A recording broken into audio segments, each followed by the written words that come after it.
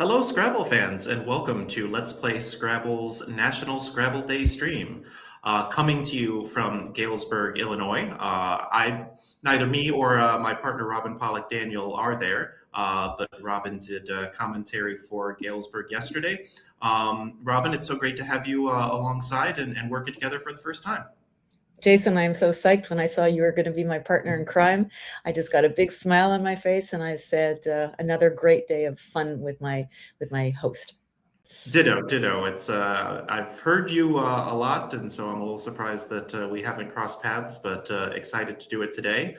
You actually did commentary for the Galesburg one-day tournament yesterday. So, what can you tell us about the Reinkes and the form that they're on heading into this best of five?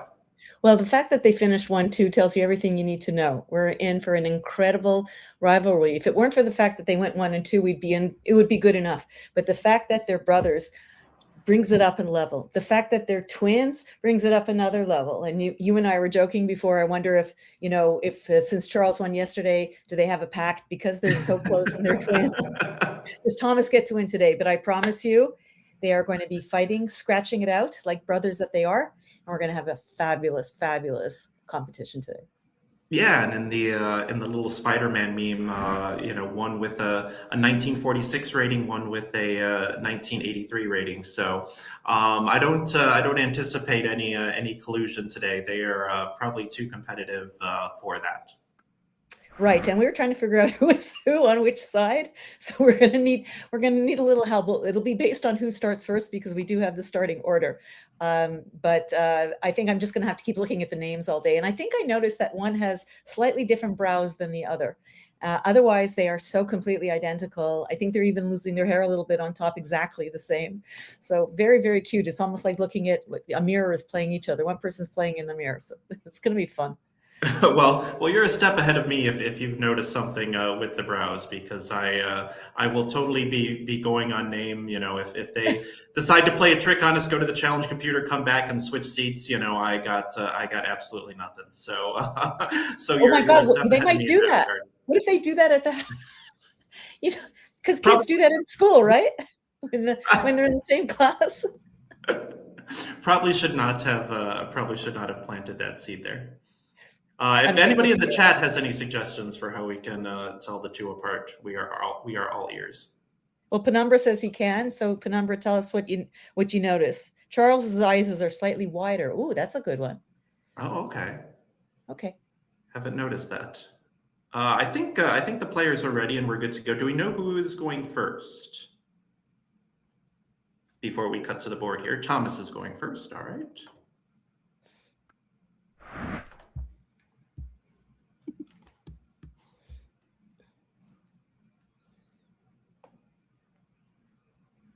Oh my God. Oh, So they won't take the gamesmanship already starting with I love it. With the too slow handshake. Are they wearing the same t-shirt too? Are they just that cruel? Oh, that's just mean. That's just mean. Well, you can see already the brotherly love between the two of them. Yesterday, also, when Josh Sokol was playing, he was also getting a bit of a evil, devilly, but for fun smile on his face. So looks like we're going to have a lot of friendly rivalry, as we call it. This best of five should be a lot of fun. I'm very much looking forward to it. We have what seems to be either wolfed or flowed with a V here. Could also play vowed, leaving FL. Well, I'm partial to what he's playing, wolved.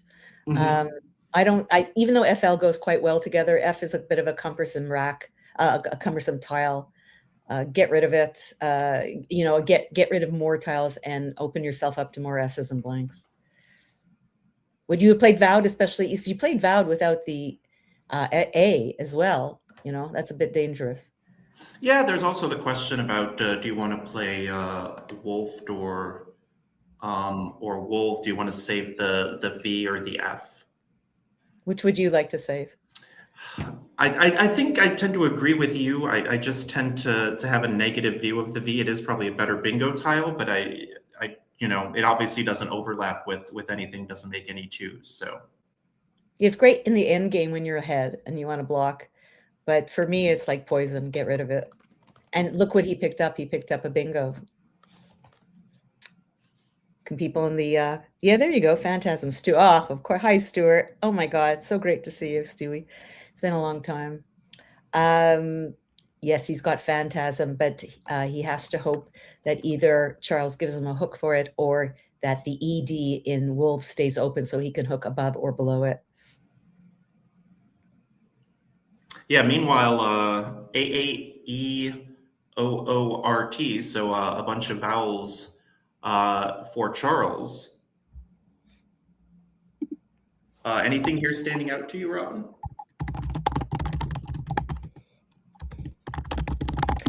Let's see. Well, we will obviously, yes, he's going to do Wooer, I think, which I don't know if that would have been my choice. The sim is yes, I like the idea of Avo or Ova, even though he doesn't have an N or S to hook onto it or an L, but it's such a nice rack. I think saving ATA is a bit dangerous. It's an interesting choice. I'll put it that way. Yeah, I would certainly be kind of partial to a fish here, maybe an ova or an avo. I know that is not going to score anything, but you're not going to score anything with with this 5 vowel rack anyway. So I would rather kind of leave very well. Very good. So let's see if he sees Phantasm. There he goes. No problem whatsoever. It's such a pleasure watching players who know the racks, know the bingos or bonuses, since we're playing CSW. He's looking where he can play it. There's really not that much to think about. So in my opinion, he possibly, of course it's easy because I know that that's all he has, but he's wasting a bit of time. There's unless he's looking for to play an 8, there's absolutely nothing else to play, and there's no place else to put it. Oh, he can play Raftsman. That's another one as well. Yeah, Phantasm or Raftsman. Raftsman scores a lot less. Obviously, you're not thrilled about the fact that you're opening up a nice juicy S hook. But I think this is the play. Do you have a preference for whether it should go above or below? Yeah. I tend to think that this is better because it's going to kind of block the top half of the board for bingo purposes. That's one consideration I hadn't thought of, and that's great. And I'll tell you why I like this for a whole bunch of reasons. One of them is that if you stick it underneath it, you make it much easier to hook the S. And then you don't have to really have a bingo to hook it, or a 5-letter word, or a 6-letter word with the S is kind of in the middle of the word, right? Another reason is that it's harder to hook underneath the S than it is above it. You can stick every vowel on top of an S, but you can only put the I and the O underneath the S. So if you have dangerous play underneath the A and asm, that part, and all the way across to the triple on row 8, it's a lot harder to do it. You have to have an I or an O, which doesn't go that easily with the M as much, especially if it's an I, right? It has to be I-O, I-E. Those letters don't happen very easily. So absolutely agree that Phantasm should be played right there. So meanwhile, looks like Charles has the simple za underneath add set up, scoring 44. Would draw into AEILT, a little vowel heavy, but you do have that R at the bottom of the board. You also have the T Right. that you'll be somewhat obstructing with za, as well as the S in Phantasm. Yeah, you're Using basically anything? saving a salty rack, right? Yeah, exactly. That's a good point. I'm definitely more likely to bingo into a rack like Telia or Tenia when I have open R's, S's, keys Oh, to play through. But T's actually gonna switch it up and go with Scylla. all right. Yeah, I guess he doesn't, maybe he's a little spooked by his early rack where he had a lot of vowels, and sometimes you feel like, okay, this game I'm a vowel magnet, and so he's limiting. I believe the sim also had put za. Is that correct, Jason? Yes. Yeah. Do you kind of feel that way? Do you kind of feel like, all right, like I got 5 vowels on the opening rack, like I'm just gonna keep picking vowels until something changes. It seems like as a very good psychologist, psychiatrist, I don't want to use the wrong term, that you would be kind of immune to stuff like that, whereas as I tend to be a little superstitious at times. Well, you obviously haven't, and I'm not saying this in a tisk way, because why in the world would you have read it? But there's a book called House of God, and basically it says it's very sarcastic about the medical training profession and the profession in general by a doctor, and he says that you basically specialize in your pathology. So I wouldn't be immune to it. I would actually be very susceptible to having kind of crazy way of thinking but you know what, oh my goodness, he blocked his own secant, which he wouldn't have had, but yes, I do sometimes feel that way. And the part of the problem is that I play a ton of woogles, and this is just the way it just seems to happen, that you either get a ton of vowels or you get all consonants. So I've become a little crazy when it comes to thinking like, am I cursed? But I have to get over that when I play a real game. You just have to play your game and what makes the most sense. Personally, I would have played za, saving the AEILT and SM and and R. I think it's just such a beautiful combination. And if I pick two vowels, I pick two vowels. But there's plenty of bingos with the 5 vowels as well. Oh, there we go. Oh, there you go. That didn't take long. But look where he puts it. Ooh. Yeah, is it, I assume pronounced excitance, not excitance? Possibly. But it took him no time at all to find it. I love these kind of games. So he would have had the secant, but he would not have had those same tiles. That is true. It would have been just as dangerous, because it also would have been one away from an S hook, double hook both ways.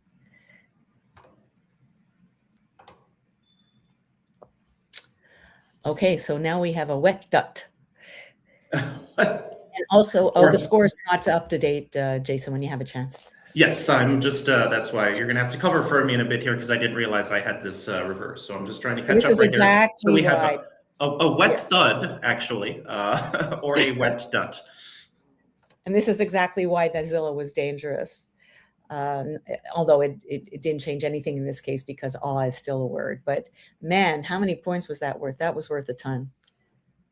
Yeah, almost caught up. So we'll get an 61 points, I believe. Momentarily. Jason is just fixing up Quackle to get us the scores properly. We see that Charles has picked up the first blank, but with 2 U's, but that is never an issue when it comes to this dictionary. I shouldn't say never, but he's got 2 I's as well. Okay, he just made it. So he does have the possibility of 2 bingos. He just doesn't have them because uvulitis will not fit through phantasm. And the other one is, there's 3 bingos. Simulium is another one, no place for that. And then there's liquidus, but he does have the S. And I think he cannot afford to not use it, even if it's for something as simple as us and excitances. It's just too many points. It undoubles the U and it scores a lot. And IILU is not ideal, but it's not the end of the world. Yeah, ironically, I had a situation in the tournament I played this weekend where through an X I played peroxide, but it stopped 1 short of a double word score. This is not quite as dangerous because you can only go up. You can't use it for a bingo. But yeah, how much of a priority are you putting on blocking that S hook here? Well, it's my turn, so I'm going to use it. And I would be playing us or something like that. Okay. I think we need to still save the game so we can update the score, Jason, and then we can get an idea of what the sim is telling us. But or Ulu's is actually, of course, much better. And it opens up a triple, which even though he saves 2 I's on his rack, because he's got the blank, he might be able to make use of, especially if he picks up a Q, which is still available. So I'm still a little bit backwards with the twins thing here. I knew this would mess me up. I didn't realize it would mess me up this much this early. No worries about it. It's this early in the day. But if the racks were reversed, where Thomas's rack, where you have that DDEIRTU, then how much of a priority would you place on blocking the hook? Oh, I see what you're saying. Okay, and if you I don't think you're going to be able to do it. The only way to, well, I guess you could play, something. Is there a DR word that you can play? For example, the trouble is you're going to be putting if you're going to play under the E and exitances and a cross to try to block any S hook, you're going to need to put a tile like an R, for example. And I don't think that he's got any DR words available to him. Oh, he could have played dried. So that would have been one way to do it. That wouldn't have been terrible. It would have been a thought on my mind for sure, because it is very, very dangerous. And okay, we'll get you the score soon, everybody. Yeah, I was going to say I saw the scores and then lost the There clocks, we but go. now we have scores and clocks. We are good. We are good. We are Well cooking done. with gas now. All right. We are So Thomas here looks like he's just going to play the simple Doug, taking advantage of that XU spot, keeping the very potent tired leave and Beautiful. scoring 31. Lovely. Wow, that scored a lot. And that, it's exactly when I looked at that rack, if I was just trying to balance it rather than just score, I would have said, where can I play DU? And the fact that he had a spot for 31 points is absolutely fantastic. Oh, he's picked up the Q, so that's very interesting. Yeah. PQ was not the draw that you wanted there, although if that U in the top stays open and given Charles's rack, it seems very likely it'll actually work out pretty good. Now, there's only 2 bingos available on this rack in general, omission and isonomic, and they are not playable. So what seems obvious to me is to get rid of an I and an O and save the very synergistic OMIS if I'm just looking to balance my rack. And he can accomplish that very nicely at 6I, playing OI. If he wants to add another 6 points at C11, he can play MOI. But he does not have an L hook or a T hook, but he does have an S, although meso is the only word there. So the question now becomes, do I want to leave that U open? Is there anything useful that I can do? And I really don't think there is. He could play Milos through the L, for example. But yeah, and it doesn't completely block it because then you would make QI, right? From Milos, the QI, you could go across and play something like Quops or something like that. Or Quips. Well, he's not going to block it. He's going to just play Moor. Mooey, very nice. Instead, that's fine too. That doesn't sim very well, though, interestingly. I think IMOS is just so synergistic, and it doesn't block the S hook from wooers. So maybe that's the thinking. And Mooey does not take an S. So that's fine. I don't know that I'm so quick to block an S hook when I have an S on my rack. But it did score. He's looking to score. And the game is very, very close. Yeah, that was a very interesting position because it seemed like there were no star plays, and that in terms of just looking at score and leave combined, that everything was pretty close. So it's a matter of how you want to shape the board, and maybe what we were talking about, just Charles must feel like he's done nothing but draw vowels this game except for exitant. So I'm wondering if there's a 3-letter extension to Quirt in Collins. I'm going to guess no, but what do I know? I'm looking right now if anyone knows one. No, I'm not seeing anything. So that's safe. Yeah, nothing like go ahead. Feel like we would have heard if there was a 3-tile extension to Quirt. Obviously, Quite has what feels like a dozen. So perhaps a safer option than Quire or Quite playing Quirt, for which there are no 3-tile extensions to the triple. Somebody pointed out that he would have had Sauciest and making Phantasm. And I always love the anagram of Sauciest. I have the Sauciest suitcase. The Sauciest suitcase. That's one of those anagram pairs that I remember quite well from my study days. The adjective noun ones are always the easiest to remember. So now we have an issue of having blocked the wooer hook and gotten rid of the R, through which he could have played Jurassic and Uricases and Crusions, for example. Now I don't know that he has. He has two bingos only, and they're both hooking phantasms. So he has to see that. He has caustics, and there are only two bingos because they're the same words, but where you put the C, whether you use a blank is as a blank first or last. Obviously, you would use it first so you can double it. So that is his only bingo. And just like, I don't think were you watching yesterday when non-glare went down right one short of the double word? And I immediately remembered from years ago that non-glare takes an S. And we were wondering the whole game whether he would stick an S on it. This is another example of a word caustic, which we normally would think of as adjectival, but which actually is also a noun. Yeah, I did not see it yesterday, although I was playing a tournament, and the person I beat in the final game to finish second, I told you my peroxide story. It was against him. He also played Fainiant, Faineant, one short of a triple. Did not think it took the S, but he drew all of the S's. So his opponent had to watch as he bingoed with these S's and played off his S's for 30 when that juicy S hook that he didn't think was a word was sitting there. And he had another similar story as well. So oh my God. So non-glare, we'll add that one to the list, that it does not take a D, but that it does take an S. It takes an S, and also ultra red we talked about yesterday takes an S. Just infrared too, I assume. I would have guessed that both of those do, since they are yeah. opposites. Infrared's definitely takes an S. Ultra He's gonna find it. It was infrared. There you go. He found it. There you go. Very impressive find, because you don't think to make the blank another C. I played an inferior bingo yesterday because I played through an E and I had an E on my rack, and I didn't think to make the blank a third E for revenued.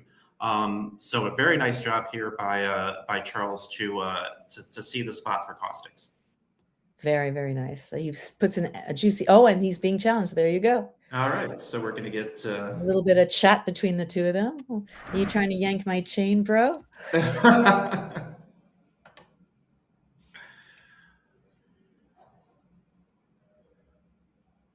Again, 5 point, so this will score. A little punching in the air. I don't know if we heard if there is a prize to the winner here, but it certainly seems like both of the Reinke's are plenty motivated just by bragging rights alone.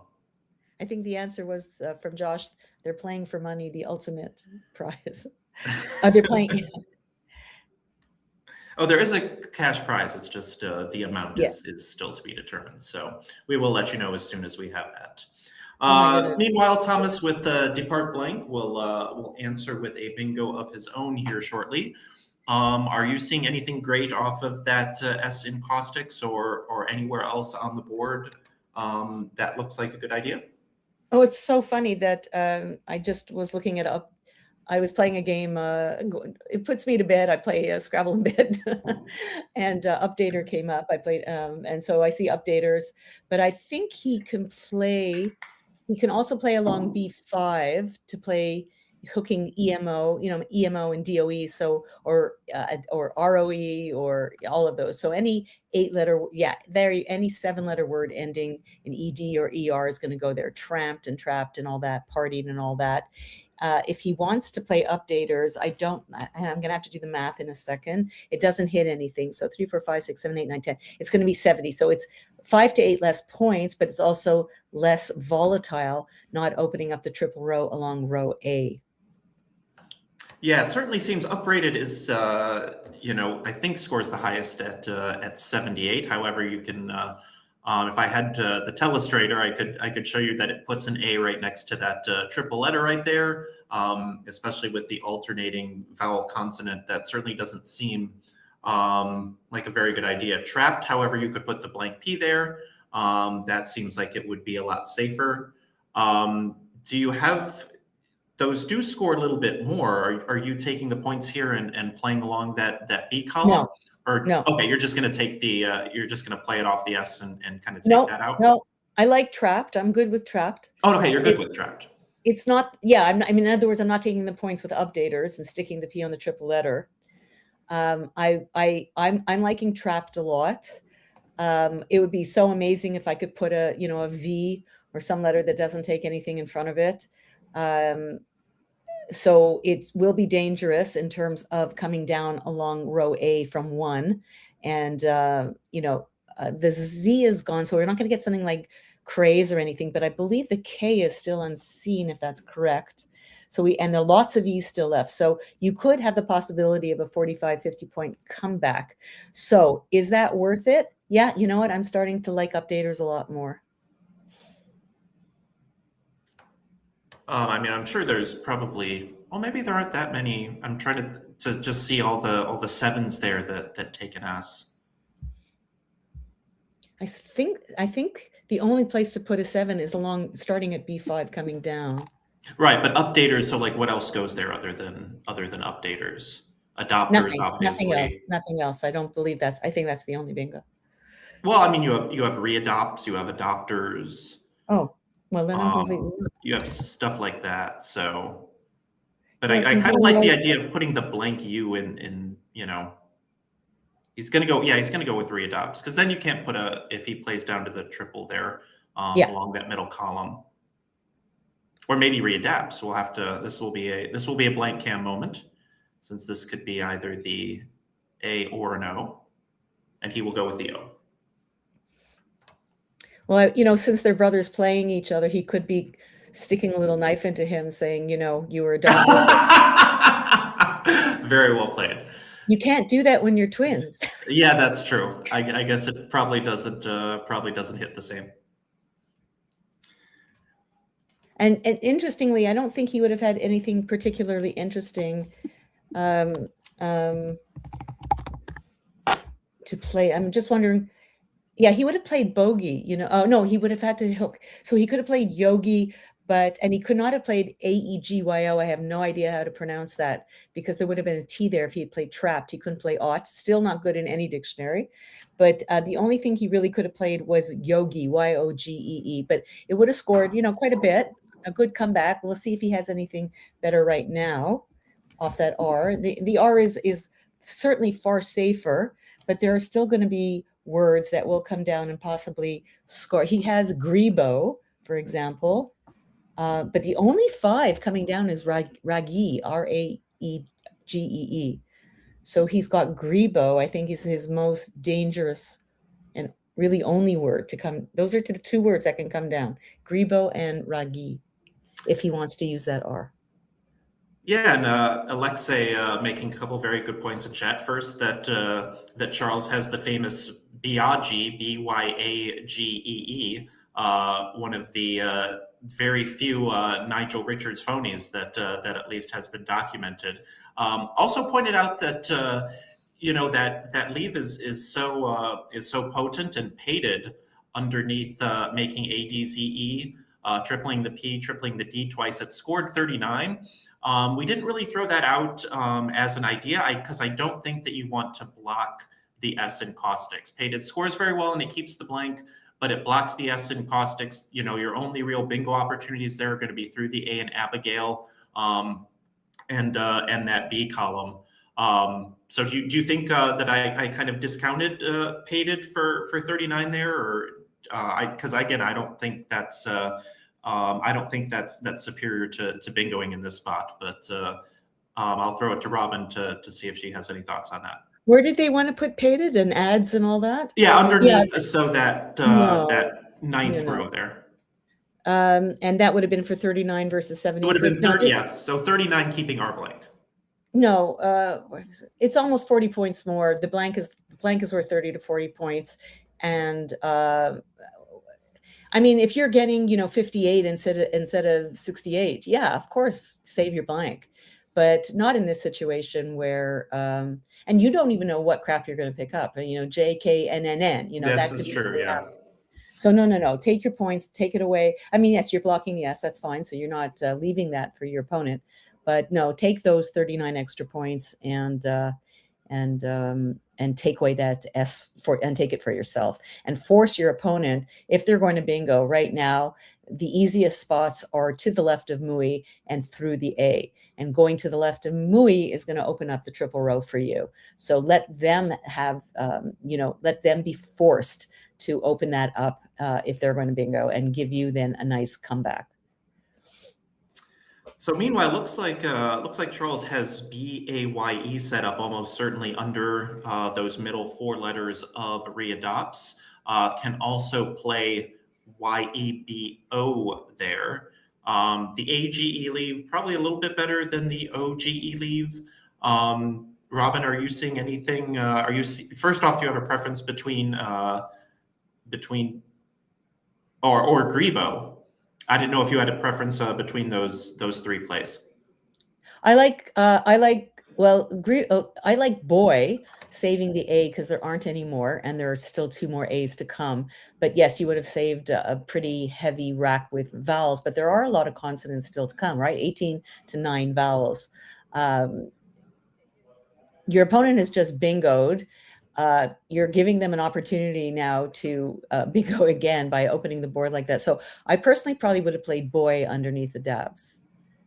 That is a good point. That yeah. Only 1 A left, so always good to keep that case tile, especially one that can be easily set up like the A. Yeah, I mean he's possibly gonna. There's still another Y to come. Here 2 consonants. Okay, he got an E. Yeah, so this is the problem with this. When there's only 9 vowels to come and 18 consonants, and you're playing off 3 vowels. I don't mind playing off those E's because there were still 4 more in the bag. Boy did not allow you to do that, and probably his thinking about BAYE is that it's getting rid of at least 1 E because there's probably a good chance I'm going to pick up another one.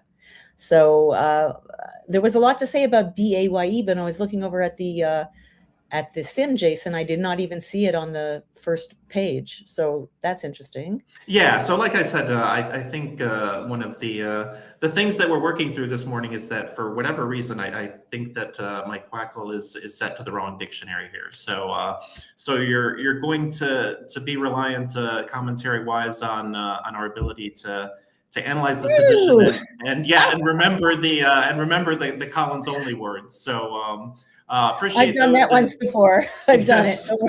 And there's nothing, and I'll tell everybody because I learned there's nothing that can be done until the next game. It has to be reset. So I have mine set to Collins. So I will be your Collins. All right. So we won't be able to get good, since I'm not doing the game as well, we will not be able to give you the same kind of, like right now, evil is something that is coming up as something quite reasonable underneath court and tripling the V. The difference in score is almost minute. So you have to, have to think strategy. I have to do everything possible to make sure. Yeah, I was thinking bovine was a good idea. There's no more S's left. There's no more blanks left. It blocks up the board. It gets rid of the V. He's going to take it off. The trouble is everything you do is going to give your opponent back something, right? Ideally, you can try to do something that will block the emo hook. And you do have that V, but there are no 5-letter words starting with V that will go down there. And anyhow, it's going to give back stuff to the left of whatever word that is. Yeah, and this is a very interesting position for Thomas because, as you referenced a couple of minutes ago, you look at the top left there. From Thomas's perspective, 22 unseen tiles to him, 5 vowels and 17 consonants. So you don't really have to panic about your vowel heaviness here. Right. If you just want to score and you want to block that L, the A in Abigail, and you want to block a potential word through the L in Ulus, you might do something like Nove, N-O-V-A-E. The trouble is you're going to save 2 I's, but you are going to score, and there you go. Another example of commentators talking a play into being here. There you go. Yeah, 2 Y's unseen, pretty risky. I agree with you because IY is as bad as VU in my opinion, and without the L, for example, or T. But let's see what he picks. RN, he's already doing really, really well. The J, and that looks like an E. It could be an F, so we'll find out. No, it's an E. It's an E. Okay, I have a bar. I have something blocking it. I don't know how to get rid of it. That bar on the bottom. Yeah, I wish that people could see all the stuff that goes into the behind the scenes here. I got a chat, I got a picture of me, I got all this stuff, and I keep having to move stuff so that I can see. So Can you no, move that bar? Can we move that bar? I don't know if that. Oh, you can. Yeah. Oh, look at. The trouble is where. Exactly. Our screen is already pretty full at the moment as is. So with the score updates, Thomas ahead by 25. And he did actually pick an E on that last row, so that means only 4 vowels in the bag at this point. A, E, F, G, R, P, Y here. So Robin, what are you seeing? It looks like a simple pay using that P hook to readopts is looking like a decent option. But is there anything I'm missing here? Well, you would really, really love to get rid of more than one more than 2 consonants, because it's such a mess of consonants left, and there's 3 N's unseen, for example. I'm looking. He could play. Oh, he does. I keep giving him a B. A, E, G, F, P, or Y. He's got Fegari, which I kind of like through that E. It does the same thing that he's trying to do. He's trying to block at least the E's from being bingoable through. Fegari will score, but it will not hit the double. So I'm liking it less now. I'm liking pay, but I would sure love to get rid of another consonant with so many unseen. I'm not seeing anything that he can play. I'm looking, can I block that emo? I mean, that really is another. Yeah, so this is what he's trying to do. He's just trying to block the board, which is, it's a dangerous thing to do when you're not in the lead.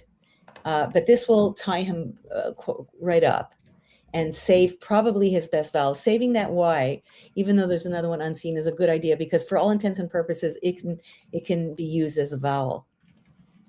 Yeah, so quite the back and forth cat and mouse. Looks like it'll be a very close endgame here in this first game out of our best of 5.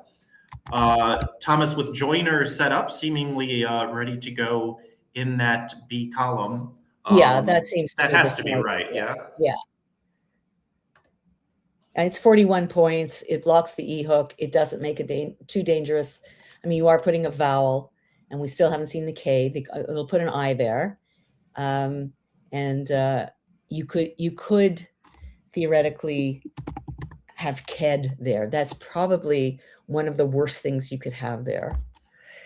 But he doesn't, so he's going to get away with it. And this might be the winning play.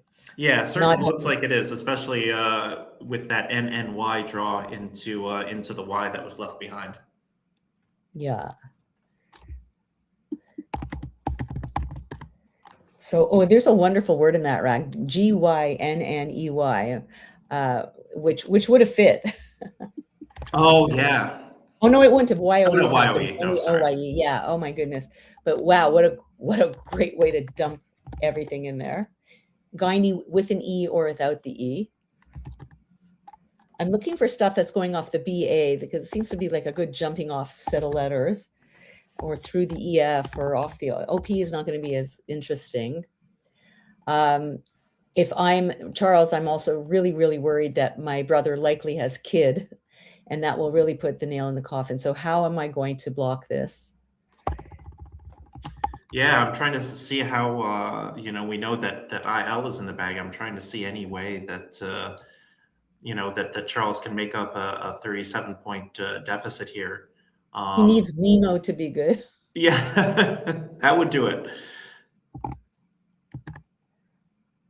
But I am not really seeing anything. I mean, maybe the point of FAP was to kind of set up the Y there, because he does have YE, there for 34 right now. But unfortunately, that is going to be a very toxic leave. Not to mention emptying the bag on the number, basically giving your opponent first crack at the board in an even game, and you know that his 7 tiles are better than yours. Right. He's looking at gynae. I'm trying to see where he might be thinking of putting that. Yeah, the Maybe only org. spot What's that? that's the only spot I'm seeing for it, the org spot off of the OR in the bottom left there. He's got this is not a good play, but he has joinery and your. It'd be great if he can play a longer word. Yeah, that's frustrating to have both the Ys to hook joiner, but no good plays there. Yeah, you have to put the Y in front of the OR. So he's also got, oh no, he's got YOR. I think that's the only word he's got. Let's see. Anything to the A worth, regna, not worth it. I mean, if bangery was a word, that would be really nice. But that's what I'm saying. Off the BA looks really, yeah, really, and we decided that's an O. So off the O, he has onery, that's not going to be good. Off the P, he's got penny. That's not going to be good. Really, the worrisome is this kid that his brother, with 9 tiles left, has 7 out of 9 chances of. I don't know how to do the math on that one, but yeah. Let's see, anything through that U worth using? Nothing really. He has agony up top, but that's only going to score through the A of Abigail and the O of Nove. That's very pretty. That's pretty, but the problem is it only scores 17. And again, you're going to be down 20, not on turn, 6 tiles, you're not going to be going out. Your opponent's probably going to be going out first anyway. Well, something to think about is you just basically, you could just stick the G in front of the I, and leave 1 tile in the bag and prevent the kid. Otherwise, you're just going to have to score. And the best way for him to score is 32 points and making Yi and Bay and Ope on row J at the bottom of the board. I think those are his 2 choices: block kid or score also and pray that he doesn't have kid. He has the NY off to the side there. If he were to draw RI, he could play refrying through the EF, but I still don't think that that's enough. That's so interesting. This is such a great game. Yeah, this has been a really good game. But yeah, and thanks for pointing out the kid. Kid is going to to score about 1 million, as I like to say, or hit like a truck, as Will Anderson likes to say. But yeah, the fact that he has nothing there, it looks like trying to find a winning sequence here is going to be a fool's errand. The trouble is he's behind. If he was ahead, sticking GI might be a bit of a no-brainer. It might be the obvious thing to do, because he just can't afford to give that away. But he's behind, and it's only going to score 9 points. So put him at 362, still 28 points behind his brother. Who let's see let's have a look at his rack and see. He has batiqued, for example, as a high score. I don't think it's possible for Charles to win this game. Batiqued is going to score plenty, and leave Charles with a mittful of crap. So someone had suggested Noi. So he is very much aware of the K possibility. And now and now he has a possibility of refrying. Wow, exciting. What is he going to pick up? An L, though. An L and an I. He's going to draw LI. Is reflying. Oh, reflying. I think that might be good. He does. Oh, wow. Okay, so this may not be over yet. If his brother, oh my God. Although Batiqued is going to be fine, because Batiqued is going to go out. Of course, but he's got to see it.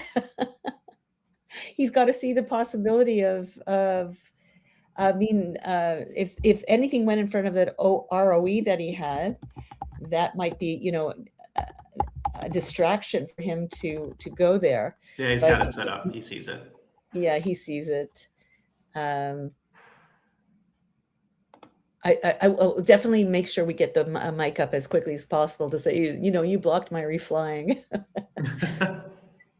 That was great. That was a great thought. Yeah, and it just shows again. I feel like that sometimes is the difference between 1900s, or one of the differences between 1900s and intermediates or low experts. Just the ability to, and Matthew Tunnicliffe is so awesome at this, the ability to kind of see winning sequences out of positions that look hopeless. And here it comes down. Let's look at Charles' face. Did he see reflying? He didn't set it up for us to wow us. But I believe that's the winning play. I can't imagine that there's anything good right now for him to play that will score. But you just never know, eh? He has relying, but of course there's nowhere to play anything. He has, you won't believe this, there is a 9 with the AO, but it's not set up properly. Oh. He would have had legionary. Can you imagine having reflying and Oh, legionary? if you just switch the O and the A, then it fits. Could you believe it? And scores about 1 million because, oh my goodness. What a game that would have been. And it fit too, and the Y hit the triple letter. Yeah, and the L is going to be on the double, so. Oh, he's almost out of time. We're forgetting that he's almost out of time. Oh, see, I have my chance. Oh, reflying is not a bingo. You're right. You're right. But it's so pretty. No, it would have kept the E. Yeah, that's the. Yeah, you're right. We got caught up in the possibility of him going out with a 9 and causing his brother's jaw to drop on the ground. They really wouldn't have made a difference. They wouldn't have made a difference. Oh, he laughed because he played liner, and of course the IL isn't good. Now he's gone over. Okay. Okay. Yeah, you might as well you have another 32 seconds. Can his brother go out in, let's see. He certainly has 8 minutes to think about it. He wants to block the ERs, HER. What else does he have? This is going to be a very competitive series, and since spread is largely irrelevant, as this is a best of 5, if he wanted to be really spiteful, he could just sit there for the next 9 minutes and 15 seconds and wait for his clock to run over, make him stew. Oh, he's got Harrow. Okay, very good. Okay. Yeah, he could do that, but we're certainly glad that you have to sleep for dinner tonight. Yeah, for our sake. All right, so out with Haro, and I believe we can cut to overhead mic now.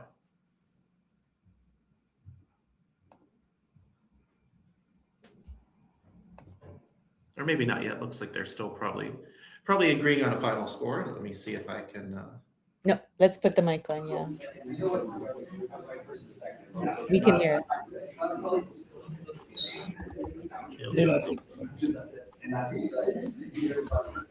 No, not today. The audio is not great, so we'll work on that. Remember, Josh said he had to move the entire setup. It seems he went over for like no reason. It's because it's like I wanted to do something here, and I ran out of time trying to figure out what it was. Yeah, I mean, I wouldn't have played down there. I mean, I lost, but yeah. I am the one who's salty, yeah.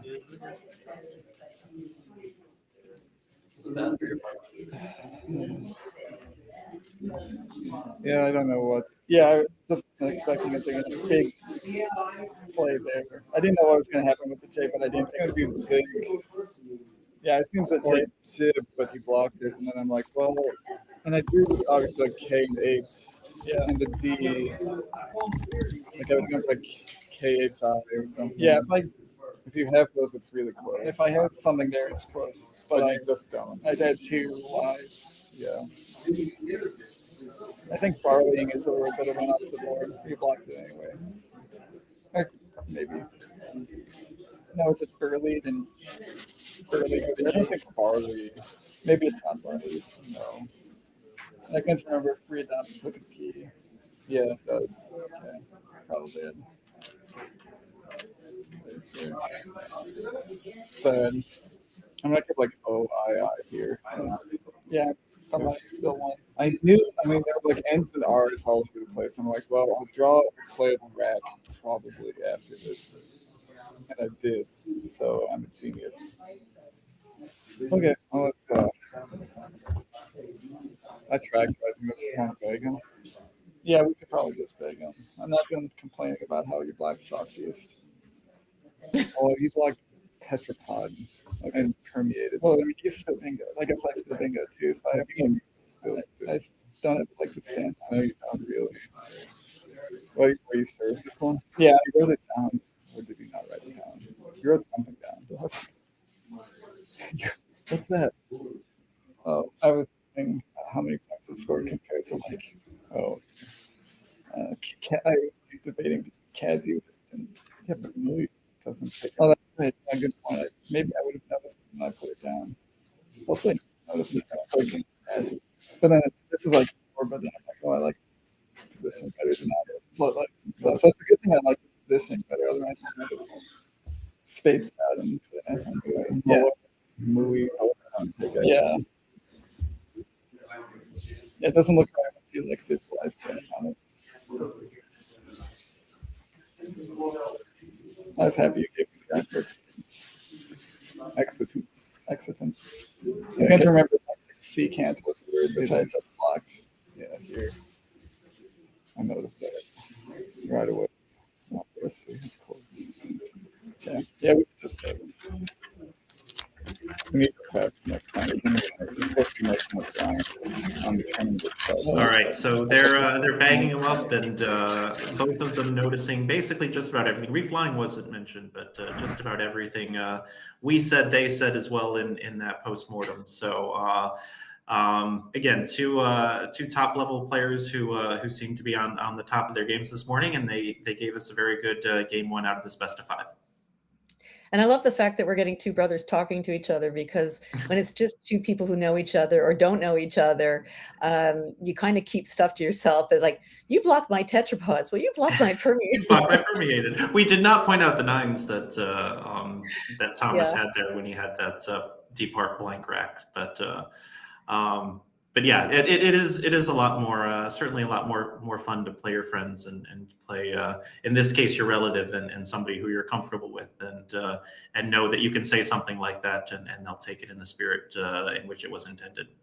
Oh, I mean, this is the kind of language I imagine that you hear all the time at their house when they're playing each other, right? And you got to think they play each other a lot. So there's a lot of shite talking, as we say. There's a lot of trash talking, I'm sure, and little digs and this and that. I think they're probably on their better behavior than they are at home.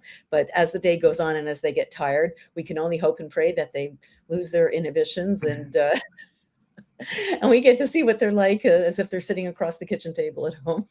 So we're not going to take a break. We're going to go straight through, but we're going to give the two Reinke's a chance to take a break, stretch their legs, and all that. So that actually kind of reminds me of a good question as we talk about familiarity. Who is Robin? Who is your most frequent opponent, either in tournaments or tournaments combined with casual games? Do you know? Well, right now, my most frequent opponent, and sickeningly frequent, is the Woogle's computer. Oh, okay. I should have specified human opponent, but yes. As some of you may know, I went back to school about 11 years ago, and it's a profession that takes a lifetime to master. So my attendance at tournaments is way down. If I go historically, of course, the answer would be David Boyce, because when I was in Montreal and learning how to play and coming up in the ranks and all that, and then when we were boyfriend and girlfriend, I mean, we just sit and play 10, 20 games a day. But in general, I would have to look across tables to see who I play the most. How about you? I couldn't come up with it. I know if you count practice games, it's 100% Jeff Fishbane, because we'll start in the morning and we'll play basically straight through. Like, most of our sessions are 12 or 14 games.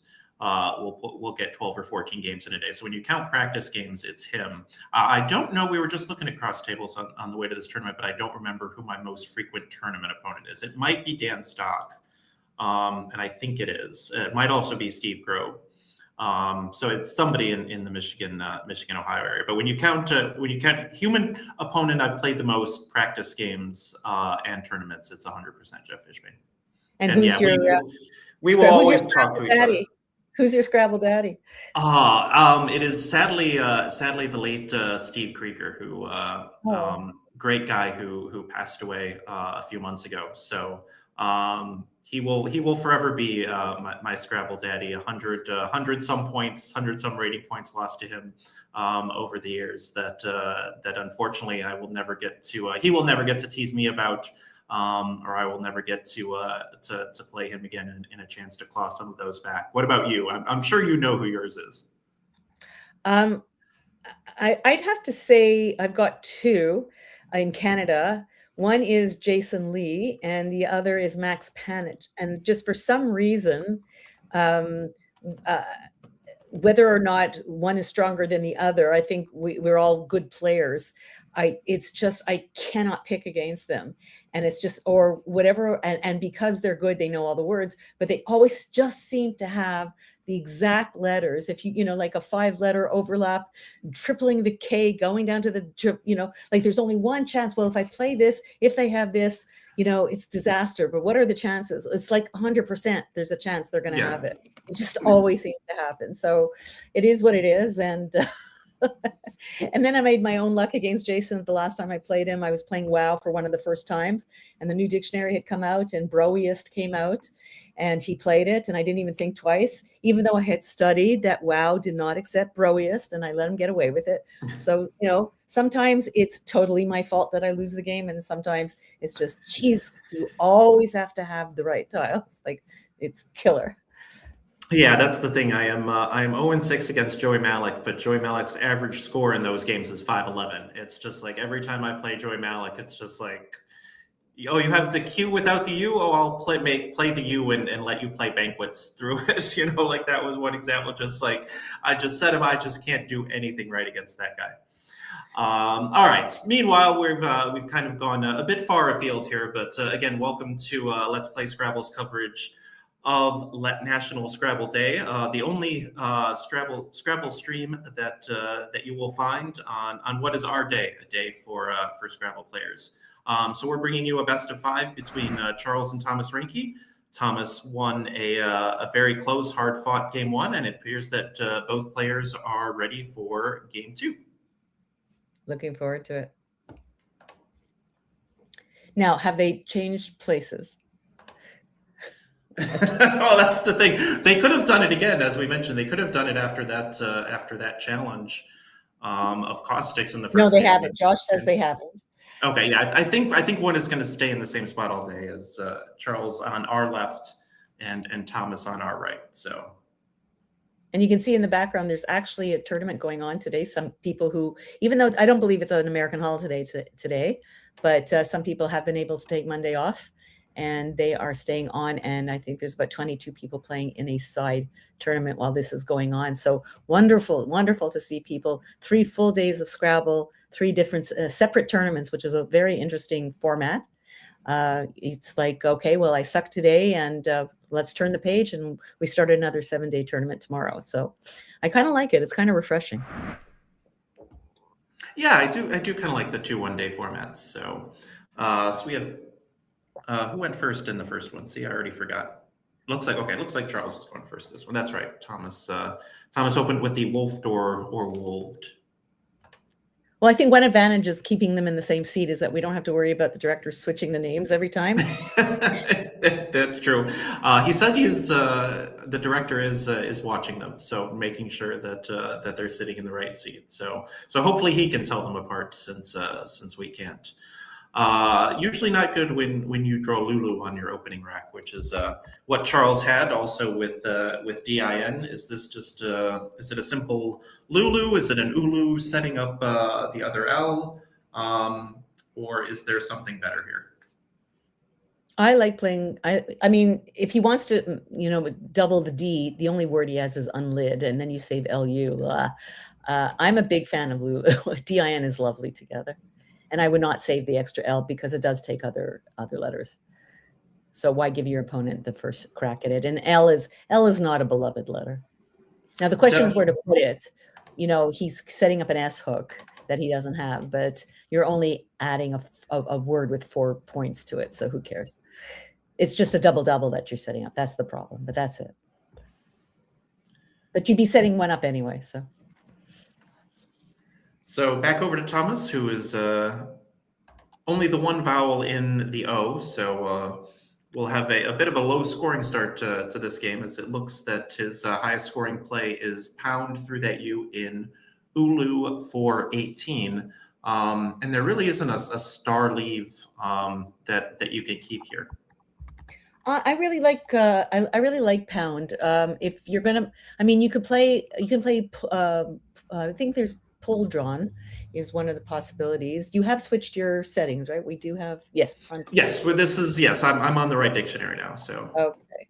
So there is this word pull drawn. It doesn't score anything. The only advantage it has is that it plays off 6 tiles when you're looking to maximize your chances of picking up good tiles, S's and blanks and good stuff like that. The pound does everything you want it to do. It puts the P and the D on triple letter scores, and it sells it leaves a very nice LRT.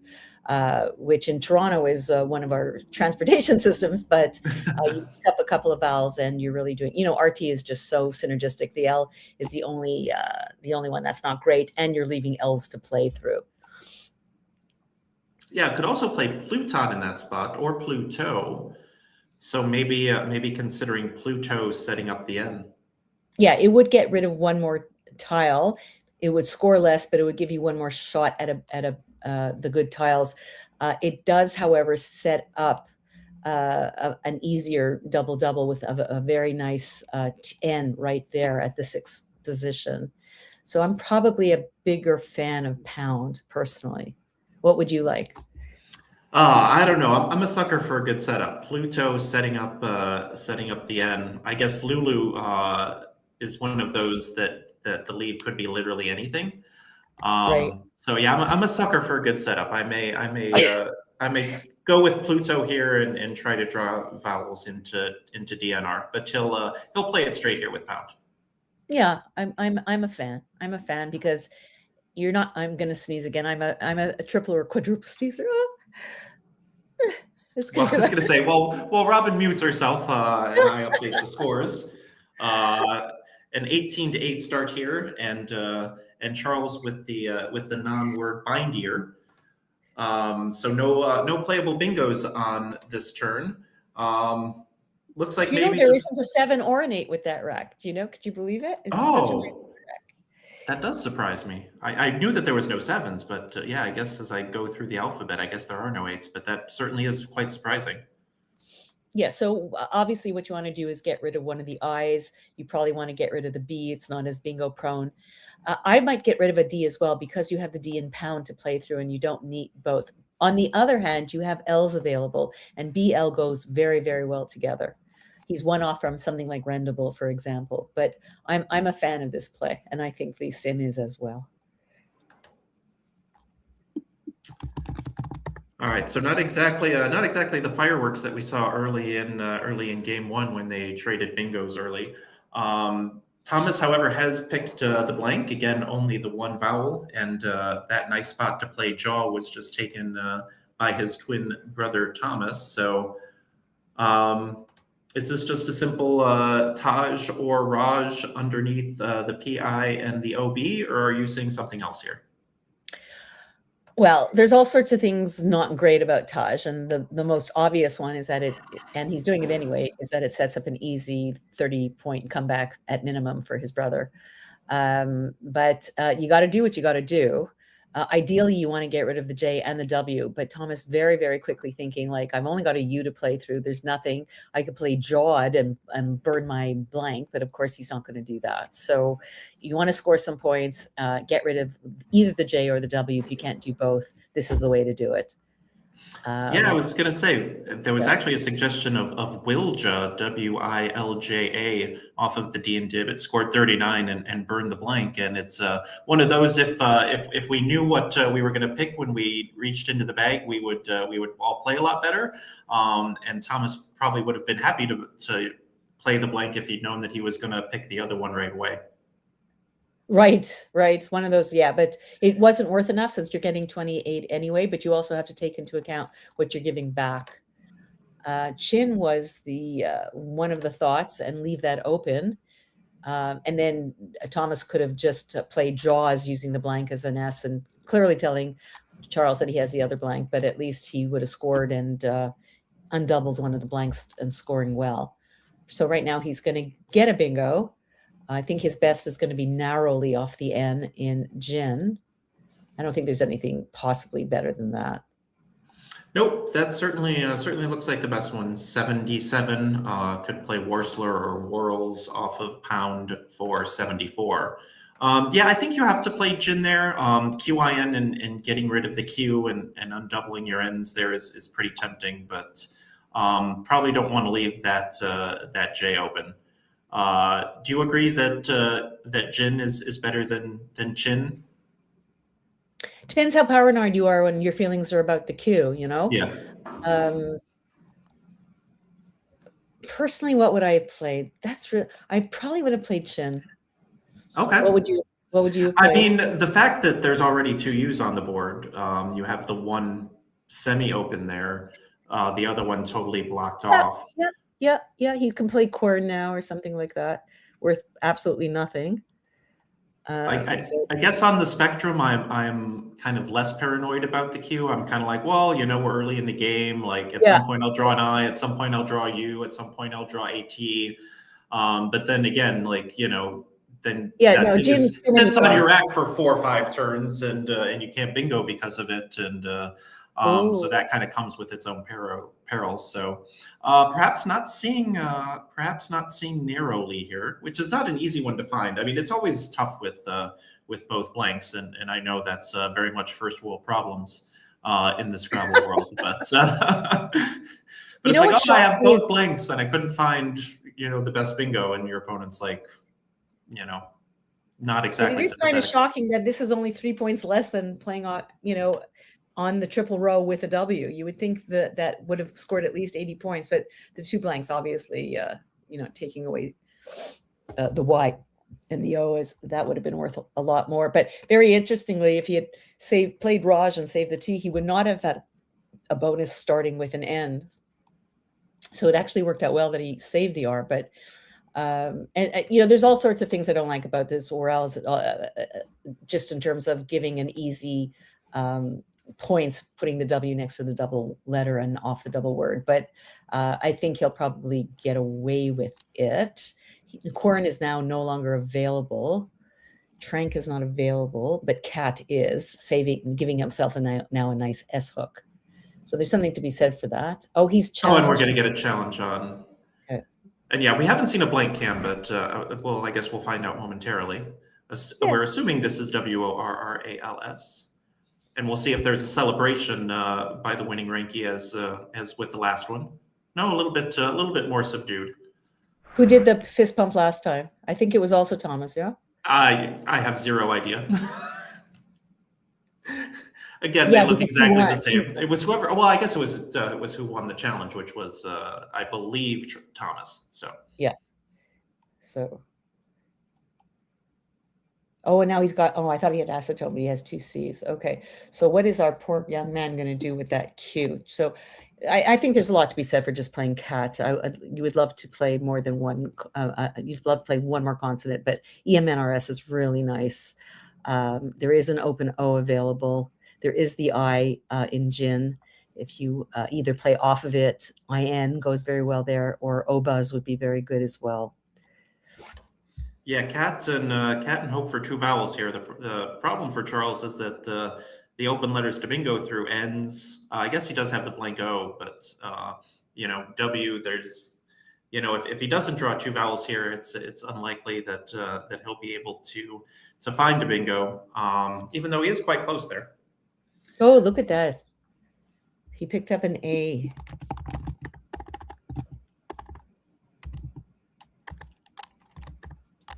And does he have anything? No, he doesn't. No, I was going to say if that L, the first L in Lulu wasn't there, he had Accentor. We could have seen 2 C bingos in back-to-back games. That usually does not happen very often. So it's a tough board. He's got co-enact now that I look at it. And what else? Cosecant. Yesterday we had a possibility of execant. Now we have cosecant. Acetonic will not fit, and I don't think anything with another O. Accentor is blocked by Lulu. Nothing through the L. and concate through the H. So he's got nothing. So does he play something like canoe or coat off that W? It also does the bonus of blocking the S hook that might have been created on purpose, but then it opens up a triple. I think I'm preferring canoe. How about you? Yeah, it certainly seems that all the best plays are going to be at L1, that L1 spot there, and that you're just going to be throwing a C and a triple line regardless. So yeah, I think in a situation like this, I think I'm just going to take the highest scoring one. CT is certainly quite a decent lead. It feels like we've played through a bunch of consonants here early in this game. I think he's looking at coca underneath to make pita and coca. Okay, I saw him set up coca, but I couldn't see where that would be going. So yeah, I think that's the only place for it. Yeah, no, I mean, it scores 22, so you're only sacrificing 9 points. That ENT leave is very, very nice indeed. Well, that's an interesting thing to do, setting up an I hook that he doesn't have. Clearly, he wants to undouble the C's. CON to me is something you save because it's so many bingos start with it. But I think he was sniffing that something was going on, making a cat, an S hook.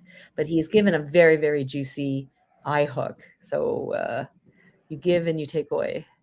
Yeah, as somebody who studied economics in college, I I feel like at some point, it's either going to come in or should come in, or I still have to remind myself, like, no, you can't put it either, even though I've written out econ many, many times. I played a fun game at Nationals last year with Senator Cheryl Kagan, and she stuck an E in front of con.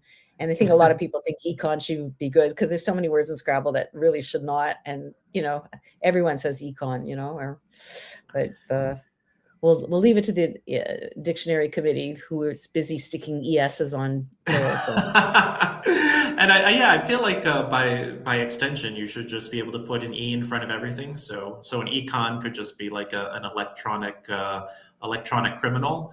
I mean, we have ecod, which I guess is an electronic fish. So.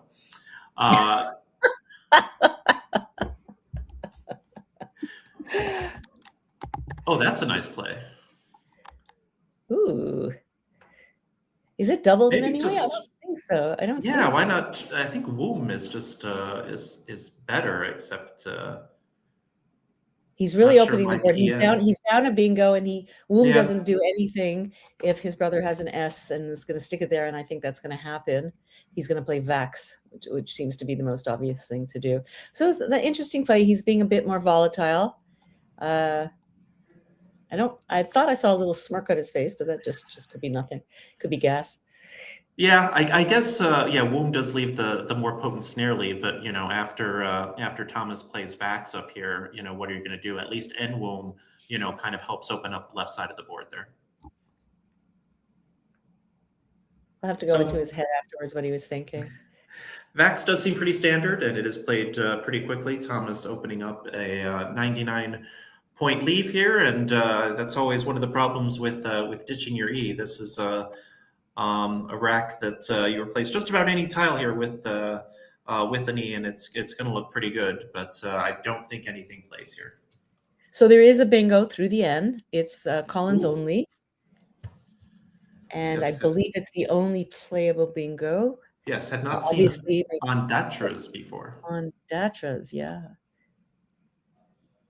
Do you have a dictionary available to you? I know if I look in a regular dictionary, I will never find most of these words. Oh yeah, I do not, but it's going to hit the board, so we're gonna see the definition on the bottom here momentarily. Perfect.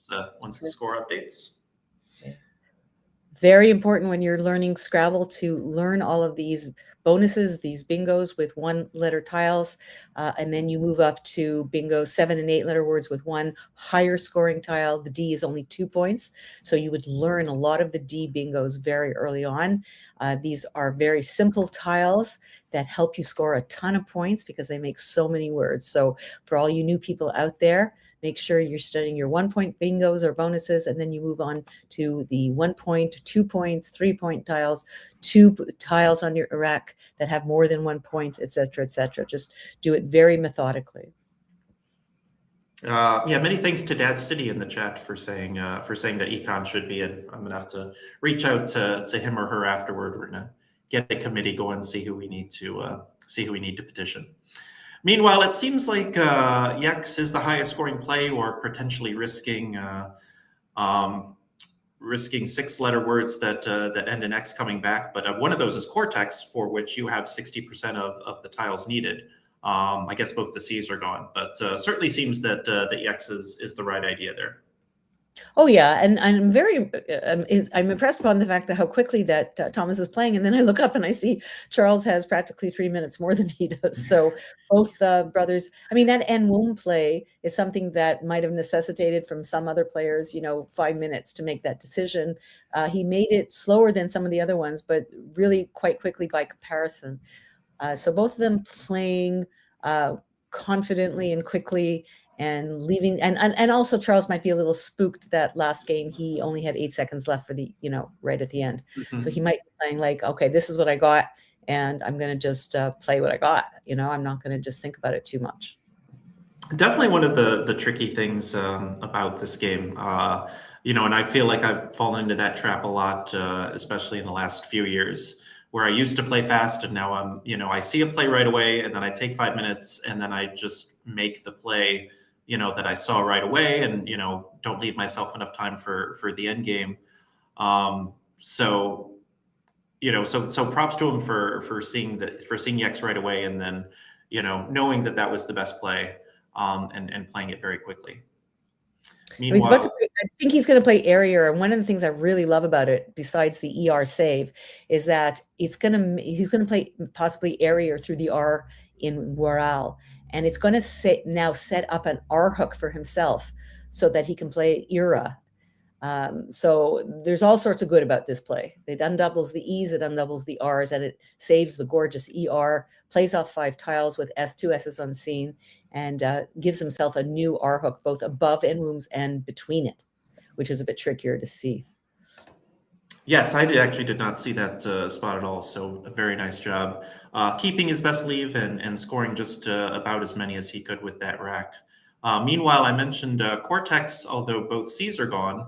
Thomas 80% of the way to Vertex, however, missing the E. And it looks like he is going to set that aside, and I'm not sure if it is to play it or to see if he has a good play with his GLT there, so they can try to fish for one of the 7 remaining E's.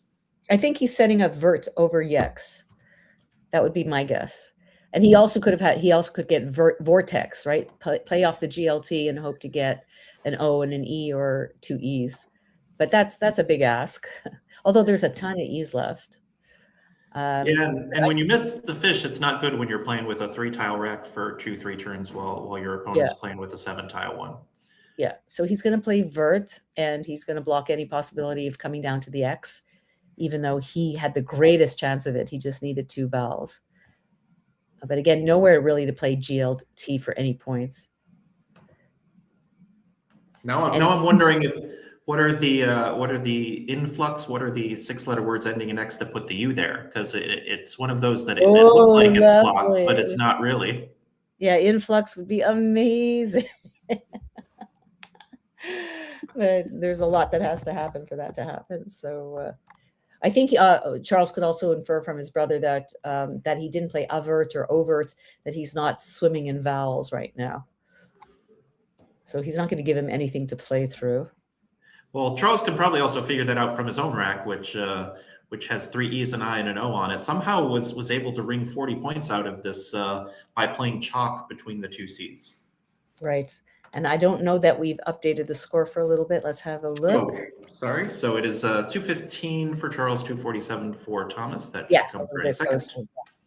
Right. So he's got he can play Guilt and Eta. I don't know. That's just without even thinking about it. Could just play Lux or Tux, using that virtue spot. Right. Tux a little bit better, I think, than Lux because of the synergy of the GL, but I like keeping the T as well for the ETA, the between the E and A and area. But saving GT, I think, is not as good as GL. What do you think? What do you think about Uchu in this spot on top of N Wombs? It kind of stops that little R setup. Again, it only scores 9 points, up by 32. Are you already thinking, okay, how do I close the board for bingos? Also, stops sevens ending in a vowel. Well, another nice Off thing about Utu is that it sets up the L, the last L. Now you're making TE, so you're able to play Tila, and he's got the last L, so that would be sneaky as well. That is an excellent point that I had actually not considered. Not only are you taking away the R or the T that goes there, but you're setting yourself up. Is L the only letter that goes there? I'm trying to think of what else fits there. Definitely have to brush up on the 3s and 4s before I go to Causeway.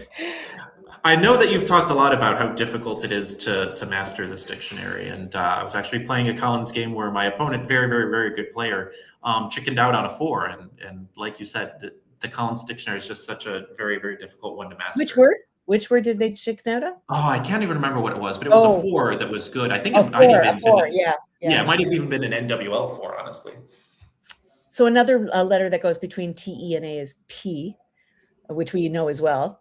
But it's much harder to bingo with P as the last tile.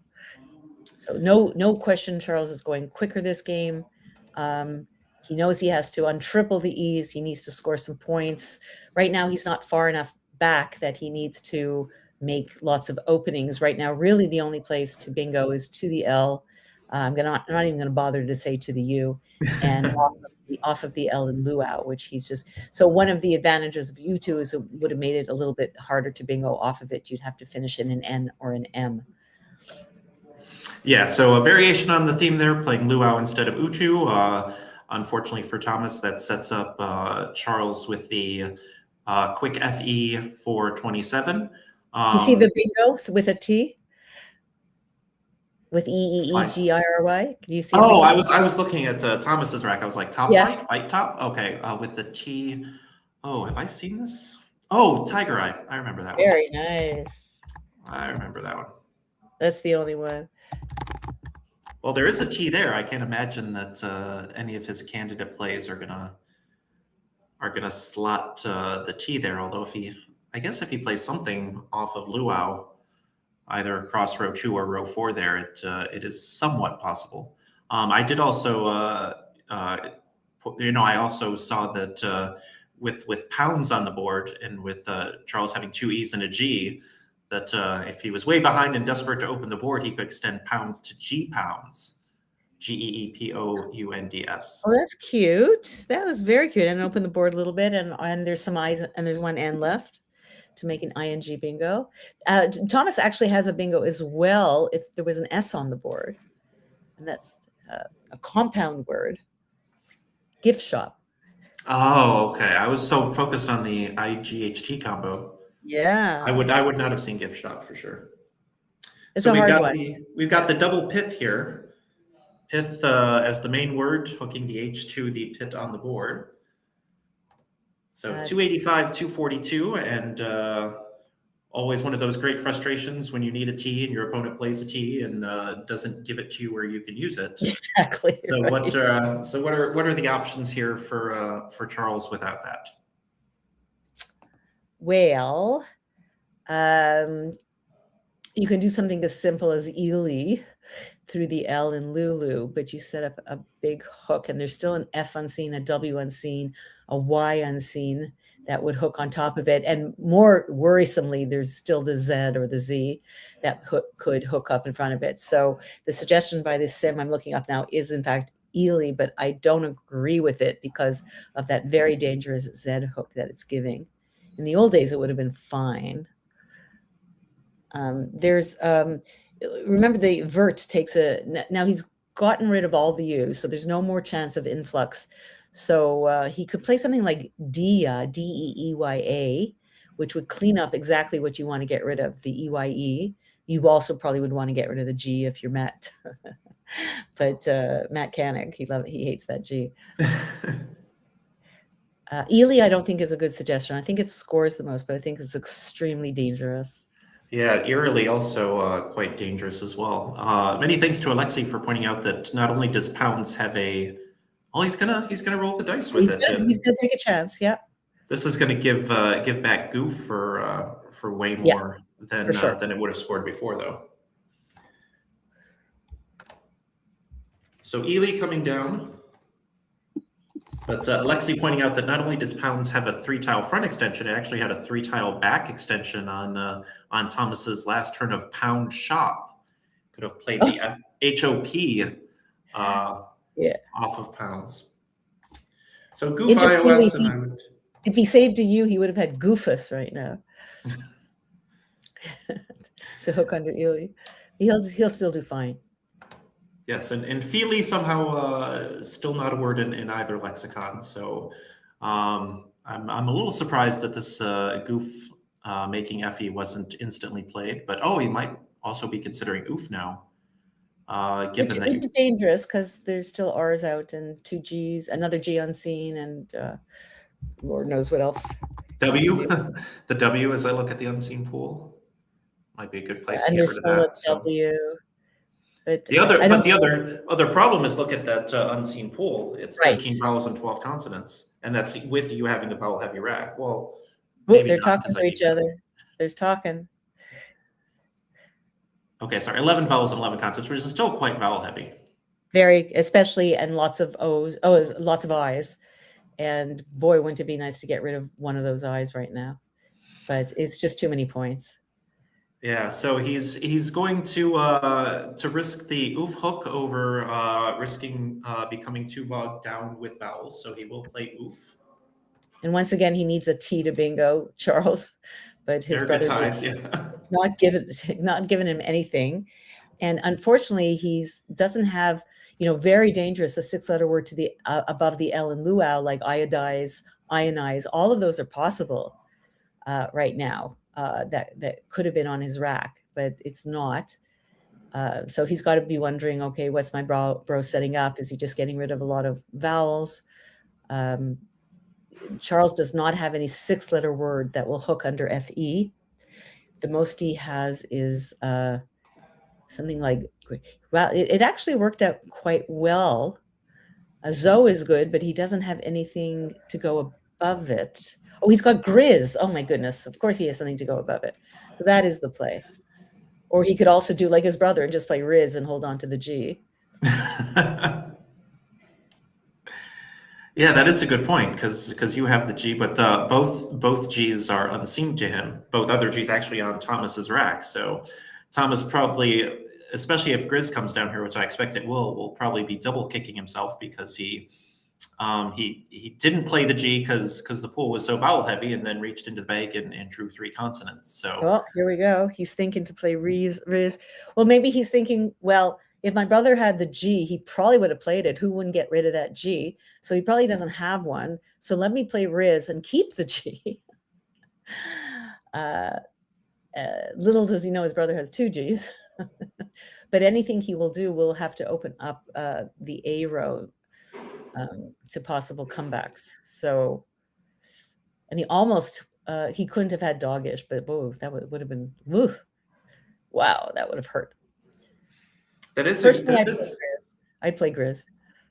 You would play Grizz? I mean, I would have played Goof last turn, I think, and I would probably play Grizz on this one. But that is an excellent point, where if my opponent had the G, why wouldn't he have played the G there? So he's probably trying to think of the likelihood that he had one of the 2 Gs. And even if he didn't, there's 2 Gs unseen and drawing 3 tiles. I'm not good enough with the math to know exactly what that is. But I feel like your opponent, after you play Riz, is going to have a G, quite a bit of the time.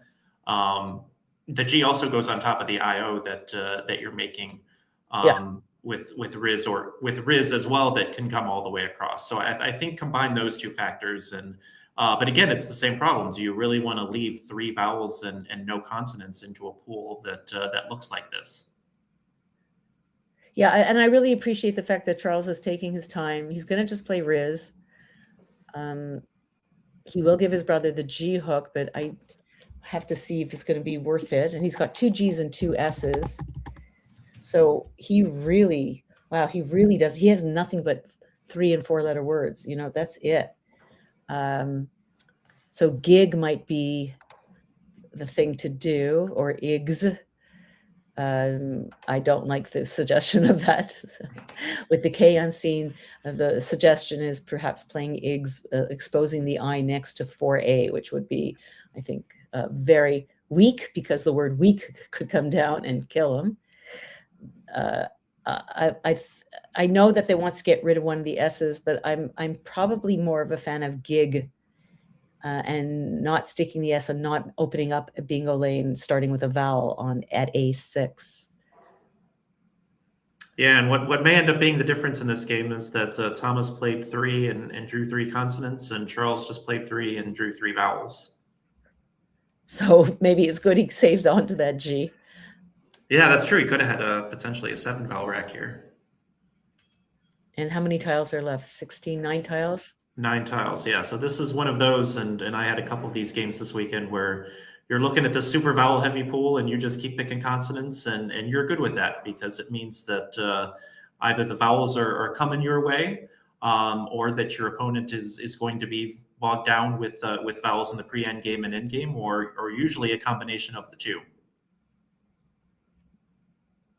There's a thought also to play gigs straight down from Riz at B5, and yes, you'd be putting an S, well, or just gig that way. I mean, you have a number of ways to do it. Probably the safest, not exposing the I, that I at A4 to the K potentially, is just to come down at B5.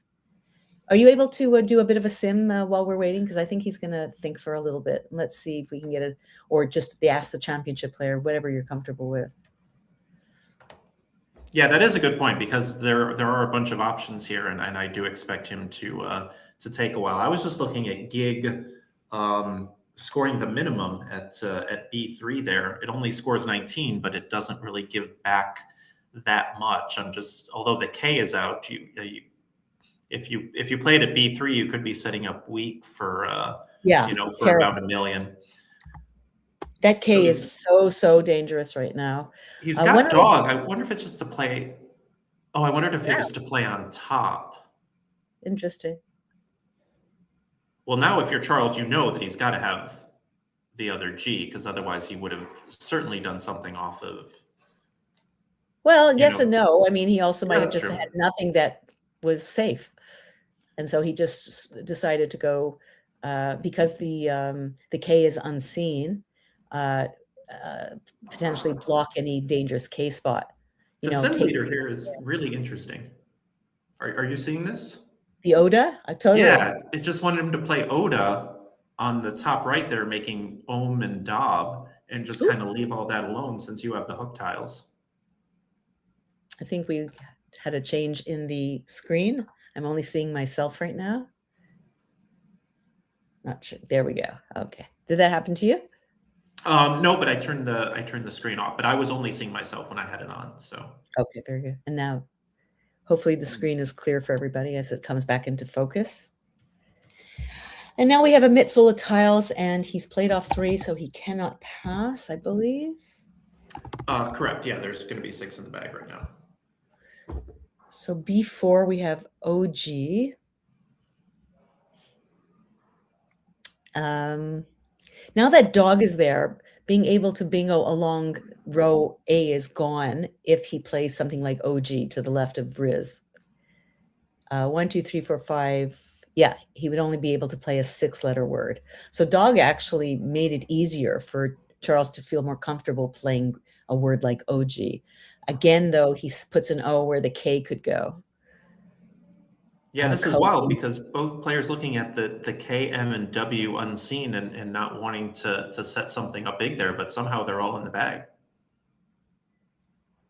It would be so nice to be able to play something and get points and not play that G and leave that hook open that you've nicely set up for yourself.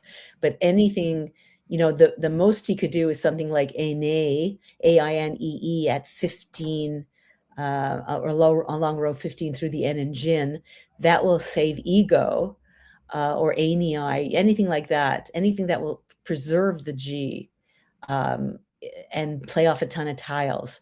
So Aine at 15F is not such a terrible thought. Oh, It scores 12 points, but it's 9 points less. But it is not opening up anything dangerous. You're not giving anything back. So I'm a little partial to that one. Yeah, I didn't consider that at all. I was going the other way, looking to just play GAE, making Geo and Azo leave your opponent the Grizz hook, but it scores 28 and you take the lead. That's nice too. That's nice too. But he knows there's another G out there. He knows his brothers played it. And you're right. He might infer from that he's got both of them, because why would he play off one of them? So now, yeah, you see, so he wants to block it. He's going to play OG. The good thing about OG is that it sets up 2 high scoring spots. Well, that O is very dangerous with the K on scene, and there's so many. And the M and the W is so wild that it's all in the bag. He's going to be absolutely stunned when Thomas only scores about 15, 20 on this turn. So let's put that into the game. We'll update the score for you so we have an idea where we're going. He got 21 for that. So he's at 332. That's a tied game, I believe, now. Yeah, this is wild. Two games so far today, and 2 very, very, very close cat and mouse pre-end games, and heading into the end game here. So I think it's absolutely required that. Well, I don't know if it's absolutely required, but it would be probably smart for Charles to block that O. Something like Aegis, or I'm not worried so much about to the left of the 2 E's in OG. I'm very worried about that K hook, very. So he's looking at Tiggs as a possibility. I think he wants to block it as well. Yeah, these sim results seem to suggest that maybe he just needs to play for the bingo. He does have the L in luau that he can play a 7 ending in a vowel.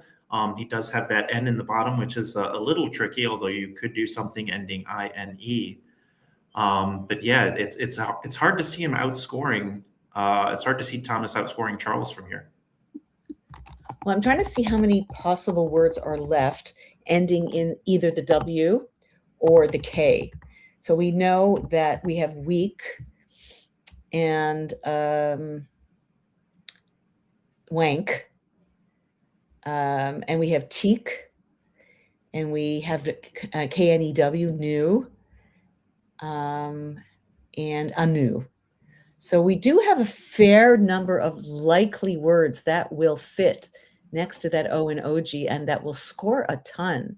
So it is really quite surprising to me, but of course I think the sim is better than I am a player, that it is suggesting SI, making cots and SI, and saving a balanced rack and not emptying the bag.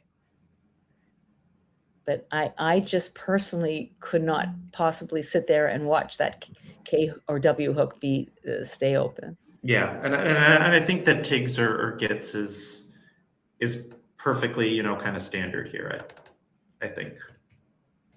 And I don't think there were any bonuses available off the tee that he had to worry about.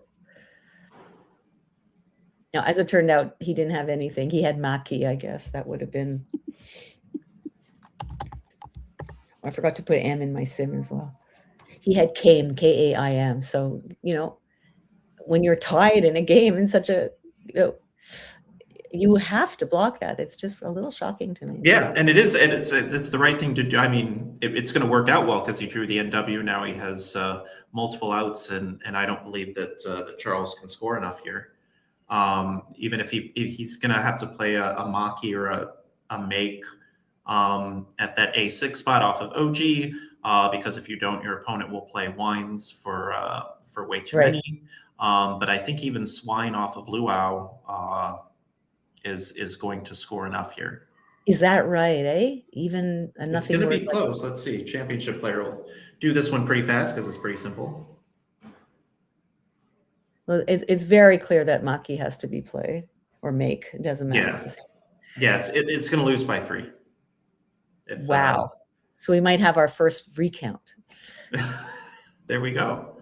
And there was a challenge, right? Was there a challenge this game? Yes. No. Yeah, Worrells, which and he would have won the game if he hadn't challenged. He would have gotten back the 5 points. I didn't put the extra 5 in there, so I actually have Thomas with 5 fewer points than he does. Okay. I don't think I can do it without messing up the whole game. So to announce to everybody that, you had to have put in that there was a challenge. So you think that Thomas has 5 more points than that, right? I believe the actual score is 358 to 332. Yes. Okay, that makes a big difference. Okay. Also makes you more likely to play Tiggs if you have 5 extra points with which to play with. Again, it seemed like Sim wanted him to play for the bingo, but with those 5 extra points, I think you could certainly justify playing Tiggs or Gits or Gist there. I remember at a Worlds at Las Vegas that I lost a game because I had challenged and I gave up those 5 points, and it's a crappy way to lose. I once won the last game of a tournament in a Collins division by, I think it was 3 points. And somebody asked me, he's like, did he challenge one of your good words? I said, no, but he let one of my phonies stay on. So that's an even suckier way to lose. Somebody's saying we don't see the commentators. Can you see us while we're playing? I don't think so. No, I don't think so. Yeah, they should just see the Reinkes and the board. Okay. And the wonderful interface, which just keeps getting better and better every time I watch commentary, by the way. Adding what the blanks are, that top right where they can, put in upsets, scores from other relevant games. Like it's really awesome what the Let's Play Scrabble team is doing, constantly innovating and constantly making the stream better. Well, I was part of the team. I was a long time ago. We had a Superstars tournament in, I think it was Providence, right? Where Hasbro or NASPA, one or the other, at the time it was a different name, NASA, was located, and it was the top X players. And they decided to put it on ESPN, and I and Stefan Fatsas probably were one of the first commentators ever of Scrabble games. And we had to tell the producers, which were not Scrabble related, what they needed to do. We actually had to put on headsets and be co-producers and tell them, okay, now I want you to zero in on the rack, and I want you to zero in on this. And it was very exciting to be at the beginning of Scrabble broadcast. And now with people like Josh at the helm, who doesn't need any help, what will make it better is it has just gotten so much better. And there's very, very little now that is not up on the board for everyone to see. I think we have a pretty complete game now, and it's just marvelous. Yeah, I would love to get into that with you more, but I think Swine is the only outplay here. It only scores 12 points, but it is going to be enough, even if I am correct that I have Thomas's score underreported by 5 here. So, but you're gonna save the game, so we know. So Charles has a bit more than 32. So yeah. So just got the 36 for Maki, now 12 for Swine. Either 371, 368, or I think more likely 376 to 368. Don't know if they'll recount an under 10 points game here. It's under 10 points. I would. What is your policy? Well, after I once lost a game by 11, came home, quackled it, and realized that I actually tied because I made a 1-point scoring error and a 10-point math error. Yes, I recount everything under 10, or at least if it's like 8 or 9, I'll just do the math, make sure that I did all the 10s carrying correctly. But yeah, it's interesting that Thomas didn't look like he was recounting. He might have done it already because he still had 3 minutes to go. He could have. Like they're talking, so maybe we should cut to overhead mic here. This is serious. Is it serious? 370 to 376. 370 to 376. But they have 370 to 376 when we know it's 368 to 376. Maybe we can. Okay. Who went first? Who went first last game? I don't have that recorded. Okay, I don't have that recorded, so I think I went. No, so I have here Charles going first. Okay. Well, I mean, I was sitting here, so it's a player going first, so I went first. So I have Charles going first. Which one's Charles? You're Thomas, right? Okay, that was fine. Thomas went first. Who's Thomas?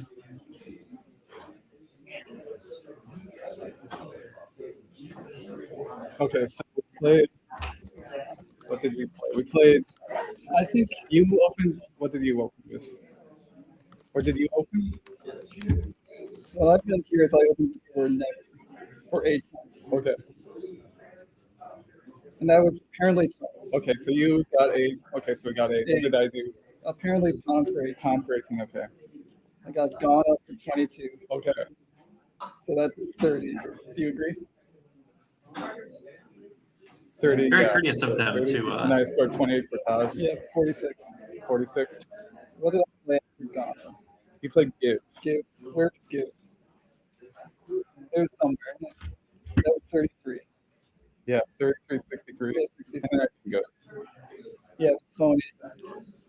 Okay, Yeah, so they're going to recount this, and very nice of Charles to put his score sheet out there so we can kind of follow along. Yeah, which is phony. Okay. You for 13 gives me 76. Okay, yep, 76 to 125. Yep. Con for 21. I had Konak on that turn. Okay, but I couldn't play it. And I couldn't play Acetonic or Accidental or Iconic.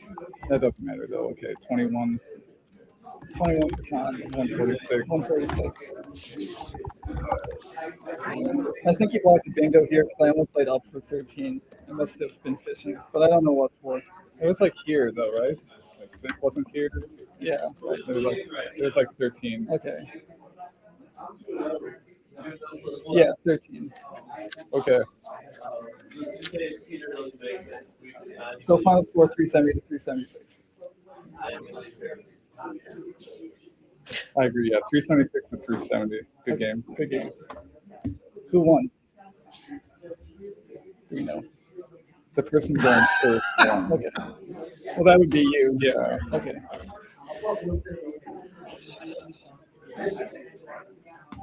They've agreed on a final score, just not who won. Yeah.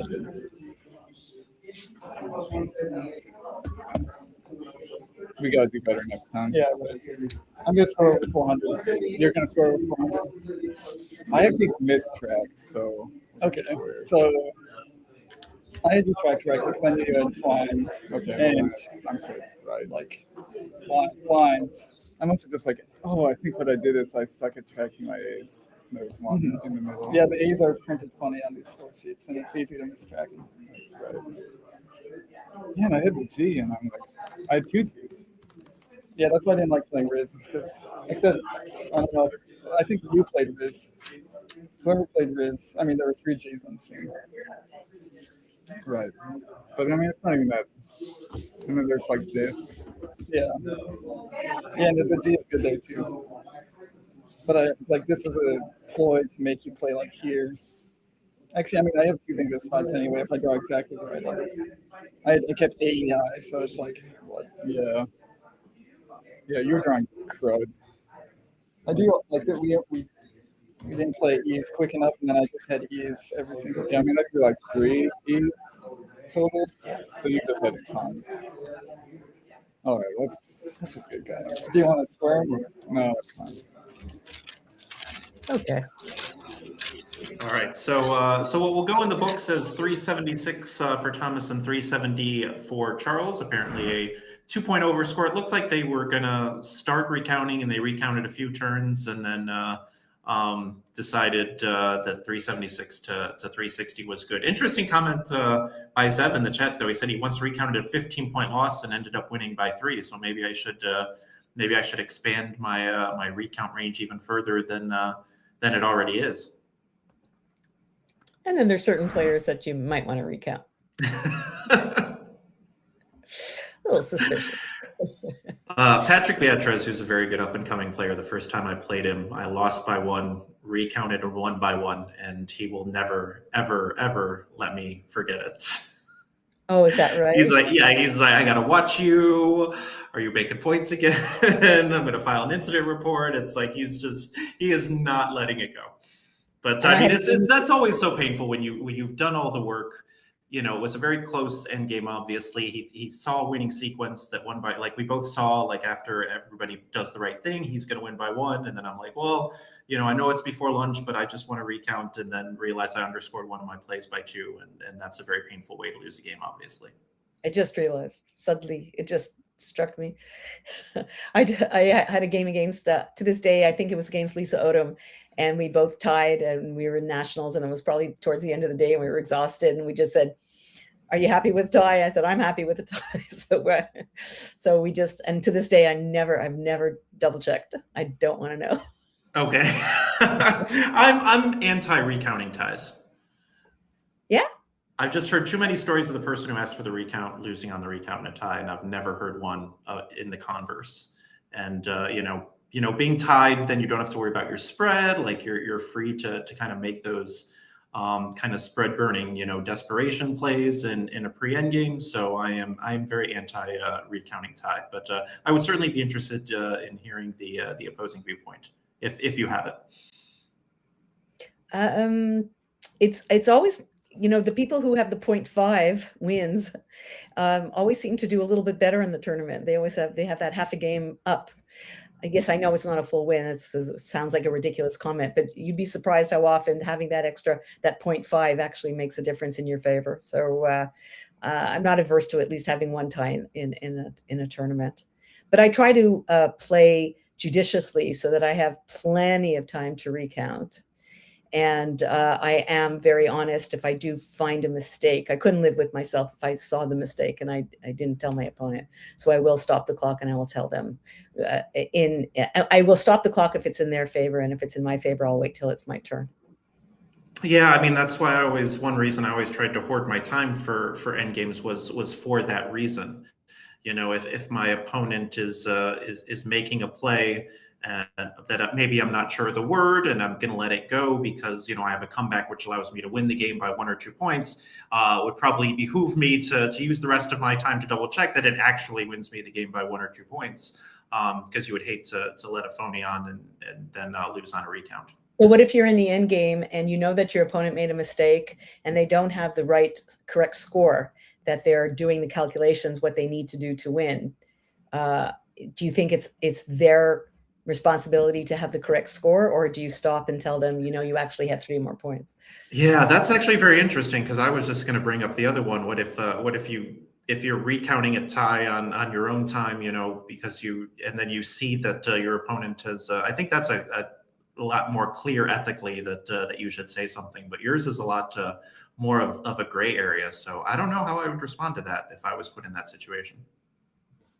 And the same situation with telling them that they didn't hit their clock, right? I've gotten to the point where I tell them once, and if they do it a second time or even a third time, like, I don't tell them anymore. Like, you have to hit your clock. That's your responsibility. I don't have to monitor that for you. And I've had plenty of games where I've had 2-3 extra minutes because they just refuse to remember to hit the clock. Don't see that as much in the expert division. Often you'll see this in an open when you're playing somebody who's rated 1,400 points below you. It happens. What you looking at, Jason? I'm just getting us ready for game 3 here. I don't know. Do you want to? I think they're both ready. Do you want a quick break, or should we just power right through here? For them, it's only noon. I don't think it's up to us. Personally, my stomach is growling, but I could figure something out if you give me 3 seconds to get some food here. But I mean, this tournament might be over after this game. Although his brother, the one who's up 2, Charles, said very encouragingly to his brother, "You'll get 400 this game. Don't worry." So I don't know if that was his way of saying, "I'm going to let you get 400," or he was just being encouraging. But or I plan on winning 430 to 410 or something like that. Oh, we're playing all 5 regardless. Oh, I didn't know that. Ooh. The games. I mean, we have had 2 very good games. I am happy to commentate 3 more, especially if they're of that quality. Well, at which point my stomach gurgling will affect the feed. So let's do one more, and then we'll see what we can do about giving a little food in my tummy. It'll be 2 o'clock here. I can certainly co-sign. I can certainly co-sign on that. But yeah, I think we're ready on our end if the players are ready. Alrighty, perfect. Enjoy, everybody. All right, so Thomas up 2-0 with a plus 67 spread, which again won't come into play unless there is a tie, and we've certainly been close both games. Last game a 6-point difference. They agreed on a 6-point difference with our benefits of being inputting stuff into the computer. We know that it was actually 8. So Thomas certainly looks like one of the many opening racks in which QI is going to be the play. That's surprising. When I play the computer, I would say almost half the first turns are QI. Maybe it's just the way the tiles are distributed on the computer, but we haven't seen that here, and I think we're definitely going to have to see that. I didn't see his entire rack. So he had tightly TITLY with the Q. And he has decided to exchange into tile. I did not see that one coming. Very unusual. That's very unusual not to play the QI. Of course, they have the N hook here, which we don't. That is a good point. Now, are we that behind on the feed? Because when I'm looking, okay, I'm going to refresh my page. There we go. I was seeing the two of it. On the other hand, passing now leaves a very interesting opening rack for Charles. So we get 2 interesting opening racks here with the double S and the double O. I always hate telegraphing, playing off the S and telegraphing that I have the other. I feel like I am less scared of the double S than a lot of other players. But Can I tell you something? Can I tell you something, Jason? So sometimes you just wonder if the other person can read your mind. If Thomas had played QI, his brother would have had isogones down to the triple. Oh my goodness. maybe that twin tuition there. Anything with even if he played tightly leaving the Q, same thing. I mean, that's unbelievable. Like, what situation? And now he's going to give him Monticle to come back. That's extraordinary. Yeah, I'm good with Go. I like it better than Goose. Yeah, I was thinking Goo drawing into Nest, but Go is probably a little bit better. But he's still going to give. But he's going to give him. Oh, look at this! He's going to give him Monticle, which I'm going to assume takes an S, and he's going to give him a huge S hook. This is exciting. What a fascinating opening. So I'm looking at Charles' face to see if he's. Does he want the ionizes? That'll work. Ionizes. There you go. I mean, if we were only going to play best of 5, I would say fantastic, good. We have a tournament here. We got a good start to somebody who needs to score. But it's still fantastic. 113 points for ionizes, all 1-pointers. Look at that, 113 points for 1-pointers. I know. I wondered if I put it, or I was like, I put in the version with the S and not the Z, right? Like, how does it score 113? But yeah, you're getting a bunch of points for Monticle. What an absolutely crazy start. And then the question just becomes, why don't we play it higher up? What's the obvious reason? Do we know? Yeah, because of that old L that we dislike normally, exactly. but would be a very, very powerful tile. So what we're talking about for people who are new to Scrabble is that it creates the L hook for lionizes. So even though you don't want to stick out an S like Thomas has done just now, giving and that Charles has done, giving Thomas an opportunity to bingo to an S, you definitely don't want to create an L hook. Even though they're all 1-point tiles, you can score a ton of points. Yeah, Billy Knock, of course, says they're twins. Of course, they can read each other's minds. Well, there's a lot of talking going on between the two of them. If you know your opponent has ionizes, do you play Monticle or do you just play a non-bingo? I can't imagine a situation in life where that would happen. Yeah, that's true. That would be real twin tuition right there. I don't see any earpieces. So with somebody feeding it. So anti-bug is a double-double that is possible for 40 points.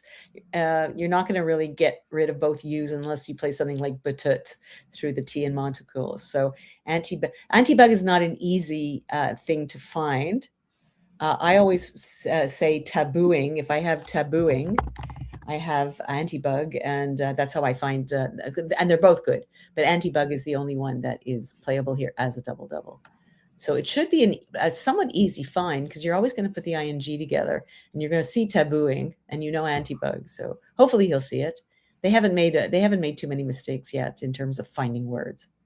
Yeah, but this is kind of the first real miss that I can recall from on the day, not seeing anti-bug and playing Batut instead.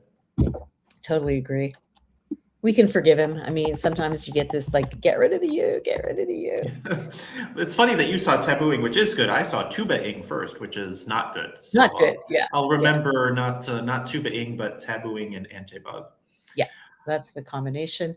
And now Charles has picked up a bit of a mittful. Anti-bug would have been great for Thomas to try to catch up a little bit. He would have only been a few points behind, but he has the opportunity. I think yesterday we were talking about these sneaky plays that the computer on Woogles always does, and that's always finding these two-letter word fitting next in the middle of something, or and just creating a lot of words. And we have oxeye at N6 that does exactly that. It makes a bunch of two-letter words, but when you add them up, all of a sudden, if you can believe it, that is 41 points. Yeah, and this is another one where with the anti-bug was not an easy spot. This is not an easy spot either, and given that he hasn't set it up yet, I wonder if he may just be lured into taking the cheap 33 with Oxy, making BY. The problem obviously is that you're putting that O next to a double word. You've got the X below it for some sort of maybe IE ending coming back for your opponent. So in fact, he's got Yex set up here. That will score 35 off of ionizes. If that's where he puts it. He could play it under Gox, but that doesn't seem to make it looked like that's where he was going. How much is that? That's not worth nearly as much. That would be a 5-point sacrifice. Oxeye is just so perfect. So hard to see, though. Oh my God, so hard to see. Well, so just like twins here, they traded bingos, Monticle and ionizes. They traded interesting opening racks. Then they traded bingos, and now if he does not play Oxeye here, they will have kind of traded inaccuracies. Yeah, playing Oxy is very, very dangerous because of all the hooks.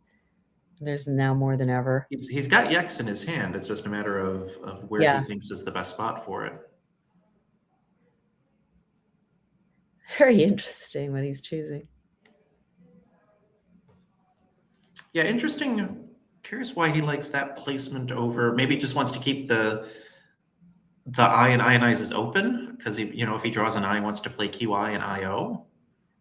Could be. He's also making it so that if you don't have an S, let's say, and you can only bingo underneath Yex at 10A, you're going to have to open up a triple row. That could be a possibility.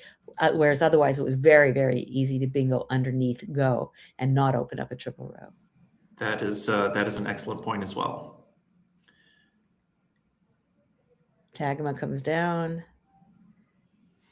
That's nice that they have a front hook for Agama, other than M, that in our dictionary, than the one that we tend to use more often. We do not have Tagma. Magnate actually fits in that same spot. Which word? Magnate. So if you go M. Oh wow! See again. Yeah, this is what playing the computer has taught me, to keep looking for all these two-letter overlaps. Yeah, that would have been really, really nice. That probably simmed much higher. Find your best play and find a better one is valid advice for anybody at any level, for sure. Right, and he would have gotten rid of another consonant, which at this point is going to be an issue. And I see that Charles has finally had enough of that Q. Yeah, 3 O's and that and drawing the third O, I think really the only reasonable play to make is an exchange here. And I know it's tempting to keep the E. It's tempting to keep that E, but we're a third of the way, or almost a third of the way through the game, or a quarter of the way through the game, and there's a lot of E's to come. So see if that doesn't come back to burn him. I always save the E, but we'll see. We'll see what happens. He doesn't know that his brother has mostly consonants, and there's a lot of vowels left. So far, it's looking good. Yeah, Oh, that I mean, Newsier. that was a pretty good draw. That was a pretty good draw. When you Newsier draw and Patut. So what can his brother do? And wieners, but only, I think I think that's the only place for him to bingo. Nothing through the C and nothing through the L. So he has to hope that that stays open. And what can his brother do to screw him up? He's not going to do it. He's going to play Fab. Yeah, I think Fab or Fab is right here. Fab, PNRT probably a little bit better than BNRT, but really, I don't think there was, even if he knew, I don't think there was really anything he could have done, that would have kind of mucked up that Patut spot. And I think wieners they're both, everything about it, nothing is good. Like the W, you're going to play, if you're going to play Patuts and wieners, you're going to play the W right at D11. It's going to give you a big W hook. You're going to put an E at right below down to the triple, middle triple. But if you play anything else, if you play wieners, newsier, any of those bingos are going to put an E right at 11H, and that always a little bit worrisome. But like exact is not possible anymore. Not as worrisome, but still worrisome. What would you play? Newsier? But when you play newsier, also you make a much easier bingo return lane. Yeah, I was just looking at Sinuier, which scores the same. I kind of like that one better. I mean, it's harder to see. Oh, that's so lovely. It does kind of throw things wide open. Well, so does wieners and newsier. So yeah. I love Sinuier, but wow. Lots of good choices. We'd have to do a sim to see which is recommended. This does allow for comeback, but I think his brother playing Fab might be telling him that he's got heavy consonants. He found. Oh, Sinuier. I found it. Very nice. So you put it down on the board. He saw, God, this kind of sucks. This, it just gives back so much. This one, at least it forces you to play through. The other ones it's much, you can't do a 7 with this one. Now you have to do 8s through the IER. My friend Quinn James, who lives in the same city as me, is in the chat. I indirectly referenced her earlier, but she's figured out what some of my regular opponents over the years have figured out, that when I sigh before I make a play, it's a bingo more often than you might think, because it's just one of those like, oh, I can play newsier, but it gives this back. Oh, I can play wieners, but it gives this back, and I can play Sinuier, but it throws things open, and then I'm just kind of, I always want to find the perfect bingo, so. Yeah, so when I sigh before putting a play on the board, again, it can kind of upset opponents because they're like, oh, Jason has a bad rack, and then Jason plays a bingo, he just doesn't like where it lands. Right. So we'll update the score for you, everybody, and let's see what our man here has. He gave him a nice I for ing, but no, nothing really exciting. He's got Ponji at L2. That's worth a lot and gets rid of everything. It's so tempting when you have an I on the board to save that NG, and I think it's going to come to bite you more often than you know. I was just about to ask what your thought was on that. Are you saving the ing with, are you saving the NG with that I in Sinuier open, or it does seem like it's fool's gold more often than not? Well, I'm going to tell you, it depends who you are. If you're me, saving the NG almost certainly will result in a terrible rack. If you are the top players that I keep watching online, David Deakins, the Nigel Richards, you're going to bingo for 98% of the time. So I really think that they make their luck, and they also, they pick beautifully, but they also make their own luck. I'm with you on that one. When Charles got the maybe he's in the driver's seat. Yeah, maybe considering Jip, because Torn would be a nice lead, but I don't see a nice spot for that. I was considering Typo, which I also don't see the great spot. Oh, Typoing, very nice.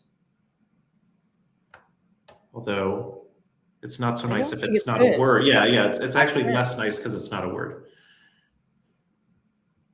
Wow. So this is It's one of those when you put it on the board, it looks bad. Yeah. So he's Yeah, going yeah. to he's going to think better of this. Charles looked up at his brother briefly.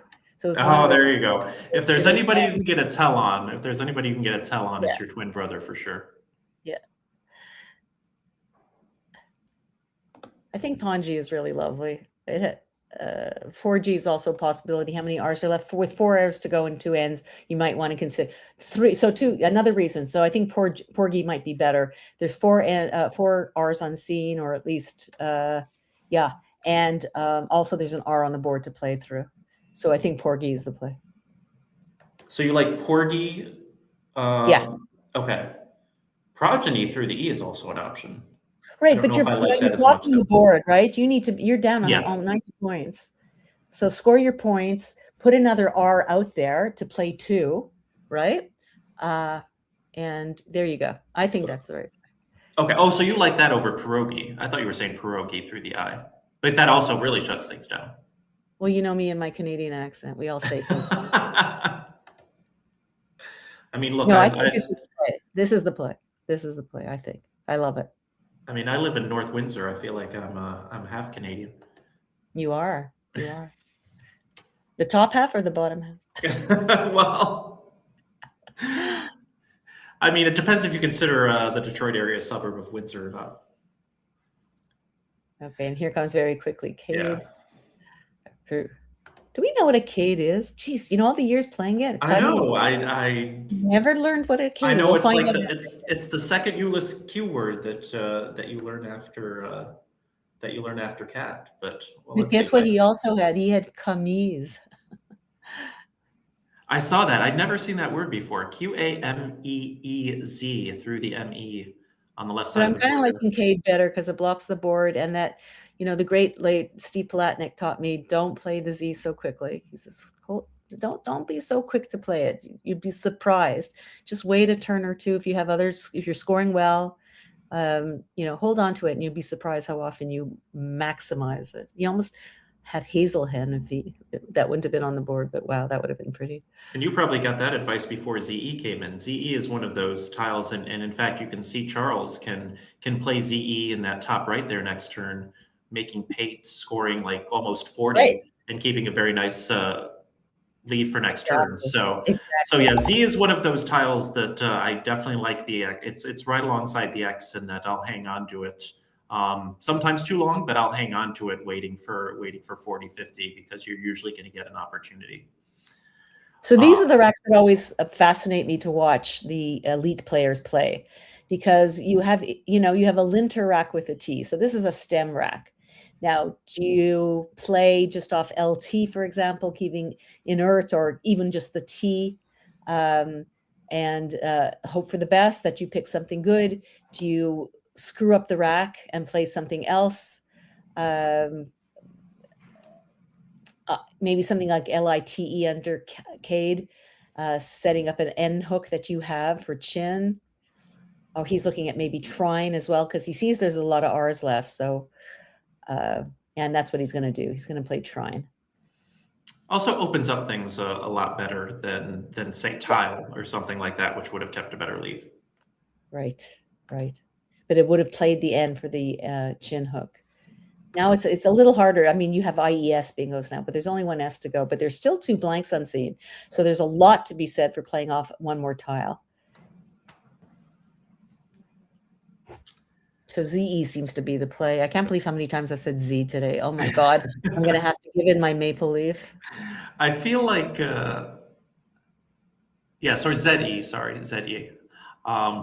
They are playing in Galesburg, Illinois. So technically, I think that's Matt Canic's rule, is that if they're playing in America, you say Z, and if they're playing in Canada, then you say Z. So we appreciate your adaptability in saying Z so often today, and how seamlessly you're switching between there. Yeah, I would agree with this res over ZE on top. Even though I'm behind, I am catching up. I'm now within about. Well, Charles is ahead. Yeah, but he's the one who played Res. So he is trying to make it a little bit. He's trying to prevent him from playing IES bingos, something like that. Now he has to play above the T and open the triple lane. I was delaying updating the score because I wanted one last look at that K definition, which is a judge in a Muslim country, apparently.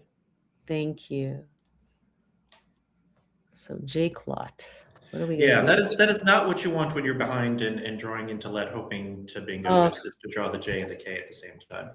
And the funny thing is when you're ahead and you're just doing stuff to score, and you're using all your good tiles and you just keep picking up bingo after bingo, even with saving like ULU, you'll pick up.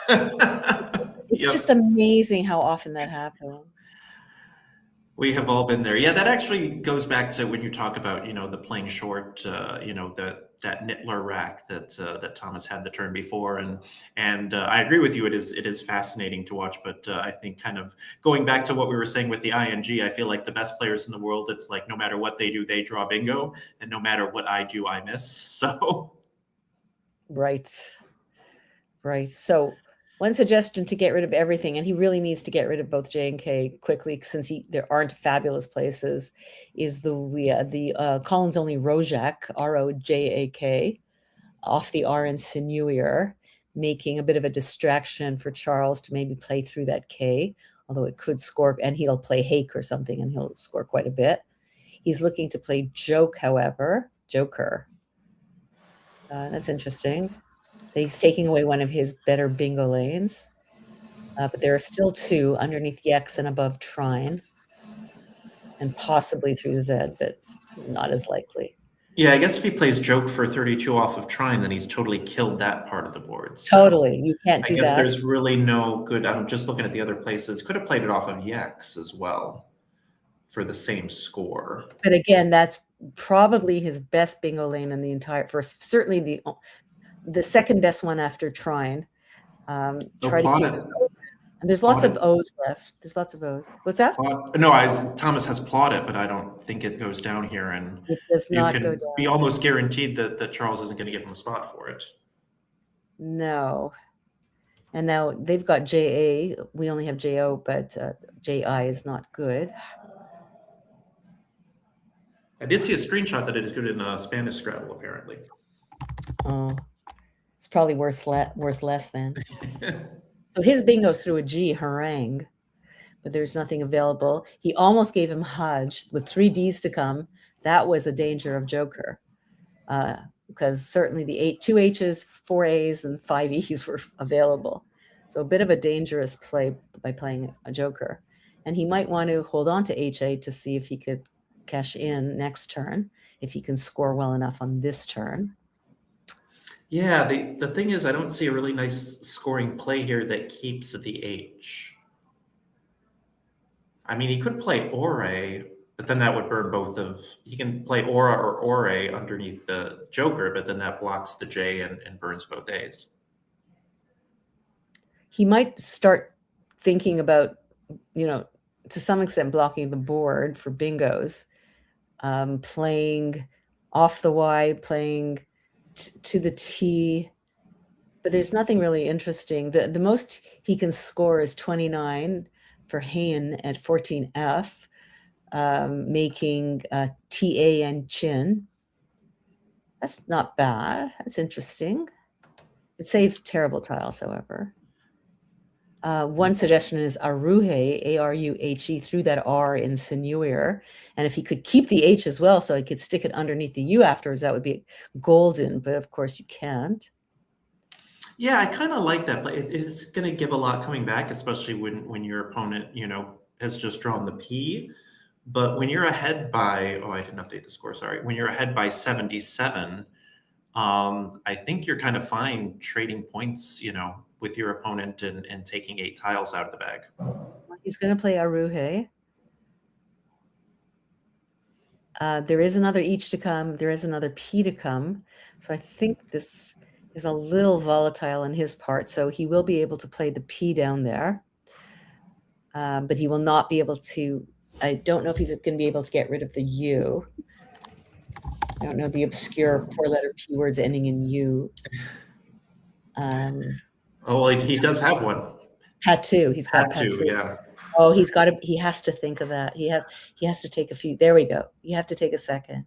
You have to take a second. I think he just wants us to know that he found plotted, but Yeah, absolutely. also probably just looking and okay, I'm double, triple checking that there is no home for plotted on this board. Yeah. But again, even after Thomas scores 41 for Patu or 45 for Potty, which he had set up, Charles is still up, up a bingo. So, even though it is volatile, again, I think you might, be okay with losing, 15, 20 points out of the sequence, taking 8 tiles in the bag, and also forcing your opponent to kind of blow up his rack a little bit. Yeah, this is very dangerous with 2 Vs and a W unseen. It's amazing we haven't seen a blank. I have a feeling because I just said that. Where you see, he picked a V. Whoa, what do you got? What do you got? Oh, volunteer spelled improperly.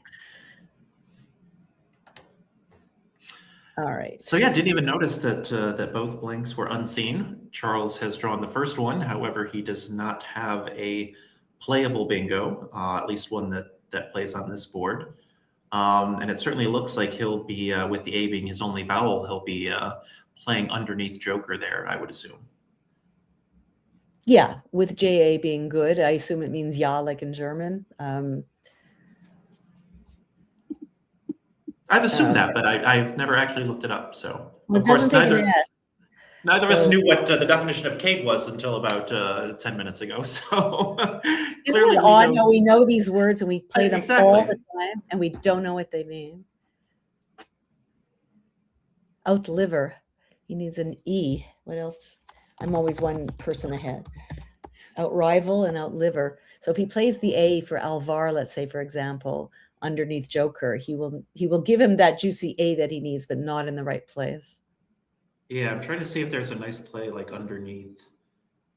Like, I guess you could theoretically play Varna off of Yax tripling the V. And there's no point doing that. But yeah, I don't think, looks like he's got Alvar set up, which makes sense. Again, makes a lot of sense in that row 5 spot. Mind you, the one point that it does make is that it takes away a quite amenable 7-letter bingo lane in terms of just being able to hook underneath it and play your 7. It forces you to play 8s. So that is one advantage of playing underneath at 10B. But wow, outrival would come down pretty quickly and might mean the winning of the, I mean, we're gonna keep playing 5 games, but he will have officially won it. Yeah, I would like to see this come down to a deciding 5th game. Again, no rooting from the commentary booth, but a little bit of me, wants Charles to force a 5th game here. I don't think either of us is saying anything other than we would love to see this to remain competitive, and for the money for as long as possible. Yes. So a question in chat. Wait, these are 2 different people. Yes, not just one person running around the table. Playing themselves pretty fast. This is a best of 5 series between twins Charles and Thomas Reinke. They are in Galesburg, Illinois, where they played 2 one-day tournaments this weekend. So I went with Varane instead of Alvar, which may be wanting to throw the V out in space. Yeah, absolutely. When you're in the lead, put out blocking letters as much as you can. And when you're sitting on VU, the last thing you want to see is your opponent, throwing another V out there. So it looks like what he has to do here is either play Ouija or Rioja to that JA to kind of open up the board. But the problem with Ouija is that it leaves 4 consonants. The problem with Rioja is that you're leaving that toxic UV combo. Yeah. Is there anything else that you would consider here, Robin? Well, you might want to just finally get rid of that row 10 and play Vir 2, saving LT. Although there's still 2 L's to come. Now, there was a plethora of R's. Now suddenly they're starting to go away. Yeah, he's looking at that. He's looking. I think there's a lot to say for Vir 2. I kind of like it. I can't stomach the other 2, the Ouija and the Rioja. That is a good point. Virtue does kind of open things up pretty nicely in a way that's That's not the easiest to close down. Now the problem is if he plays through the I through the R, then he can, if he has a word that's long enough, then he can block the T in trine, and then you're gonna Yeah, be in a that's world the of hurt problem. here. That's the trouble. When you start playing in the area where you want your opponent to ignore, if you start playing in that area, they start playing words that will now, where he now has two clear open bingo lanes, he'll have very little by comparison, maybe one and a difficult one through a V or, so I think we're going to get Charles bingoing on the next turn, no matter. Yeah, I was going to say you're always one turn ahead. I've kind of been meaning he's got to Leia look at. sizes no matter what, right? No matter what. Oh, He's got I was looking for an IZE word. I didn't think you could put an S after it too. So Leia sizes is very nice. Yeah, it's a verb to make, I guess, to make laic, to make non-religious, and certainly he's got silical and stuff like that over the T, and then anything. But it would both of them would open triple triples under the YE and Gawk. So he's going to play ver 2, and he'll have things like lyricize, and I think that's it. He's got lyricize, not the easiest bingo to find. He has silicide through the I and civilize. And he's got civilize obviously through the V. And that's actually kind of nice because you'll put a C just in front of the triple at 8A. I'm kind of liking civilize. And then there's things like, now he's blocked the triple triple. So definitely the thing to do is to play a 7 to the T. Yeah, I was going to say, because I hadn't thought about that as well. I was like, well, you're never playing something ending in S for ST because of the triple triple, but now that's blocked. So no, that's the game. That's the winning. Yeah, I think Chili's is correct here. That's the play, and that's going to win him the game. Yeah, especially considering that Thomas has found his blank. However, he's found it too late, and also found it with 2 O's to go with the one he left. So each Reinke having a rack with 3 O's in this game. But unfortunately for Thomas, he does not have the time to exchange his way out of his like Charles did. And I think what happened just here is that Thomas held Charles for a second, questioning whether Chili, which is CHILI, actually takes the ES. But after a few knowing glances between the two of them and a few smirks, he'd let it go. I think he saw there was a lot of bingos he could have played in the same spot, including much easier Silices, CILICES, which is the anagram of icicles. And now he's got a Doolittle rack. So the game is essentially over. There's no fabulous way to open this board. He needs desperately to open the board. There's nowhere to bingo except through V's and VH's. That's not going to happen. So yes, very smartly, he's making an opening. Look how quickly he did that. How great was that? Because anytime you block it and there's no letters left that are blockable letters like a V, anything that Charles might do to open it will open up a triple row. Very, very nice. I like it. You like it? I do like it, yes. Unfortunately, he picked up more consonants, but it was the right thing to do.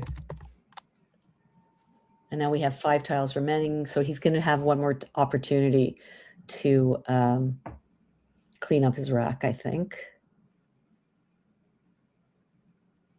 Yeah, unfortunately, down by 120, it's not going to come to fruition. It certainly looks that Charles will stave off the loss in the best of 5 for at least one round. One of those post bingo draws that would convert into a bingo on a lot of boards. However, not this one. And thanks to the lovely CSW dictionary, they have words like rune and dune as hooks that we don't. And so the suggestion to get rid of OE, making Pate an OE at 01, I think is a pretty solid one. Because then you're going to save a ADELR, very nice balanced rack.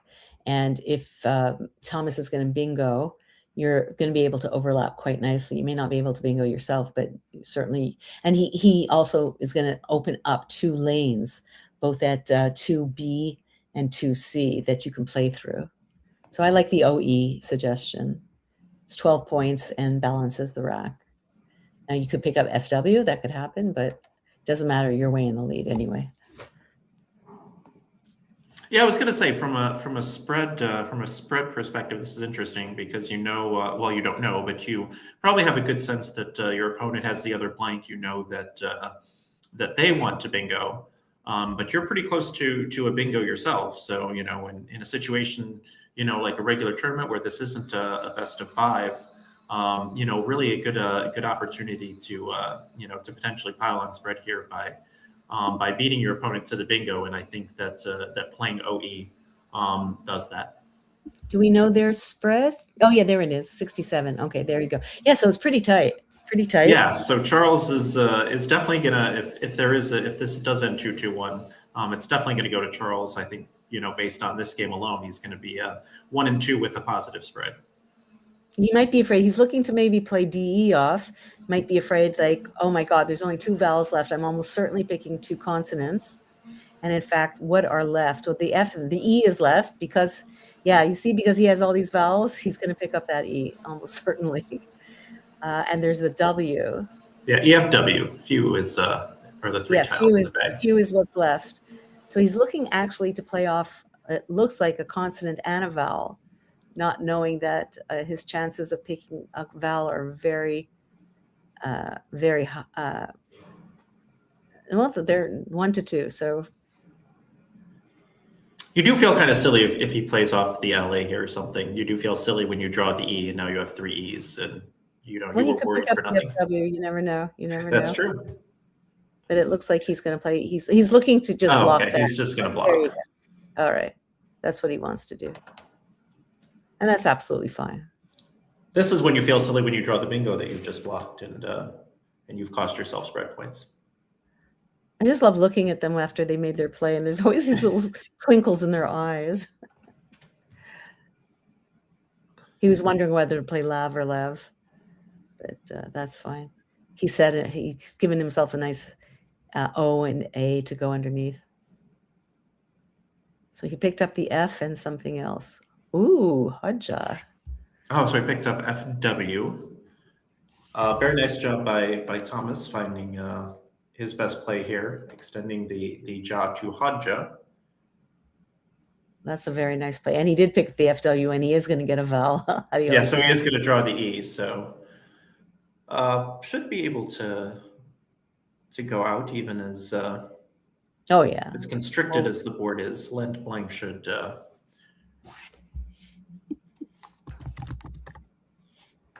it doesn't take the S either. I guess Lent is capitalized and it's sacred, and you don't want to stick an S on it.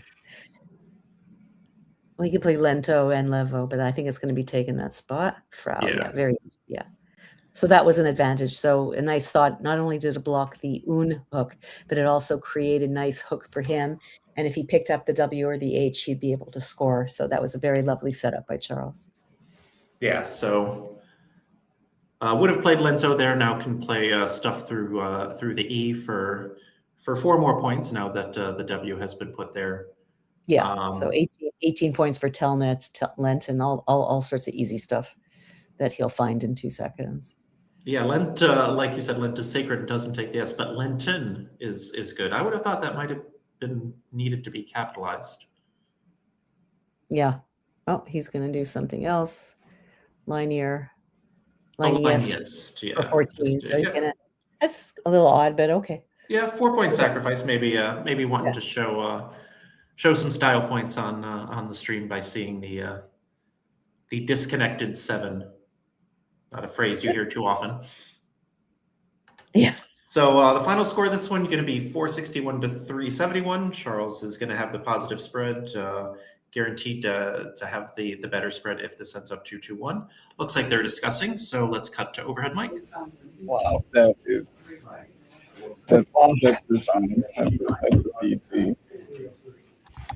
He blocks the next leader. Oh, this. Answer this E. That's cool. And then it's like, then so you have like all these 1-point tiles that don't really work. And this is still fine, but I guess this seems like so right to you, but to me, real hard. Oh yeah, so I was worried about real, but then it's like VULT, and I'm like, that's not not good. Doesn't bingo very often. It's not good enough. Like I'm multiple blanks. Yeah, but you have to play that and draw a blank, and then spend one more turn fishing off the B&D. Yeah, unless I can get like outliver, I guess it's kind of likely. So maybe I should have done it anyway. Well, let's see what the commentators have to say. They probably were like, Virtue. That's suspect. That is suspect. I mean, this is suspect because I could have played Alvar or something, but I didn't remember what 5s are in Alvar. Yeah, but this one puts the V here. Like, how's like that's perfect. Yeah, but there are 2 more L's on scene. Yeah, and then I can't like do cheapo crap here to just open up more. Yeah, it's like I'm just stuck. I would do Covenant and then just be sad that I was keeping the L. I'm not supposed to do Monticle after a play like this. Probably I'm not supposed to. Well, I don't think everyone got you that I kept like A NRT and this negated or something. You missed Janitor and kept Niter. Oops. Sorry, everybody. Yeah, and this like I don't know. I just had to open it up even in a very substandard way. Other than like playing down here and ruining everything for myself. Yeah.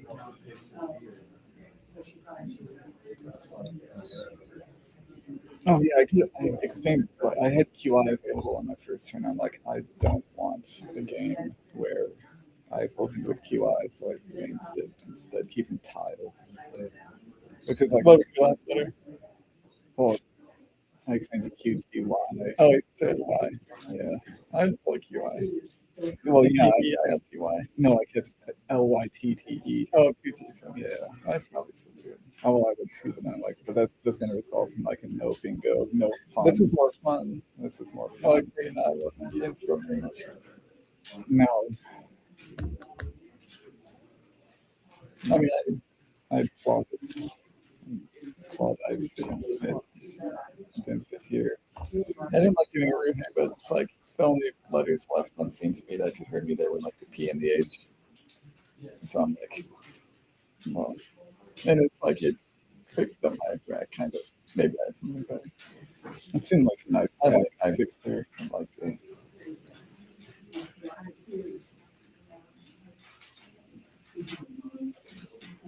Oh, I can't remember if you could spell Kmies with Q, and yeah, easy. Yeah.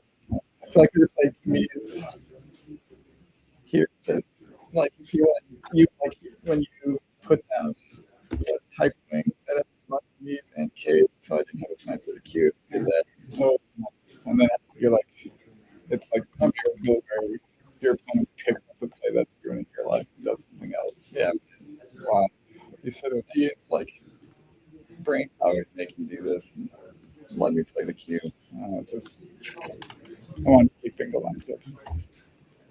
But actually, that seems kind of matter really because I don't drop bingos. I just straight don't drop bingos. It's like ever. Have you ever bingoed in your life? I mean, I bingoed here. That was the first bingo I've ever played. Some people are just chronically unlucky. I'm chronically and demonstrably unlucky. I was like so stunned that this happened. I was like, holy crap. So I was excited. Anyway, all right. We're done talking about this one. I think we found our lives. At least I didn't go on. Yeah, that's what I'm pleased with the victory. All right, they are done talking with this one. They're going to go about their lives. We're going to go about our lives after learning that one reason that whoever went first passed on QI is because that exchanging QTY and drawing into LITE was more fun, which it certainly was because it led to that Go Monticle ionizes sequence, which was quite a fun opening. So they've played 3 games. This is a best of 5. However, they are going to play 2 more regardless. We are going to take a slight 5 to 10 minute break to stretch our legs, grab some food. Just a reminder to like and subscribe. It looks like we only have I don't know if my count isn't updating. It looks like we only have 5 likes on this video when we have about 100 people watching. So again, please just hit that like button. It also will help the algorithm know to show more Let's Play Scrabble stuff in your feed. And just a reminder to subscribe as well. We do have the super fan option if you click that join button. I believe it's just a couple bucks a month. I will get more details on that for the next time that I promote that. But we're just going to step away for a few minutes, and we will be back with games 4 and 5. Robin, do you have anything to say before we stretch our legs and grab some food? Yeah, one of the best things you can do is join. It's $5 a month. You won't even notice it. Cup of coffee, as we say, and it helps Josh to grow the game. Just yesterday we had a couple of blowouts. Would have been great to go over to camera 2. That kind of stuff needs money. So it's wonderful to have things for free, but it also is wonderful to be generous if you are able to. Not everyone can, I understand that. But if you're able to, open up your heart, open up your wallet, $5 a month, just do it.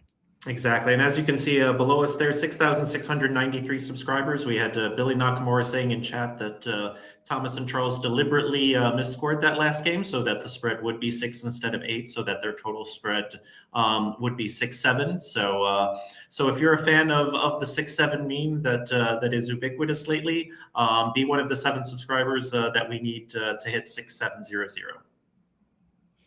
I have no idea what it means, and I know it's out there. Me neither. I just know it's everywhere. I don't want to know. Let it pass. Well, I've heard like 3 different explanations for why it exists, so I'm just it'll just be one of those things that I never know. Okay. Anyway, so we're gonna take a quick break, and we will be back around 2 o'clock Eastern time, so right at the top of the hour, and we'll see you then. Bye for now.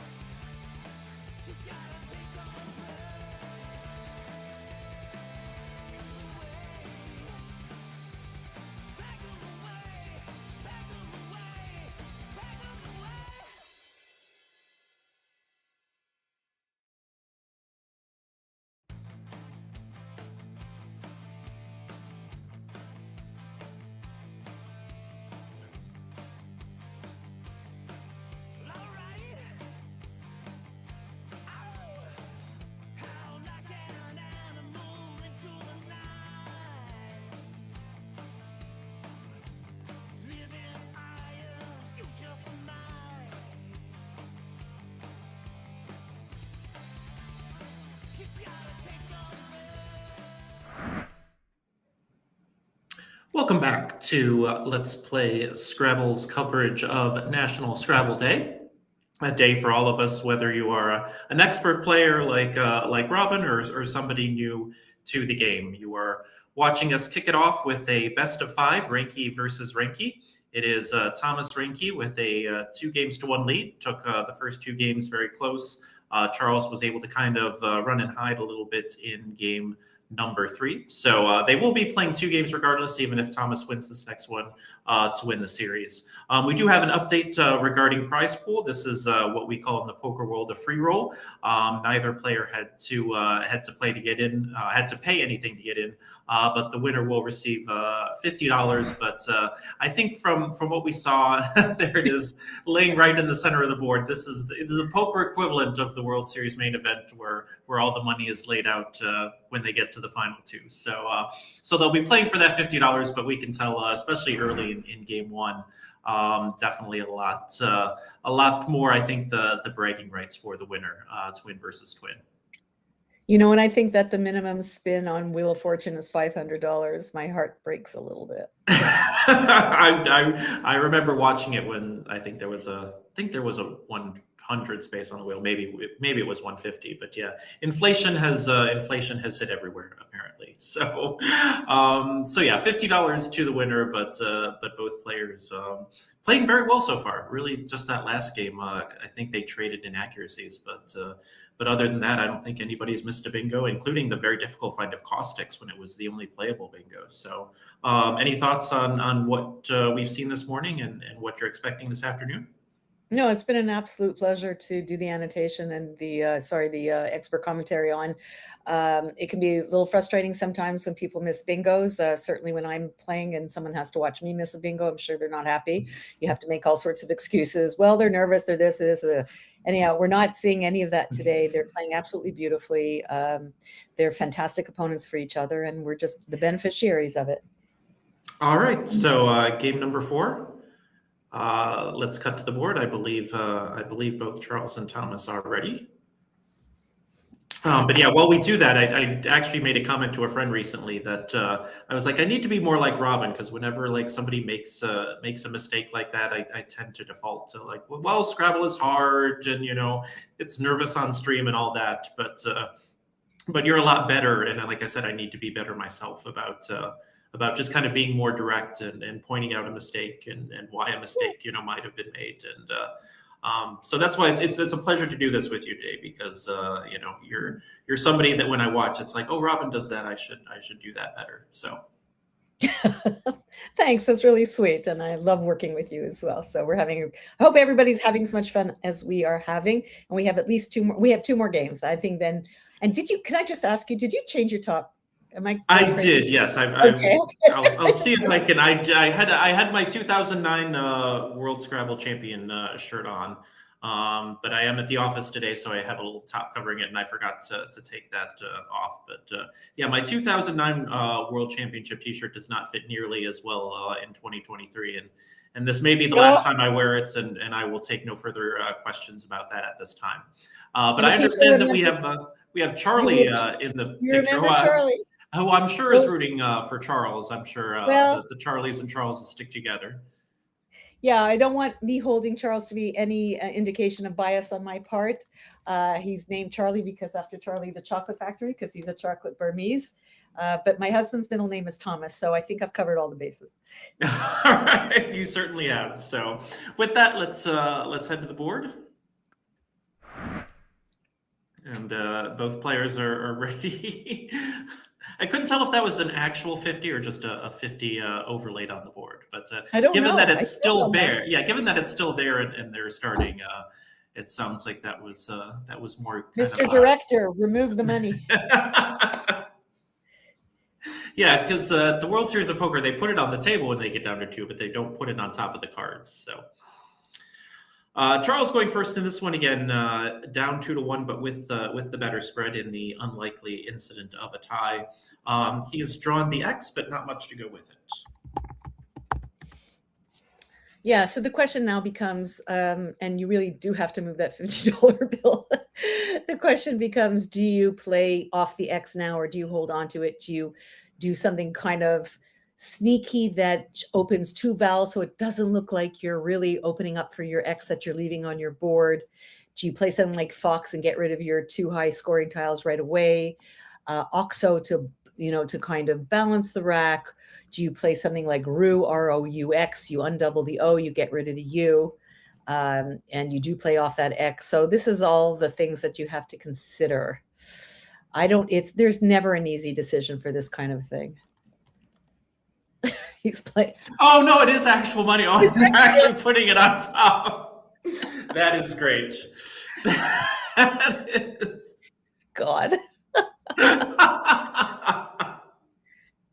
And they're really doing nothing to change. They're not changing. No, I mean, I guess they're only covering up, the center square and the 4 doubles, but everybody knows where those are. So, oh, that is great. I was sure that was superimposed. I was like, no, really, Mr. Producer, take the superimposed picture of the $50 bill off the board, but it is an actual real one.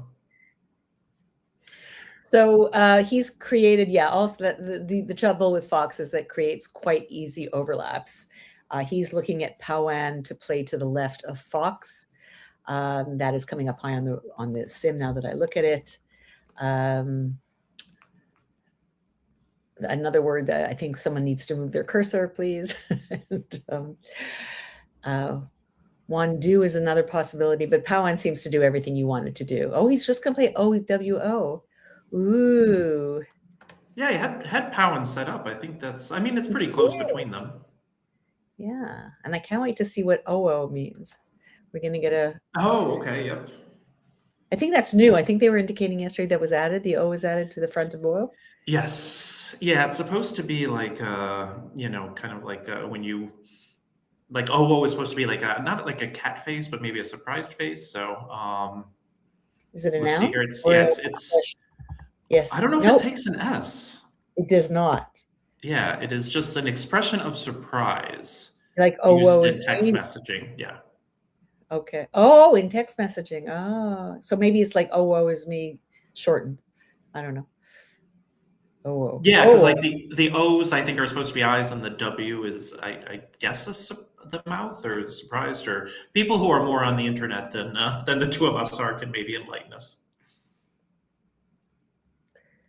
Cat cam. So so what happened with Thomas was something that shouldn't really happen this early in the game with so many vowels unseen, but it can happen, and it was the risk of it, and perhaps why Powan was a little bit better, just saving the DS, ADS. Oh, he didn't have an F, so AD. Interestingly, he could play through this by playing Olio, and if he does, we would have 10 tiles on the board and 5 of them being O's. I understand that, but saving 2 U's, I don't think that's going to happen. Yeah, so he's going to go with Lou instead. In lieu, he's playing Lou. Lou. Okay, that's a terrible pun. I'm not even going to try. Lou. So many great words. I mean, have you ever thought about switching, Jason? Yes, and especially after the NWL tournament I played this weekend, where I didn't want to play too many Collins games leading up to it, but I did, and then I kept. I played a Collins only 4, got it challenged off the board at could have swung the game, I could have lost the game because of it. Yeah, just GRR, and I was like, oh, I have the L for the L hook, and waited until the right time to play it, and then that got booted off the board. So I took a 0 at a time where I was trying to hold on to a lead. So yes, it is certainly something I've thought about, and even more so after playing NWL this weekend. So very interestingly, Charles is now out of nowhere picked up Outride, but there are 2 obscure to us anagrams of Outride that are playable. At least one of them is. I remember a Tordi. I'm trying to remember the other one. Yeah, to me it looks like, oh, you need to put your tiles in order. When I look at this word, it's Ioduret. Oh, that's right. The old Tordi Ioduret combo. And he's going to open up a triple with it. Is there any? Oh my goodness. So let's not get ahead of ourselves. So I think the only playable bingo is Ioduret. That is correct, yes. But it isn't. Oh, we could play underneath. Yes. Go ahead, you explain it. You show everybody. I wish I had the telestrator, but he can play it underneath the pwn play that was just made, making PIWO the dehooking to lound to make lound. Then you RET. That would score 7 more than the other iota placement and also not be nearly as dangerous. And he'll give Thomas the triple diurnals if he plays Ioduret. Oh my God. Or dinosaur. I mean, too pretty for us. You know, when you're an experienced expert, those two words are pretty easy to find. Always harder with the blank, of course, no question. I've certainly been the victim of my own missing, but pretty. I mean, and you're going to see easy things like unraised uranides, denarius, stuff like that. Oh my goodness! Oh no! Oh my goodness! Gonna be one of those small mistakes that turns out to be a pretty big mistake. He might not know lound. That's true, or just not see it. I mean, it could be either. No, I thought he was going to take it off. No, they're going to keep it there the whole game. I love it. I feel like this should be like mandatory for any like first place game in a tournament going for. Like you should just put some sort of money on the middle of the board, like exactly like that, and make them play on top of it. $1,000 bill. Do they? I don't think they exist. What's the biggest bill that Canada prints? Is it the 100 like us, or do you go? I think it's probably just the 100 at this point, but you don't quote me on it. But you know that we've pretty much gotten rid of a lot of our bills. First of all, everybody just pays with their phone now, but this is true. We don't have the $2 bill, which I think you got rid of. We don't have the $1 bill anymore. We don't have pennies anymore. Yeah, we finally, I think, are in the process of finally catching up to you on that, which is something that I've been pushing for a while, getting rid of the penny. But yeah, I once brought a bunch of Canadian pennies. I think it was to the Buffalo Scrabble Players Championship because I drove through Canada, and I was looking to get rid of them, and the person at Harvey's was like, "We don't take those anymore." So it balances out. Sometimes you round up, and sometimes you round down. If it's at 3 or higher, you round up. If not, you round down, and then eventually it evens out for the. So we are not making pennies anymore in America. It is being phased out. There are some places that will accept pennies, but there are some places that's like, because pennies aren't being made anymore, we're just going to round your bill to the nearest nickel. And like you said, it evens out over the long run. So this is interesting. I'm watching his style. I'm going to watch Charles's reaction as he puts down his word. He is not writing anything down. He's just sitting there, Thomas, quietly going through in his head all of the letter combinations. He's so well versed in doing that in his head, and he simply found dinosaur without writing it down a single word. Charles does not want to learn later how lound is a good word, because this might it's, you know what, it's as triple goes when you're below 150. It's, I wouldn't call it a baby triple, but you know, it's lower.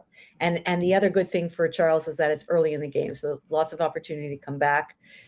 But having a bingo right now would be ideal.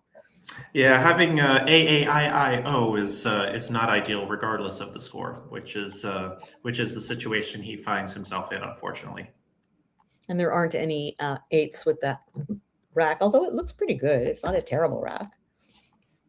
No, I mean it's close to a few different things. I love the C personally, and CO together or CA together, but you need to score some points. So something like Chow, CIAO at 13B, just underneath pound, gets, you know, undoubles the I, undoubles the A, opens up a C hook, C to play through, and also opens up bingo lanes underneath the PA and the WO and all that. So I think that's a nice thing to do, and I think he's going to play it right now very quickly. They're both playing very quickly, very decisive players. Yeah, surprising that Charles actually went overtime in that first game. Didn't make a difference in the outcome, and probably wouldn't have gone overtime except that he realized he was making IL or something like that with what would have been his last play. So he's given him a place to play C line, and he's of course got alieners through the R, which is much safer. And D lanes will not fit. Yeah, salience through the C that was just thrown out in space. So trying to kind of look at where each of these lie and figure out if salience is better, or if sea line or sea lines from that S in dinosaur, or alieners through the R in iodoret. Those look like the only options. Yeah, I know Aliener scores 8 points less, but to me, it's the safest, obviously, for, I'm not saying anything that anyone can't see. All of the other ones open up triple rows. This one scores less, but it also goes through, quite the most dangerous double-double. It's a double-double through an R, which is quite easy to do. So it kills it for 8 points when I've just had a triple-triple and I'm about to bingo-bango. I'm kind of liking it. It's forcing Charles now to start getting very willy-nilly with his plays, opening up the board as much as he can in creating as many openings and distractions as possible. Yeah, definitely one where, you kind of already start to say, okay, how am I going to lose this game? Like what's, the 5 bingos are 8 points between them. So they're all pretty similar. So, you're probably just looking at, which one is most likely to get hammered, right, on the way back, like what's going to set up the board the way I'm going to want it set up for the rest of the game. And so I think sea lines is pretty good because it takes out a lot of that stuff up top. It kind of forks the board there, kind of creates that little fork-like shape that is going to make bingoing in that top half, not impossible because you've got the D to play through and the R and all that, but it will make it more difficult. Well, it's created a QI and probably N because the 50 is blank. The 50 on the $50 bill is a blank tile, right? There's nothing underneath it. So it does create that unnecessarily. So I would have to, it's worth 2 more points, which is another consideration as well. I think, tomato, tomato, it's very, very close.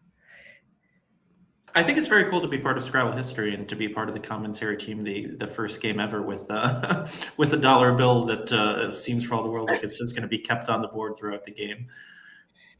It's reminding me of the times that sometimes, like we're at an airport or something, we don't have a game available because we packed it or whatever. Oh, yeah.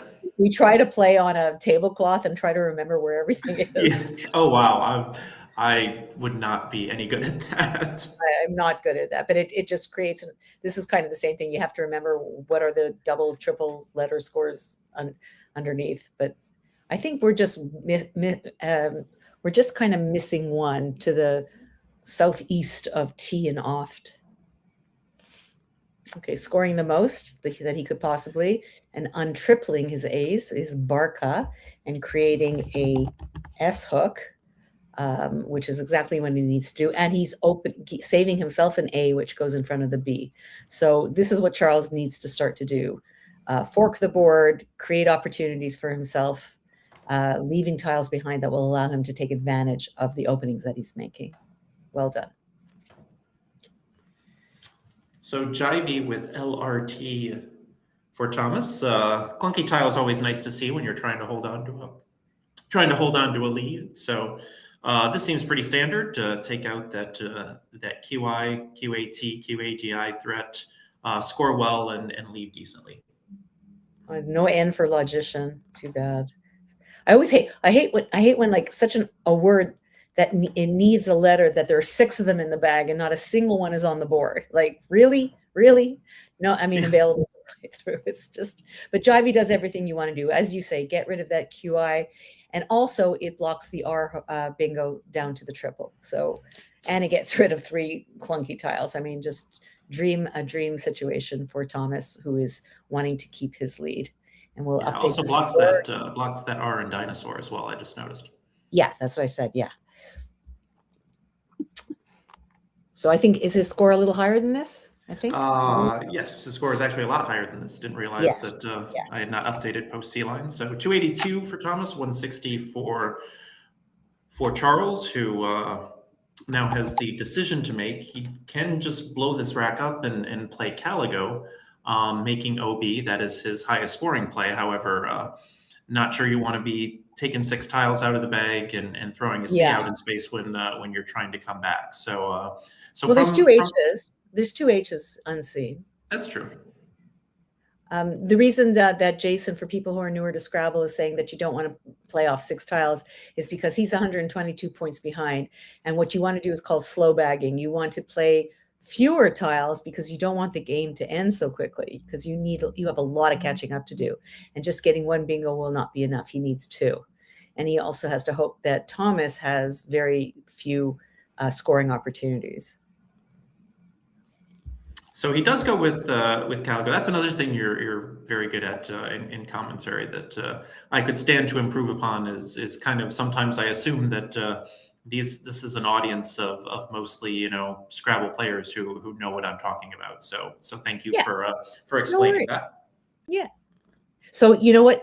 This, I just looked it up. This dictionary has a word that I wish we'd had, which is sticking an R on hive. So he's got a very nice little play to the right of sea lions, making hiver and scoring a ton. And now also making it a little less easy to bingo off the S and the E. And look at Loho, there it comes up. For me, it's hiver, right, which is French for winter. Mm-hmm. So it's always difficult for me to remember that it's not good. But then I remember that the winter can be pretty lousy. So it's a good way to remember it. I feel like I've probably phonied with Hiver in NWL, probably as a newer player or maybe even more recently. But I think I phonied with it once, and then I always have to tell myself, like, no, Hive does not take the R. No, Hive still does not take the R. Chive doesn't take the D. Yes, that's another one. That's another one that's probably gotten me on at least one occasion. So very close to a bingo, but if he sees Hiver, and that I feel like he should, certainly seems like just taking the 41. However, when you have a big lead, you are kind of more reticent to leave yourself an all consonant leave, because you draw 4 more consonants, you give your opponent 2 straight cracks at the board. That's one way to let him back in the game. So not sure if he's going to want to sacrifice some points here. It's a lot of points to make sure to leave a vowel. Well, actually, considering that it blocks that nice E hook to OB, only sacrifices 10 points. The leave is similar, and you are kind of making it a little harder to bingo over there. So I agree. Like but he creates a much easier bingo line, right, to play against as well. So, but I think I agree. I might also play Hin.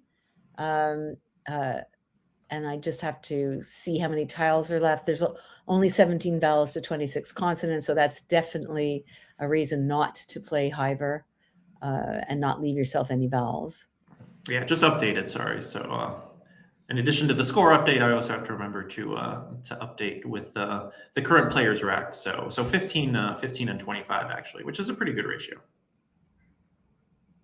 And Thomas is going to lose out from the taking away certain slur words because he does have a bingo on his rack. But let's have a look at Charles, who is now. You hate when your score, the number starting your score is 2 away. Yeah. Even though you're at the top of the 190, he's at the lowest of the 300s. It still feels like, oh my God, I'm not even 100 points within my opponent. That's a yucky feeling. It is a psychological thing for sure, because again, it's only 122. Looked like Charles kind of stole a glance at the camera. I couldn't tell if he was breaking the fourth wall there, or if. Oh, you know what? He does that. He has oft. The stupid bill is getting in my way. He's got Gurlitz to soft for his next play. And you got to think this rack is very familiar to him. So what is Mr. Charles thinking of? He had PEKIN set up, but none of those placements. Scores 34 in a couple of places, does not block. I'm not seeing anything here that would block Gurlitz. Looks like he's considering. He's got the KP set up, so yeah, there could have played it up top, making keep off of Dinosaur for 5 more, but this keeps the board more open. Yeah, it's not as easy as I said. There's only 2 letters that go in front of us, so it's P. I mean, ideally he could get rid of the V, because you're obviously going to bingo far more often with a P than a V. But let's see if Thomas knows this word and puts another nail into this tournament. You would certainly think so. The luster stem is one that I would think that most players of Thomas's caliber would know all the bingos in. But like you often point out, the Collins lexicon is a very difficult one to master. Very. It is the only bingo, but he also may be looking if he got Sure. something through the E.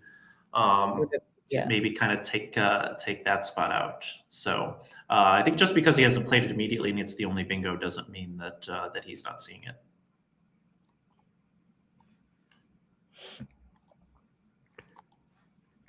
Just looking into the chat here to see if anybody's asked any questions or if anybody has, we have a little bit of breaks in play while they think. So if you have any questions, please ask. Let's see. We can always benefit from strategy reminders. Thank you, Penumbra. I agree. We also have to remember that not everybody here is a expert player or even a middle player. Some are new players. We are trying to attract new players. As you can imagine, we want to grow Scrabble. So if we do a broadcast that only gives expert strategy without explaining our comments, we risk alienating people and them not coming back. So that is why sometimes Jason and I will both give strategy comments that seem obvious, but we do want to include everybody. So I think Gerlitz would have come down real quick. Yeah, I'm a little. I said a minute or so ago that just because it hasn't come down, I still confident he would find it. But now I'm starting to wonder, especially because he hasn't. Here it comes. Oh, he's seeing. He doesn't know it. He doesn't know it. Okay, all right. Yeah. So instead, he's going to play Glut. Gluts. Unblock it. Yeah, he's blocking the D bingos. He's blocking the bingos to the OFT. So if you don't know the word, he's at a point now in this game where he wants to block everything as much as he can. Yeah, still in very good shape considering Charles's rack, but I'm pretty sure that's the first bingo miss that we've seen today. Yeah, just one of those lacunae, and there's, as I've said many times, there's so many more words in this dictionary, and even though this is a STEM word, it could just go through the, maybe, like I saw gurglets, and I saw struggle, and I saw, gutlers, and all the things that I'm familiar with, and sometimes you just don't see it. You just forget that there's something in there.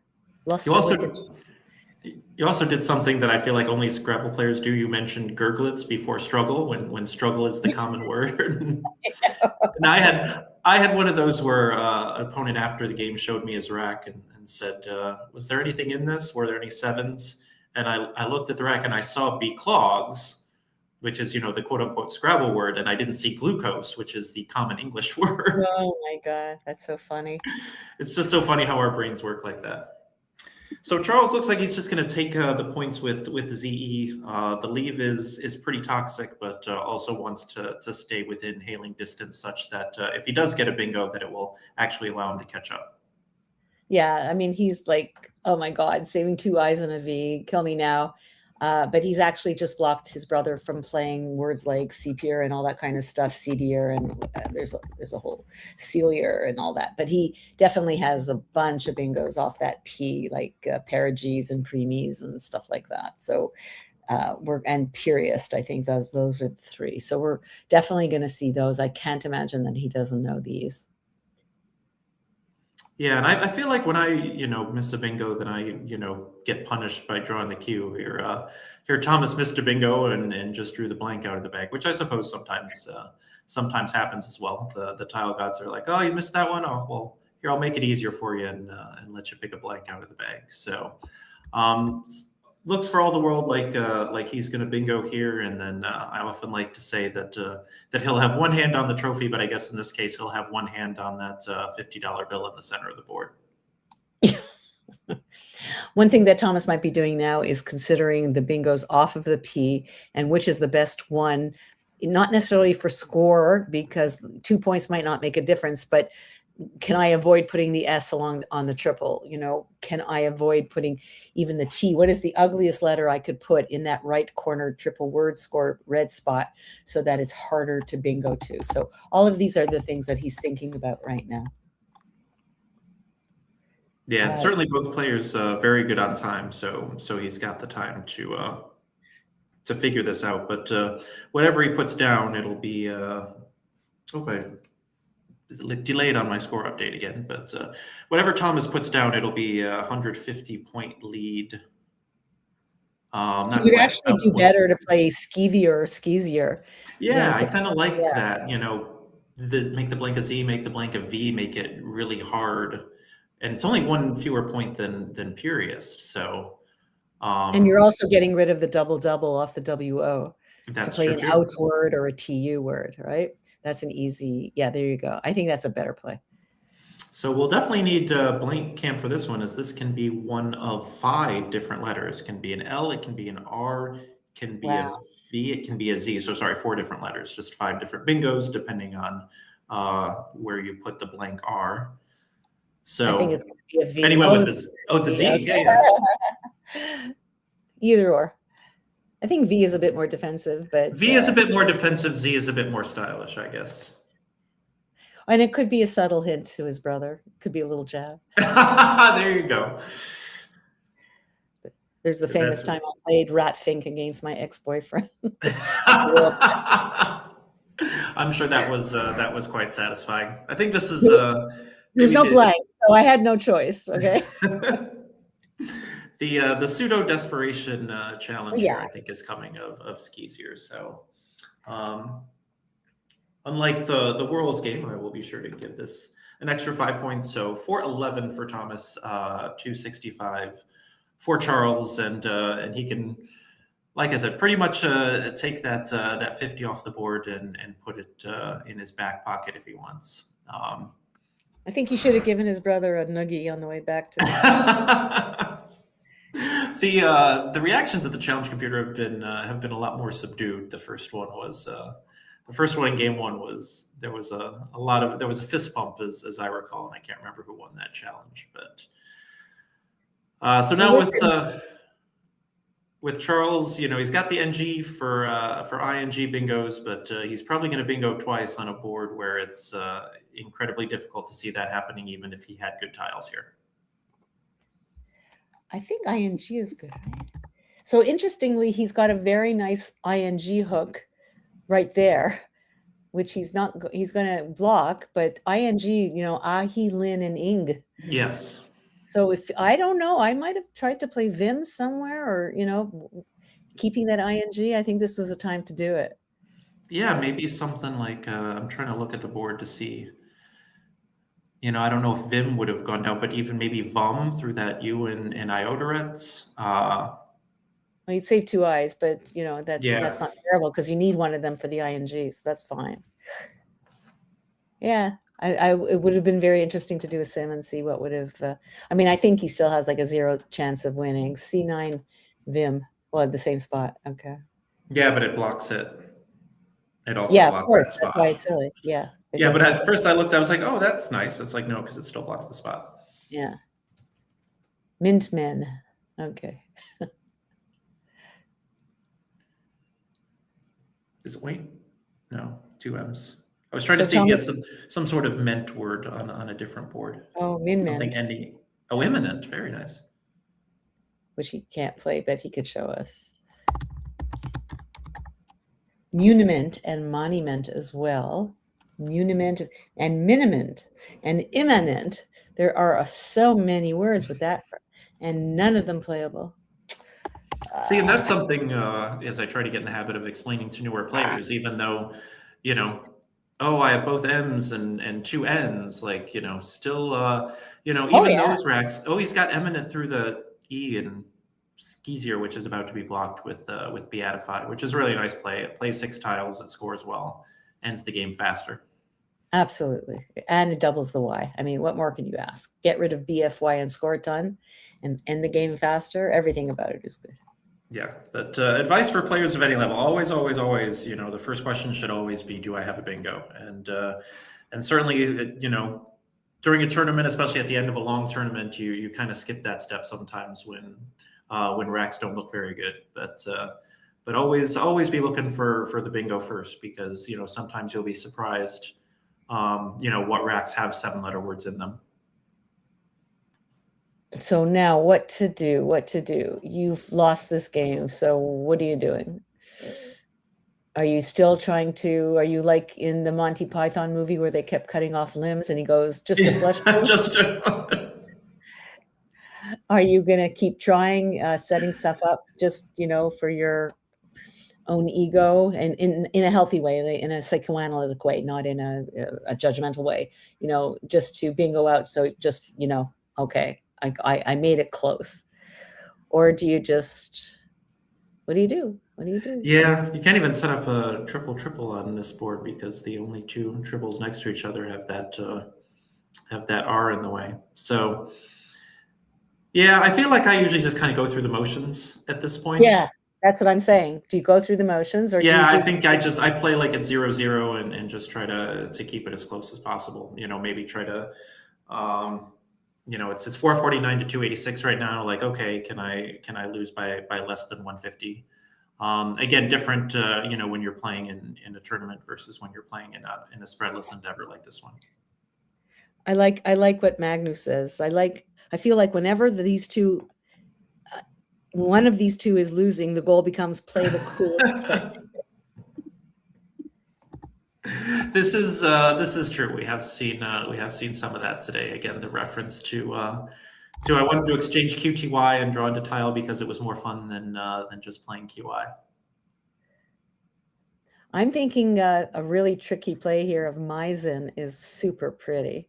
That is really cute. I did see that. You can play it through the blank Z, making MAITEFNY. Would score 32. MNT is a pretty good leave. So if he's just trying to cut spread, make the score look respectable. Yeah, no more leaves. Like the best way to do it. It's all about scoring now, and I love the idea of making the prettiest play. Maizen is cool. Like, okay, you beat me, but I played Maizen through a blank Z. Like, come on. There you go. Is there a MEMN? That's a Collins 4, right? I seem to recall that one. What's the word? MEMN? Or am I thinking of NEMN? I don't know. Yeah, NEMN. Wow, what a NEMN. Okay, so it's not. Nemna. Yeah. Oh my God. So I don't know. He might have. Okay, he's got item on the left. I can't tell if he wants to play. No, because there's no really spot to play the NMN. I'm not sure if he's looking at that. Is there anything through the Y? Enmity? No, we're not playing clabbers, so you can't. You should be allowed to play clabbers for one turn when you're down by 150. That would be an interesting new wrinkle to the game. Maizen is so pretty, so hard to see. Yeah. And another reason why you should have made it a V. I didn't want to be the one to mention that, but since you did, yes, because Maizen isn't a word, so that's okay. I'm not going to. I'm not in a position to criticize anything Thomas has done today. He's played. Oh no, Nem actually does play pretty nicely up top. It leaves the bottom. Oh, and he saves item. Yeah. Go for it. Go for it. So I thought he was looking for a spot. I was looking for the spot to play item, but. And what is Thomas going to do with that Q? He can just play Qua through the U and IO direct. There's no I open for Cuddy or Kate anywhere. He doesn't have to play it. Yeah, his only Q play looks like Qua through that U and IO direct. Is that right? There's literally nothing else. Yeah. So the question, because no, he's going to go right ahead and play it. He's not even going to think about it. Yeah, because especially on this board, like I guess there are a couple I's left and some T's left. He's got Metrist, and it plays underneath Pa and Woe. Pam and Woe, yeah. This is why we study. So we don't have to think, oh, what's in that rack? What's in that rack? Yeah, so hopefully he'll see that. Just a little saving face. It's not the easiest word to find because you think of you always want to put ERS together. You don't want to put, or EST. You don't think to put IST. So it's not an easy word to find, but no problem for this man right here. Here it comes. Just in time for Charles to bingo. My own Charlie comes into the room. Perfect. He must have sensed it. Pretty word. I guess one who measures things is a metrist, I would guess. Yeah, let's update the score here. We'll see it momentarily. A person skilled in meters. One who writes it, so like a poet. A poet. So like a poet who writes in meter is a metrist or a metricist. Very nice. Okay, that makes it a little bit closer, but with 3 tiles left, I don't think he's going anywhere. That's too bad. Very pretty, but it's always, you know what, when you're losing a game, you know you're going to lose, and in this case, you know you're about to lose a tournament. You know, getting a bingo at the end of the game, especially after play like Nemna, you know, and saving a nice balanced rack, and it all worked out. It's kind of cool. It's a little, you know, you can hold your head high. Well, it's a one game late sort of thing, but I know that after Thomas started 2-0 and Charles didn't hit 400 in either game, he said, I think you'll hit 400 in the next one, which he did, and then some. And then so finding metrist here will allow him to hit 400 in this one, it looks like. So now, obviously, he can play some nice stuff underneath. The D hooking onto the ion metrist, and you know, Diota seems to be the most points, 34. I don't think there's a yes. So Charles will go out. So the question, yeah, there's no point blocking his herd to go out. I'm trying to think if there's anywhere else, but I don't see anything right away. Thankfully, we will not have to watch the 5th game with that $50 bill on the board. That is true. I guess that's the silver lining to the series being over after 4 games, is that we don't have to see that. Oh, actually, is he better off just playing EDH? It's 31 as opposed to 10. Yeah. But why let your brother play out? Exactly. When you could be. This is a top dog play. May not be the correct one, but I'm going out, damn it. Exactly. They'll put something on the line in the 5th game. It sounds like. Ask them for different stakes. So yeah, Thomas will win the 50 for winning the series, but they'll do something. Here we go. This is like a magic trick here. Watch. The trick is to pull it off really fast, and then they'll all stay in the same spot. See, you know it's working. You can't do it that way. It's counterintuitive, but. Oh, he's doing pretty well. He's doing all right. The problem is you have the tiles on each side, so that also makes it harder to just. Okay, now he's kind of made a mess of it. I don't even remember what the board was. I don't even remember what the board was. I'll put the W. What would have been if he had played Iojuret at the other place? We'll never know. Not there. Fox hater. Okay. Put it, I guess no, the rackings off. The rackings are off. Stick it up. Oh, wrong way. Yeah. No, the board. I mean, the camera's. Yeah, I think this would be this way. There you go. Yeah, $50. Nice job. Woo! Going directly for the fan. Charles just made a gesture to the camera, but put his other hand in front of it. So Yeah. I think we can guess what that gesture going to is. be for game 5? Is it loser cuts their hair? What do we think? Can you guys come up with stakes for the 5th game? That's what the crowd wants. I want steaks. Maybe the steaks are steaks. Steaks are later. There's steakhouses here. We'll come up with something. Yeah, I do both of the things. So I was like, I'm doing every time basically. This line take a D. Yeah. Okay, then I should have played Iodrid. But I could like Lon and Mel both take an E, but only Lon takes a D. Or something. Something, yeah. So I can't remember at that point what was good anymore. Lond, I think it's a verb. Londing. Well, sure. I think at that point I didn't know what I wanted to bingo. That's fair. It just didn't work out. Yeah. But I know you also takes a D. Okay, that doesn't take an S. That takes so Lions takes an S, but now taking this. I knew there was something about it, and it just freaked me out. I don't play there anymore. They take right. It's only one take. That's I used to have a little bit. Yeah, I once tried to memorize it. It clearly didn't work. Or clearly my preparation dissolves once I go on stream. Yeah, this doesn't take me. Okay, I was thinking about I played 40 on the rounds and code here, so I can't play 40 with that also been fun. Just play the word you know. Just play the word I know in the hook that I know and not worry about it. And then it backfired, you know. This is actually like super lucky. I get like time. And it's happy for you. There's 2 keys on the same, so I can like good keys. So yeah, I'm happy for you. I don't think anything else will happen, but not really. I mean, I have other options here. And I saw skis here. I'm like, I thought we were going to make it a B. And you made it a C. I'm like, well, I don't know skis here. It's clearly I know ski here. So I thought, then aren't you announcing to everyone on Earth that you had finished studying the cons bingos? Yes, I was announcing that. Apparently that one I forgot. Or at least I was only 98% sure of. But what I didn't do is finish reviewing the hooks on 4 letters.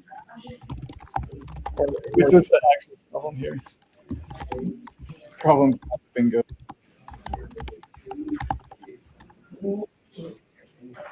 Yeah, and I didn't peg for letters here, so it's like I didn't care that I was giving accounts and okay. Wow. I could have done something here, different here, but well, this look how close this is. Look, no, it's close. And I did this and this. We are resting.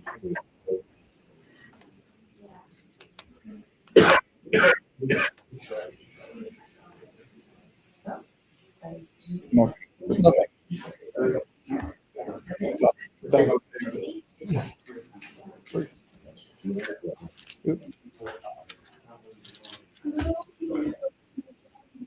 All right, so they'll pick them up. Get ready for game 5. A quote unquote meaningless game 5. Although Josh, our producer Josh Greenway, made them consider what the stakes were, and they were saying, well, maybe the stakes should be steaks. So maybe dinner on.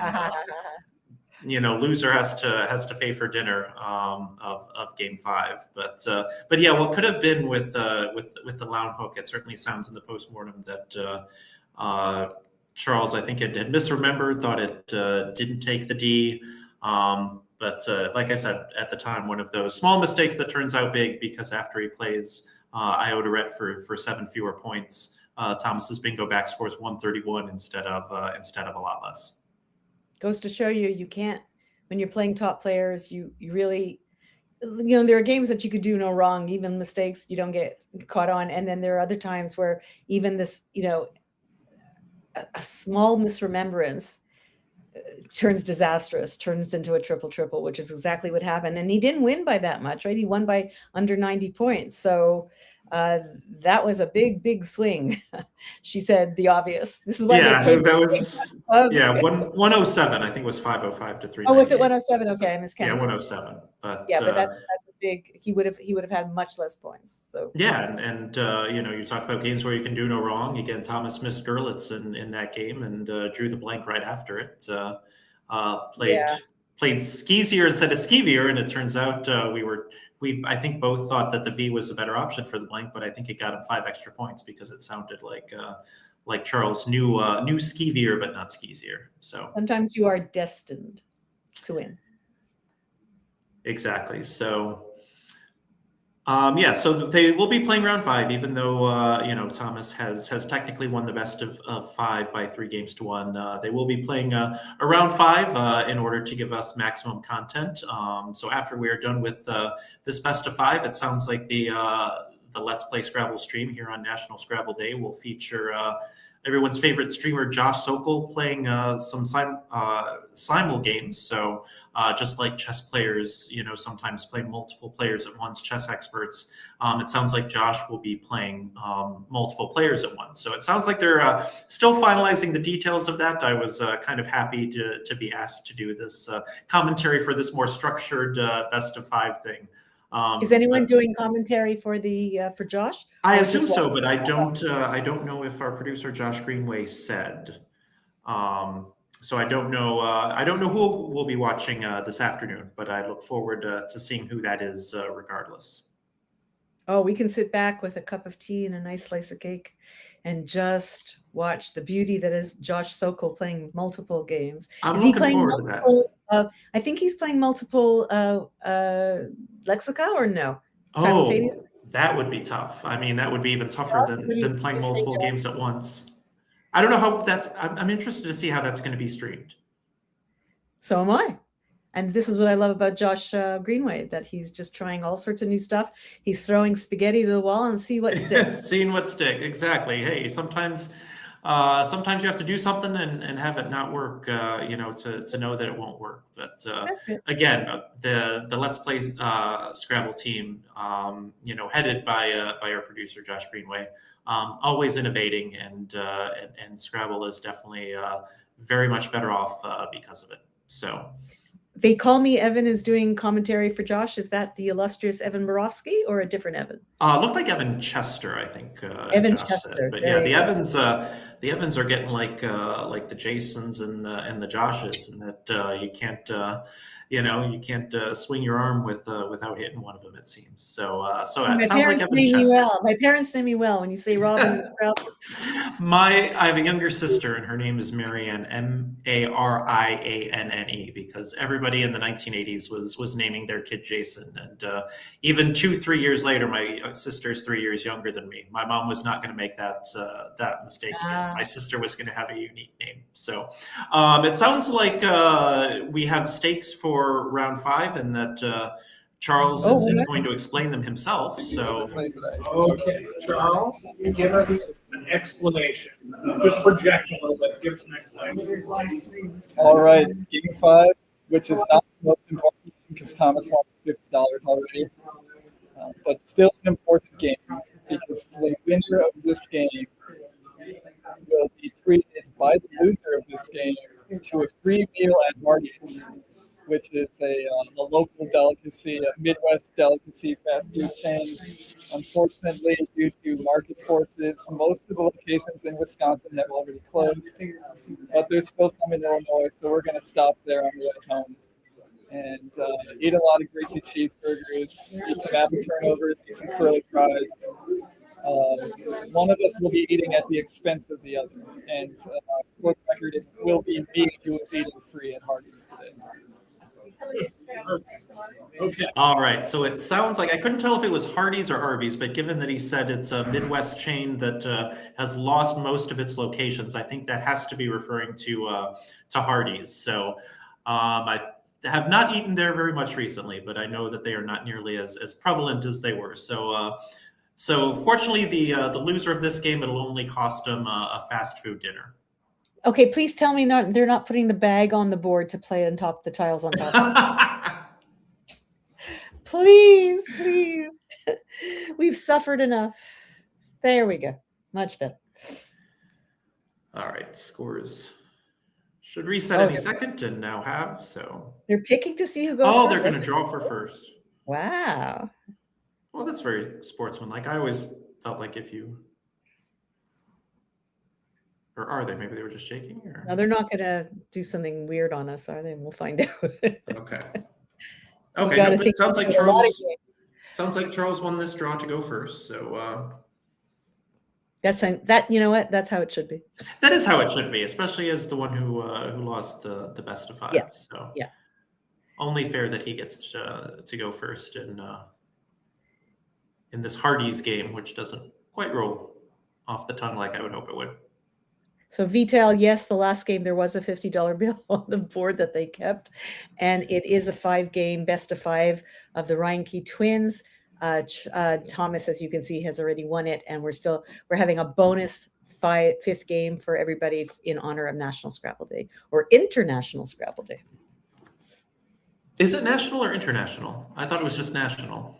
Well, somebody corrected us and said it was international, and Oh, I don't know if that's true or not. So, why not? Let's share it. exactly. We'll say International Scrabble Day, and we'll dare people to correct us. So Charles with a Bingo yes. to start. Algesia. I guess that means is that the absence of pain? Or we'll see. That's true. I guess that would take if he put it in a different spot, that the AN extension, because analgesic is good. So analgesia, I would assume. Yeah. But of course, that's going to take an S. That's nice. I was looking for things like galaxies, but it's nice. We don't have that. We don't have that, or semi-gala. We don't have that as a 7. So that's a nice start. Of course, Charles is smiling. Of course, I get a bingo and an S on my opening rack when it doesn't count. All right. Sensitivity to pain. So yeah, basically exactly that.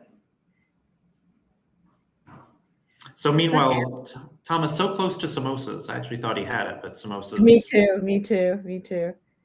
He's got You can't- ammo for a lot of points. Yeah, can't spell samosa with 2 M's, unfortunately. No. I mean, you can open up a store that has it, like samosas, 2 M's, but no, otherwise no. But 2 M's, so you want to get rid of one of the S's. I know it's really, really hard to do it. Do you see this is the spot where I would just play ammo for 25. Oh, so would I. So would Okay. I. Yeah. Well, that doesn't get rid of one of your S's, though. It leaves a SS. But that means I'm definitely going to pick up another S. Yeah. Well, the good news is there's only one, so that just makes you madder Doesn't when matter. it happens. Yeah, exactly. That just makes you madder when it happens because it was the one S in the bag.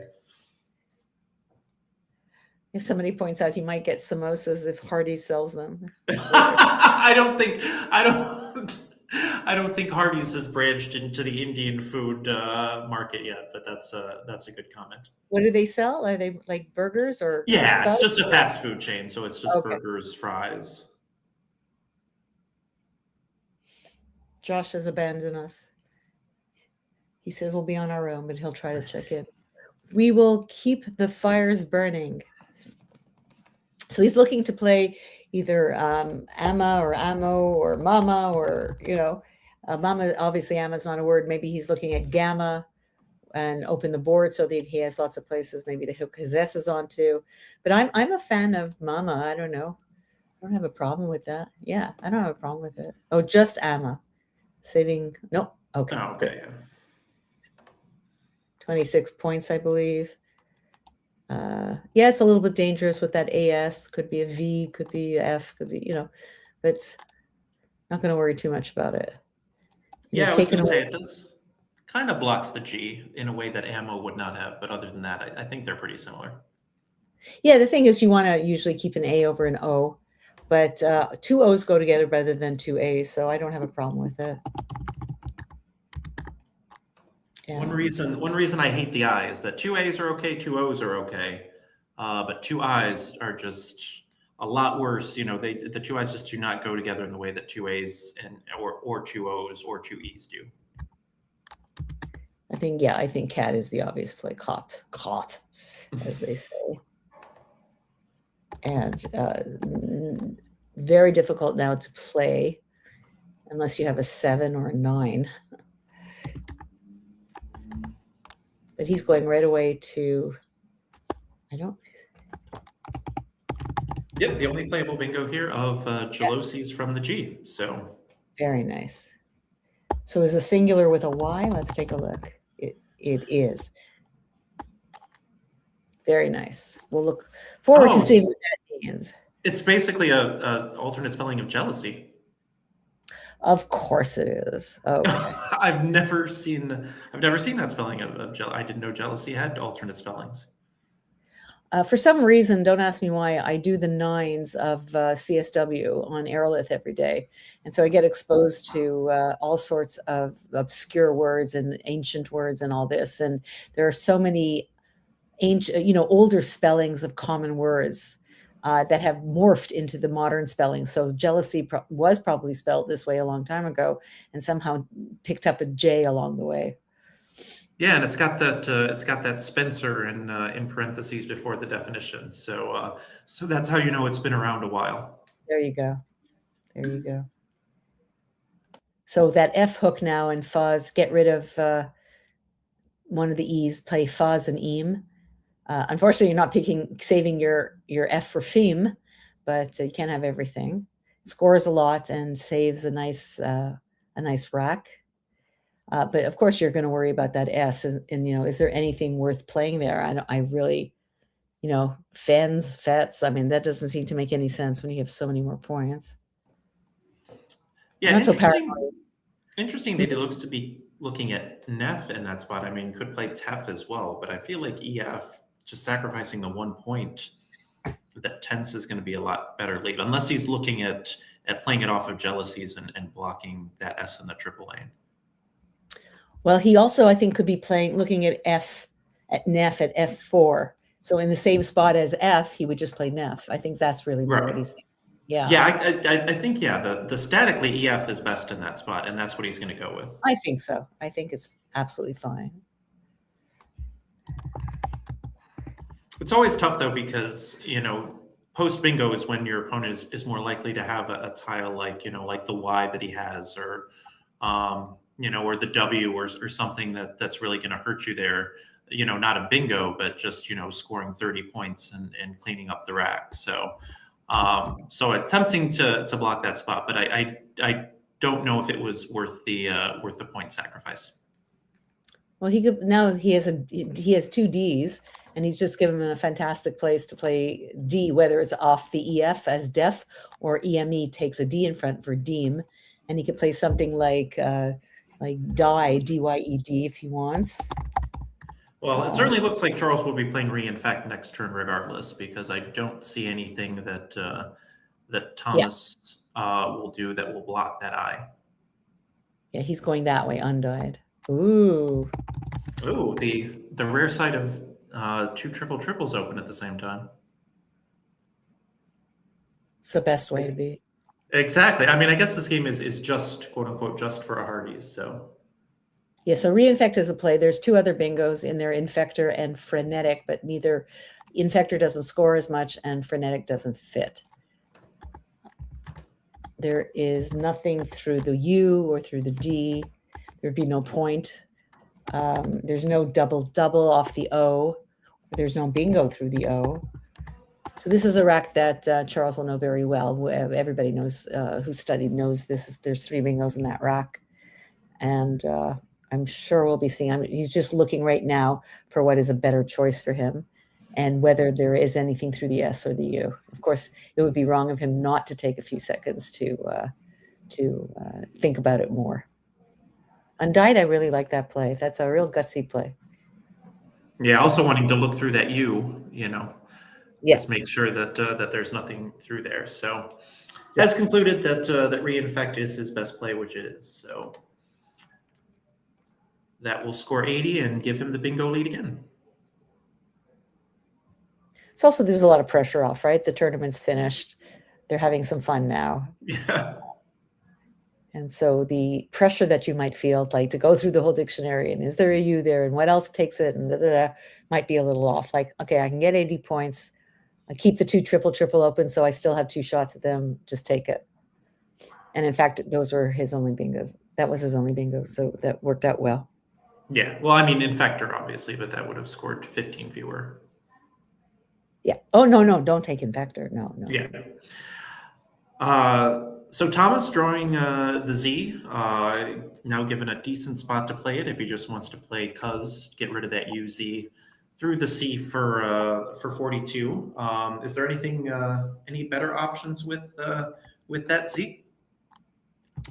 Okay. Well, that's assuming I want to play the Z, but yes, as much as I want to get rid of 2 I's together, cuz is just so many points, and it gets rid of the U.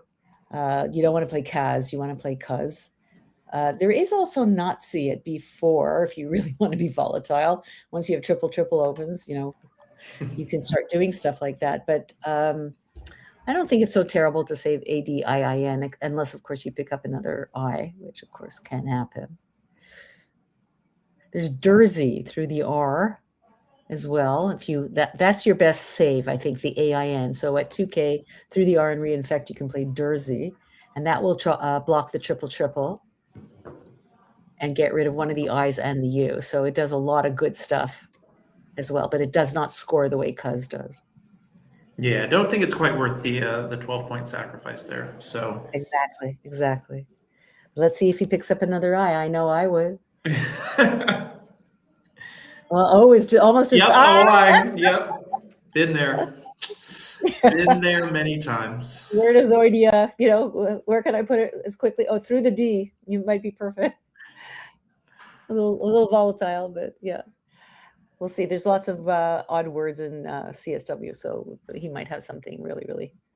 Remember, yesterday somebody had iridial, IRIDIAL, and it almost fit if AF was good. Almost. Oh no, those are the worst. When you have, gee, I do all this studying, and I studied my 7 and 8 letter three I's and even 4 I's, and I came in and I knew them and I found it, and there was nowhere to put it. God, it's so hard. Especially with terrible racks like that. Like it's not like your plan B is going to be very good. Oh, so he's looking just to. Oh, interesting. I thought he might play unwon or something through that U. Well, team is good, so he could have played unwet, undoubled the ends, got rid of the U and W at the same time, scored some points. That's a high scoring area there. Like you can get waxed there, or something. So, but this opens the board for bingos much better. But it saves a BN combination. Oidia is still available, but he's going to play Ilya, which is absolutely perfect. No question there. Yeah, high scoring play and DINO not a bad leave at all. So. And not as volatile, leaving that A next to the square at B6, the three triple without. Oh, the Z is played already, but still very volatile plays. And ironically, he saves the first 4 letters of the word that gave him the triple that gave. I guess the board isn't set up such that we could have double dinosaur potential here. And there you go. He's got Bedouin right away through that in the opening of out 1. It's not his turn, but let's see. And Obento would be a great dump. And he can play that through the NT if he wants to. Botany. Yeah, and he's so close to having it set up on his rack, but it looks like he might want to play. Oh my God, he's got Botany. It's good with 2 N's or 1 T. No, come on, you can find it. Yeah, it looked like he wanted to play boot somewhere, so he was so close to having it set up. If he had just switched the 2 tiles, now I'm concerned he's not going to find it. And he's got 2 places for it too. No, I don't. You just get the feeling he's not going to see it. Yeah, I do. Ooh. Which would certainly be very costly, especially with the opponent. Come on. You could. He got beat. Oh, he got it. Yay! Very nice. So out 1 turned out to be, you see, you just never know. It's a crazy game. Sometimes I feel the worse I play, the better I pick. Yeah. Well, and worse as in not going with my instincts of balancing the rack and keeping this and keeping that. Yeah. Just score. Like just score. As somebody who fishes way too much, or right? falls victim to fishing with like that NITTLER rack we saw earlier. Like sometimes, just score, and sometimes your leave issues fix themselves.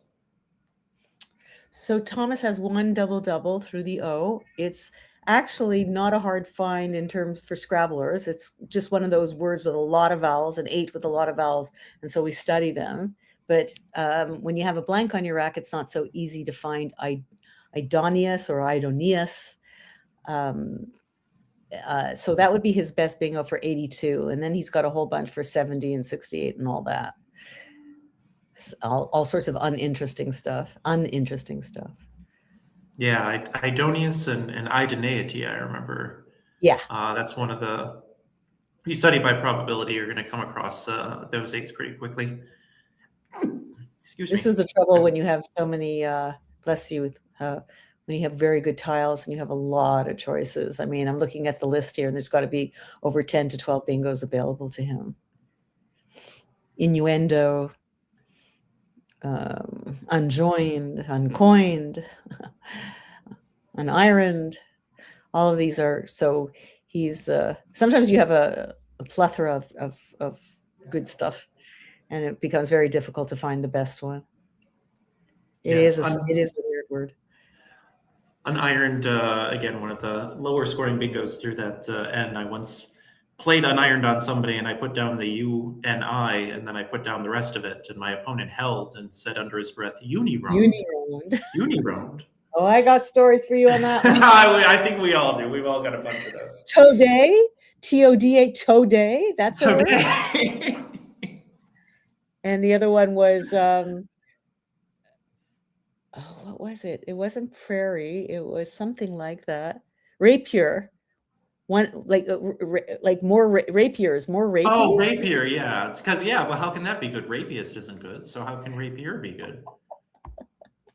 That was a long time ago, but I still embarrassed by it. Now he's gonna miss it, but that's okay. That's okay. Oh, I'm predicting this blank is going to be a J, fitting with the last game. I don't see him making this a C. The only thing not great about it is that the X is still not out, and he's going to get hit right now. But and that's a big deal. That's that could be a 35-point swing. Obviously, finding the double was the thing to do. I wonder if he had the S on his rack, if he would have found it and made it OUS automatically. But you're not going to think, oh my God, look at all, I have 4 vowels in my rack and I'm going to play through an O because of course a 5th vowel is what I need. Exactly.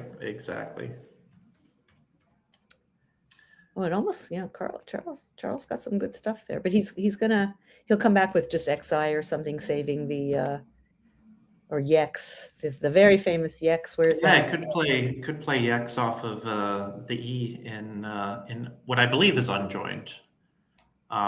We won't have the blank can because our producer stepped away, getting ready for the rest of the national or international Scrabble Day stream. After Robin and I finish up with this best of 5. So yeah, but I feel like you would just want to play XI on top. Well, let me tell you something. If he doesn't play Yex, his brother's going to get Brailer through the E.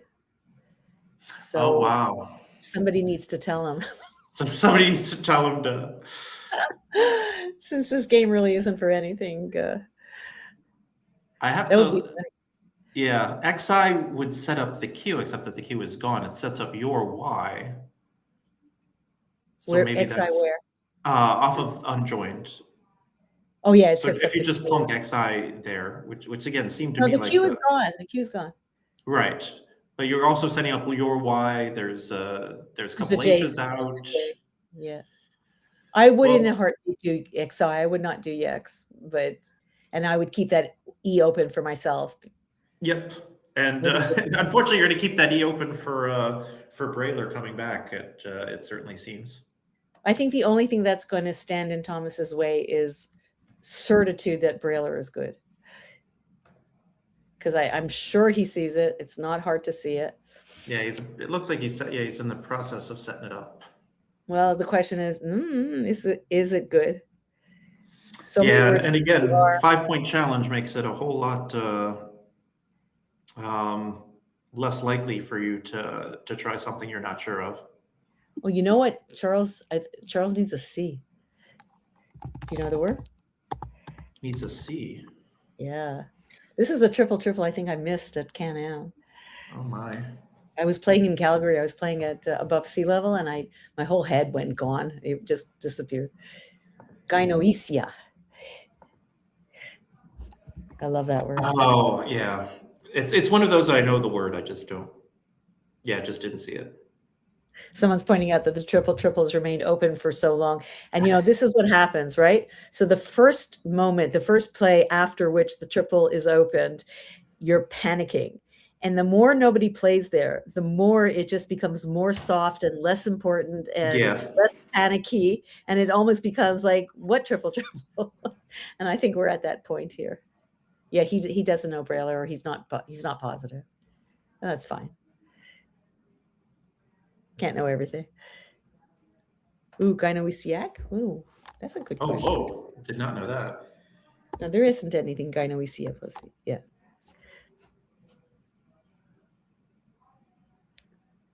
Low bar is nice.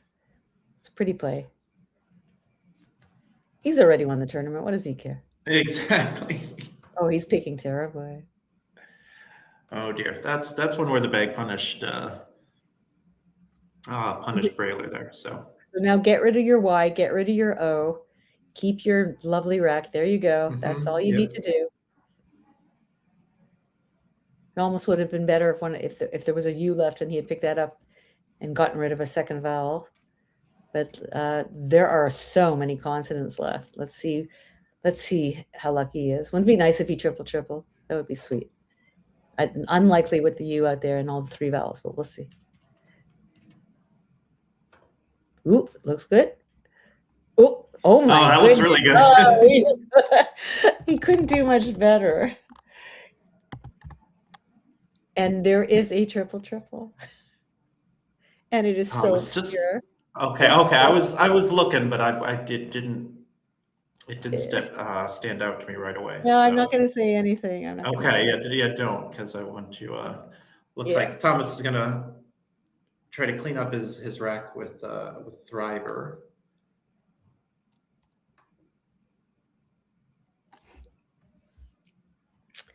So 14 minutes and 44 seconds to find the only triple. Oh my God. All right, I'm not looking at candidate plays yet. I'm going to see if I can. Yeah. Obviously, there's also longer to look. Easy stuff through the N. Easy stuff through the D. He got it. He got it. I am so impressed. Having the P is very helpful, though. I have to say that. I have no idea what this blank is. It's anguipped, of course. So it's a D? Okay. Yeah. Is it a verb? Can you anguipping? Nope. It could be adjectival. Anguip it's the only way to do it. Maybe it's anguiped. That's what I'm just wondering. Like, is it actually we're saying anguiped? Is it anguiped? It's an anguiped and it takes an E, and that takes the S. The only way to Okay. Anguiped takes an S, it takes an E and an ES. Fantastic. So some sort of foot. I'm not sure with anguil. Yeah, a mythical giant having feet or legs in the form of snakes. Okay. Oh, okay.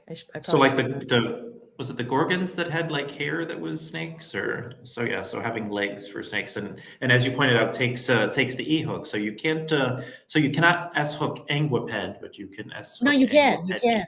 Oh, you can. Okay. But you can put an E and you can put an ES. Okay. Which is so pretty. Oh, here we go. That's why that stayed open the whole game as well. And it's so funny. We were just talking about how that U stayed open, and the very next turn he triples through it with a really, really lovely. I mean, that's the play of the day. There's no question in my mind. Yes, especially that he found it that quickly. That was very impressive. And both triples are having to deal with kind of ancient creatures. Yeah, dinosaur and anguiped. But which one wins out on style? I think that's definitely anguiped. Yeah. Yeah. It's not Thomas's fault. That's what was available to him. We're not faulting him for not finding something more. Like I remember I got criticized. I was playing Brian Capoletto, and Brian played prettier words, and I just said, well, all of my what am I supposed to do? Create pretty words out of my tiles? Yeah. I played what I had. Played what you had, exactly. Yeah. Also sounds really bad. Like, oh yeah, you scored 131 points and clinched the best of 5, but it wasn't pretty enough for us. Is that an updated score? Does he only have 140 points more than his brother, 139? Mm-hmm. After that score is correct. Yeah, 486 to 347. Okay, very good. So Tofi sticks out right away. Although you save the V and you could be in a lot of trouble, but you're going to win this game, so it doesn't matter. Thomas has a mitt full. Yeah. So So he reached into the bag. There were 10 tiles left. There are 7 consonants and 3 vowels, and he pulled the 7 consonants and left the 3 vowels. He's so flummoxed by the rack that he does not have it in alphabetical order. Oh, there we go. See? Another instance of a commentator speaking things into being.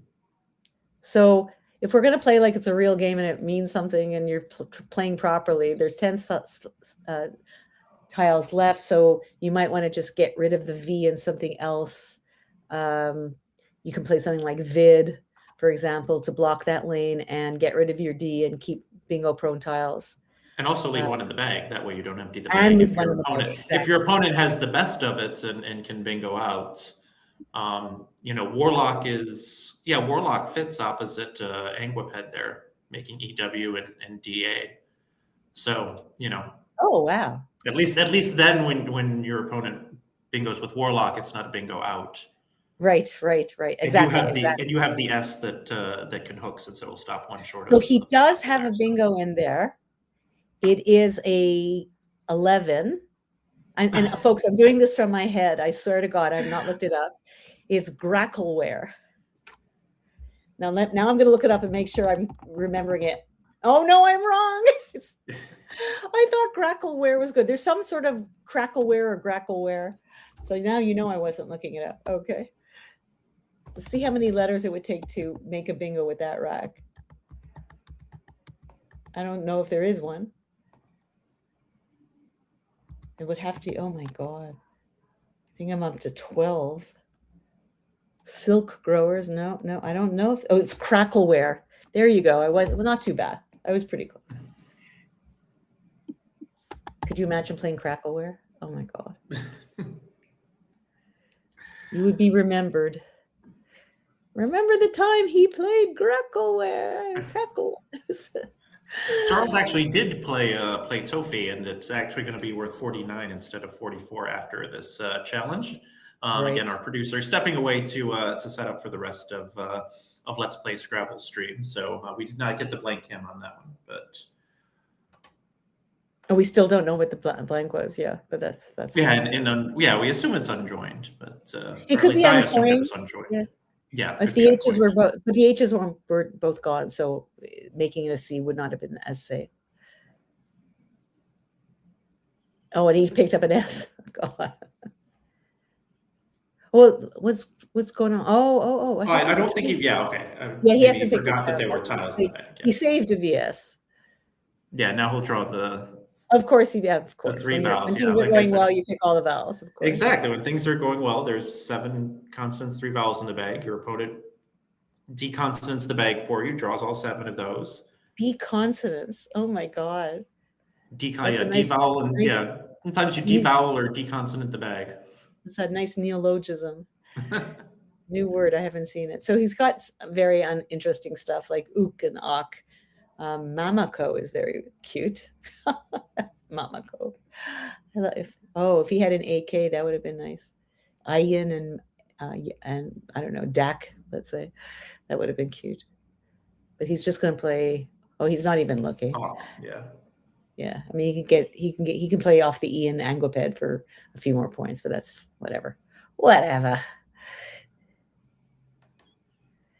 5 points here, 5 points there. Yeah. So $50 going to Thomas for winning the best of 5. However, some of that will be going back to his twin brother, as Thomas will be on the hook for dinner at Hardee's tonight. Somebody in the chat pointed out that Charles should order $50 worth of Hardee's to make it either. I think that would be a tough thing to do. But of course, of all days for the Hardee's website to be down, of course it's today when I can't look at their menu and see if there's how Charles would how close Charles could come to making this hurt. So that would have sucked if Thomas had won and he won the $50 and Charles and a free dinner. Yeah. And a free dinner. That doesn't sound about right. So what is he going to play? We're not even looking. We haven't even looked at it. Alvo's top left corner, that's going to leave him AS, which obviously goes out in a bunch of places. Thomas still with the 5 consonants. Looks like Looks like Can just you get dumping the there? C on off of the MI would be best.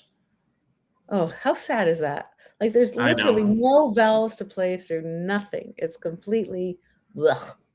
You can't even play girl, GRRL. That would have been cute. Yeah, I think Mick is the only thing he can do. He can play, or Con. He's got 10 minutes to think about it. It's true. So let's find our best play for As, for the AS. Oh, there we go. We got the time. Not Because there's so not really that many S. I'm not seeing many S hooks on the board. It's not. Like Thriver will not work, and Saw, that won't work. Yeah, Anguipeds will work. botany, can't put the It S might be there. just AS next to the PE and Anguiped. 12 points. That's pretty good. Well, you've got 12 playing Rav- Zaz. Oh, Rav is good. So he's Oh, okay, yeah, it's better to just note it. he's slow playing it. I love it. Why not? He's not going anywhere, right? And then he can stick an S on Awk. He can stick it on Anguiped. He can stick it on Thrivers. Thrivers might be the best without looking. 14 points right there. Oh, he did the right thing. Oh, Cats and Sal. That'll be the best. There we go. That's the S spot. 20, but no wonder he didn't go out. Well, like, where's he going, you know? Like, he's going nowhere with that rack. Might as well get more points. They almost have anagram. Yeah, this scores. is, well, I guess he's not going to come that close to 600, but fairly close. He's got Gone. Is anything better? He's got, yeah. Oh, no, he set him up. See, he set up the G. Oh. He gave him 8 points. Fell right into Thomas's trap. And there's the S. There's the S for 25.94. I guess if That's you quite a have to score. pay for Hardee's, at least when your opponent gets 5.94, maybe that makes it a little bit easier to stomach. Did he get that much? Oh, when you update, we'll see. Oh, 5.94. You're right. There it is. Almost both of them. Did one get 5.99? No, that was yesterday. Let's see. You want to hear the? Yes, yeah. If our producer's there, which I think he is. In Illinois, they still have malt in the soda machines. Holy moly. That sounds really good. Did they ever find out what the blank was? Yeah, I don't know if anybody's listening and didn't get the blank can, because I think our producer was away when the blank can would have happened. This was a J. I don't know what else. It could have been maybe C if that's a word. I don't remember. Yeah, I'm with myself on the first one. It's like I want to play just the A, which would be like really funny. It's hilarious. Meanage. Hilarious meanage. But that's even good because like it fails to bingo with like an E or an A or it does bingo with an A. Yeah, if you see it the second time, right? And last view was really lucky. Just kind of drawing into like it was like I kept like EN or something, ET. And just like, oh great. Like if you had I guess you weren't ever gonna block it. Yeah, you had like and it's like W is like this or whatever. Yeah, I didn't really see much else. I mean you just have to play that as quick as possible so everybody knows what a blank bingo stud you are. Didn't put the E on it. Oh. You don't know angle keys? I guess most headwords take an E's. So you're like, come on, man. Yeah, I was gonna I didn't see anything great, so I was gonna play some cruddy bingo. But you were never. I mean, that's such a bad movement forever. Yeah, it's like there's never ever worth making. Right. I need. Yeah, very cool. Yeah, I need to see something like that. Yeah, it's like just like I mean, just like I'll put I guess it's impossible. Just put a C. Who's sorry. Oh. Yeah, well, Telesis is nice. It's like a weird. I always type it out. It's like ELO like infect also means it's reinforced a word, and it's like it's not the infect word. It's like that's cute. Yes. If you insurance play infector stuff, well, it's pretty awful. No, I'm not. I would be unsure of anything, so I'll let you know my party's order. Good game. Congratulations on beating me in the series. We're not ever actually going to do a handshake, are we? No. It's going to be on. We're calling it. I'm storming off. You could get up $50 again. Remind everybody what's there. Well, that's my $50 from yesterday. You have to get up $50. $50. What's that? $50. Oh, that's whatever.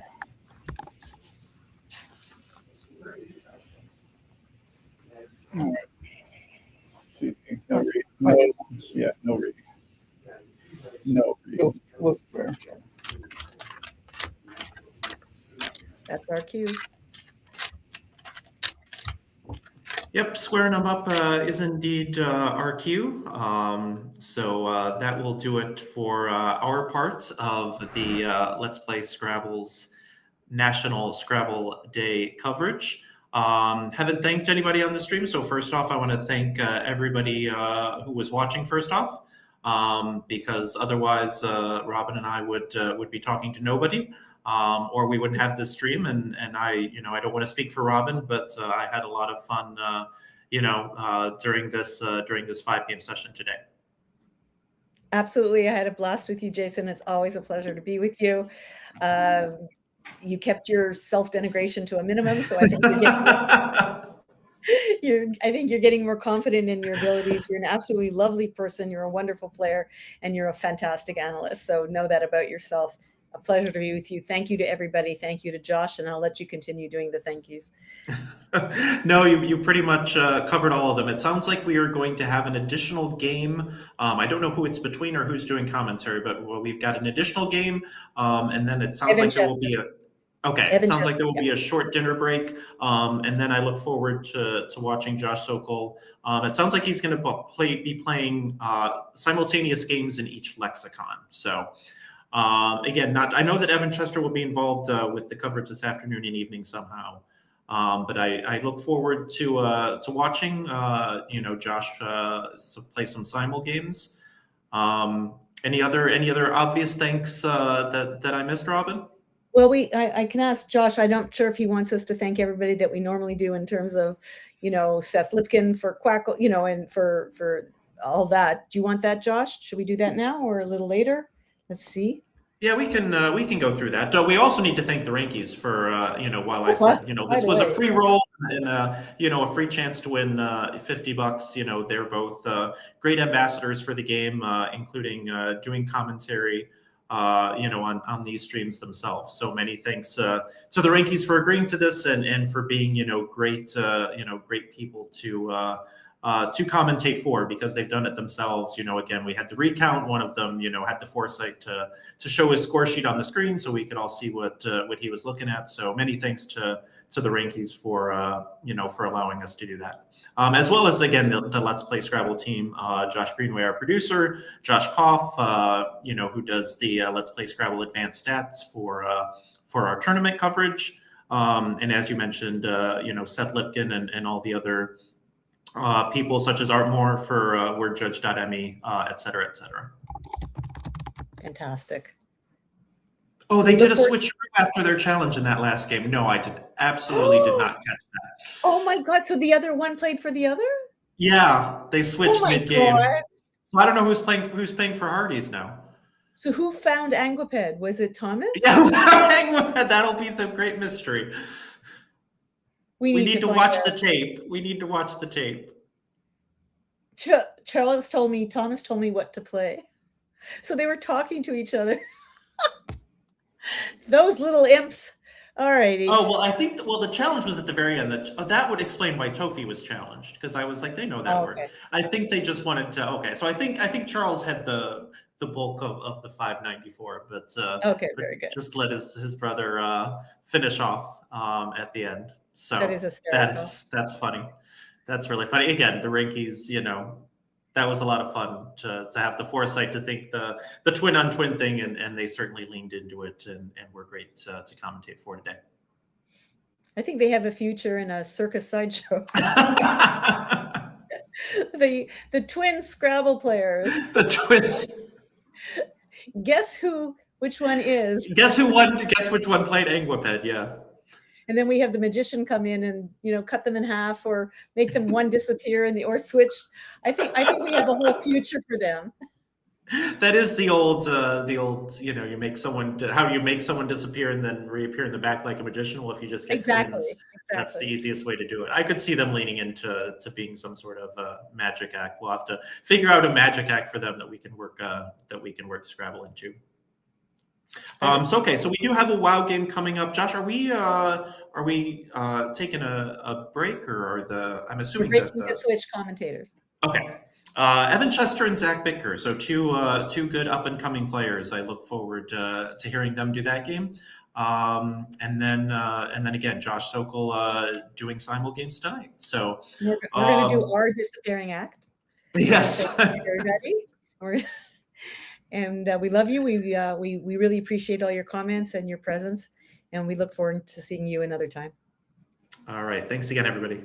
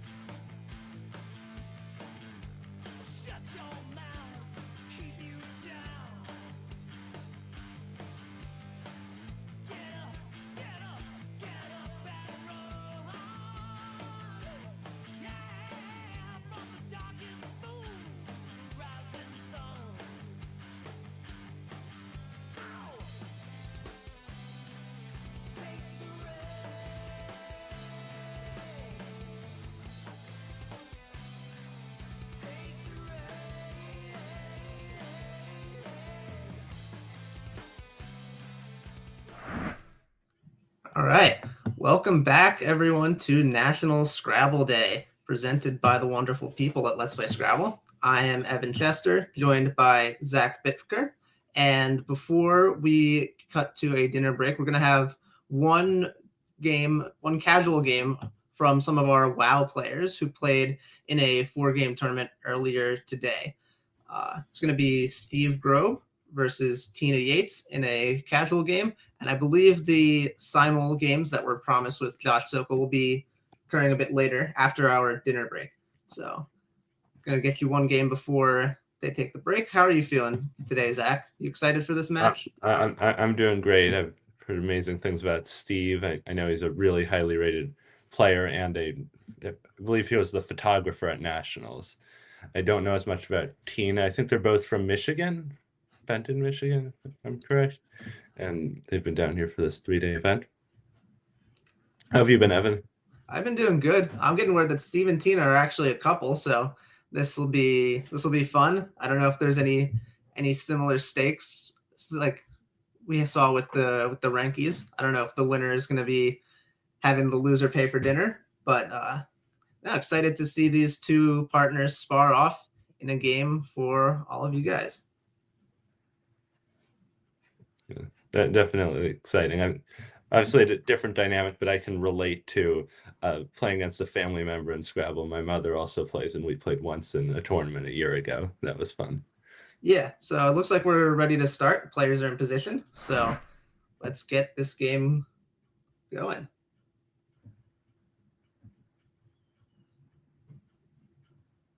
Got the overhead shot here. Yeah, there we go. Cutting over the board, it's Tina to go first in this game. Players will be using the WoW lexicon, as previously mentioned. And yeah, both of these players have played in all 3 of our tournaments so far in Galesburg. It's a lot of games, but clearly not enough. It appears they've met once previously in tournament, and Steve won 390 to 328. That was a year ago in Ohio. Mm-hmm. And Tina draws her tiles fairly balanced.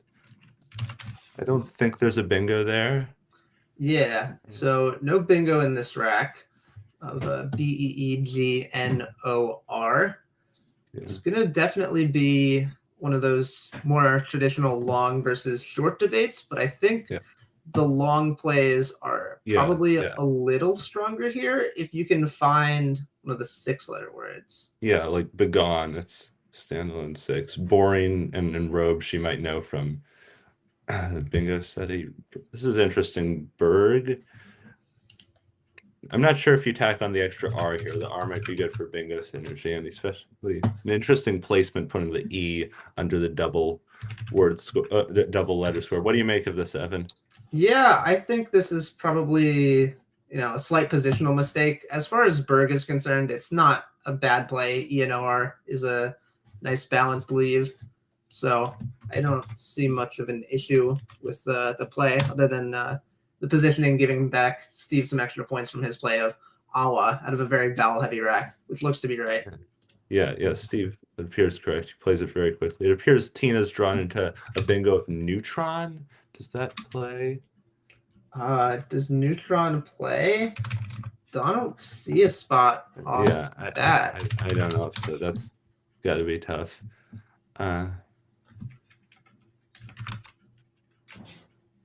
Steve did open up a big triple letter score. Very fortunate that Tina does not have the tiles to punish him severely for that. Yeah. So I think there's a few ways to go about it. She's set up unto on her rack. That looks pretty strong, just playing above Awa. You could also opt to play just the 2-letter NO, making Nav and O. That leads to a board where there are not a lot of opportunities to score. Unto is a little more open, but shedding the U and scoring 2 more points is also pretty reasonable. What do you think about this, Zach? No unto, maybe some other option.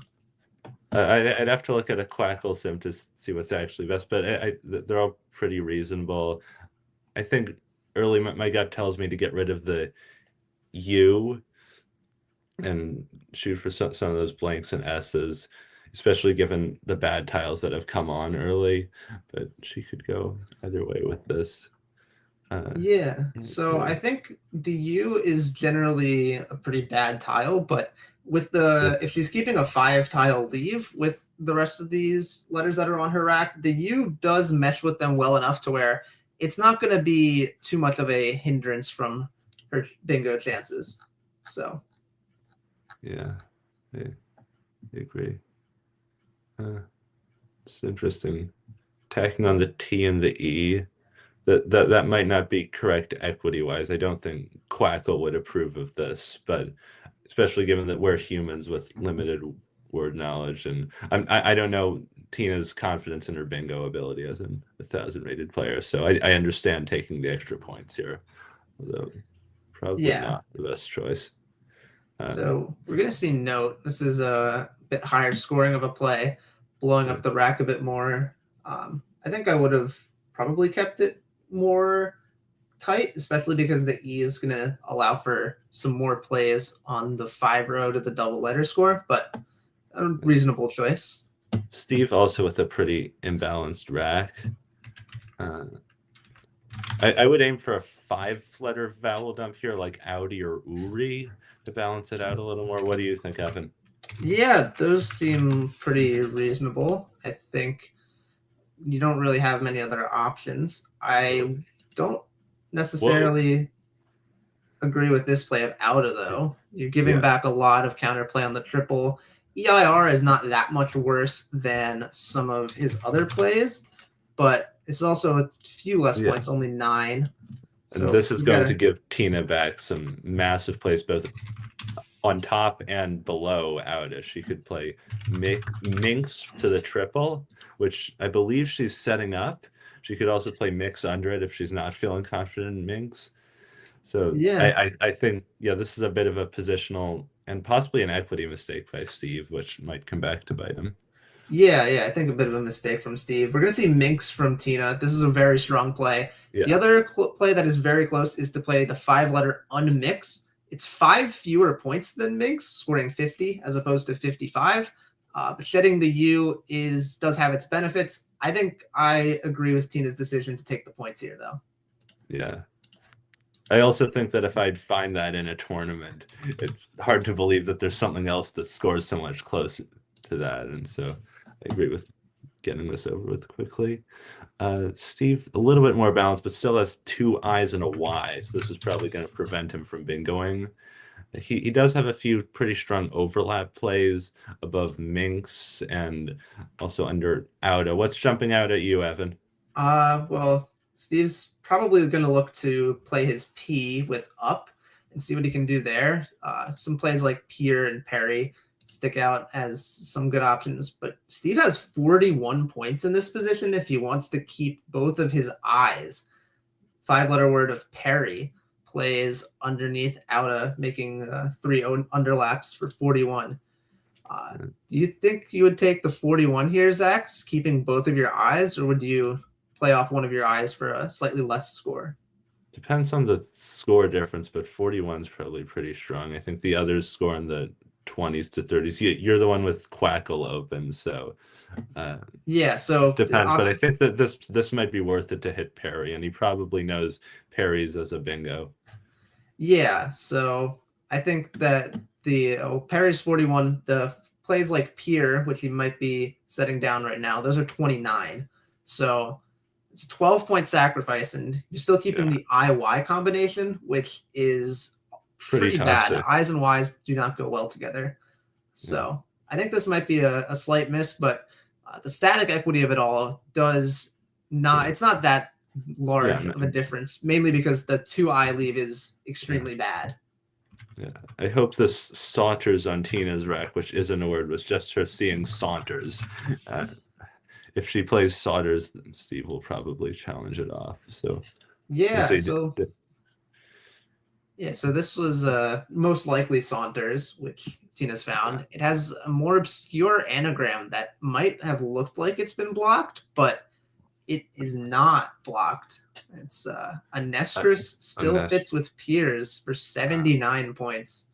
It's definitely tough to look at and find. You would generally look at the end, assume that the bingos there have been blocked, but you can still play there. And she has actually one other bingo as well for 13 less points, but it's another tough find. I don't know if it's something that is we're going to see. It's going to be a very tough find for Tina. Surtaxes. Yeah. Yes, surtaxes. She might know Anestris because Anestri is an anagram of Stainer, and Anestri, Stainer, that whole anagram set of 9 is extremely high prob. Yeah. It's definitely an inferable word if you know all the retinas bingos, which I would assume Tina is aware of. But again, it's just easy to look at a spot like that N and just assume Ooh, it's she's blocked. going with Sauters. I would be surprised if Steve lets this stay on. Yeah, this is not a word. I think Steve's word knowledge is definitely strong enough for him to know that this is not a word. And Steve he's not very hesitating to quickly challenge. challenges. Yeah. See a little giggle from Tina. Steve's also drawn into the blank, and that play didn't exactly help him.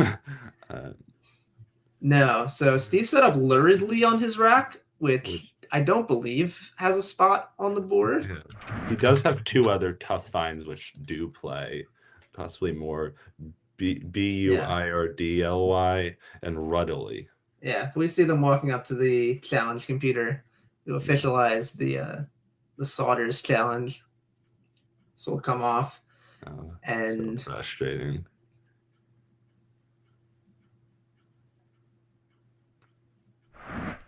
Yeah, you can see good spirits on Tina's face. Yeah. Even though she's lost a turn, she's having fun. Uh-huh. Yeah. There's I don't believe there's stakes to this game, so you can take a risk. It's not a tournament. Won't be too consequential. But yeah, Steve's found one of his bingos. Turns out that his bingos will end up blocking surtaxes, but Anestris will still be available no matter what. Looks like we're going to see him play Boardly. Yeah. This blank is going to be a B. So this is a really difficult find. I think it's very impressive word knowledge there. One more point available if he was to play Ruddily, making his blank a second D. But this is a wonderful find from Steve. I agree. Now, Tina still has a Nestris available if she's willing to search a little longer, but she might be on a post-challenge tilt. Yeah, I'm not sure exactly if we'll see her take the time to find a Nestris. Wouldn't be surprised if we just see a fish of a U and an S here. Yeah, or should she try to take some points by hitting the Y on the triple? You could do that. Sorry, SAURY is a weird 5-letter word that you might know from seeing sorries as a bingo. That's 27. The other play that you'd consider there of sweaty, SUETY, is another difficult 5-letter word to find. So I'm not so sure if we're going to see Tina play one of those words. They are pretty obscure words in the grand scheme of things. She might be eyeing Sue on top of Minx. Yeah, Sue is a decent way to dump a few of those tiles. I think that's not a bad play, all things considered. ARST is a very strong leave and scores 18 points, which if we take out the bingo and the plays to the Y, this is about the highest score she can get in this position. So for sure, some strengths to this play.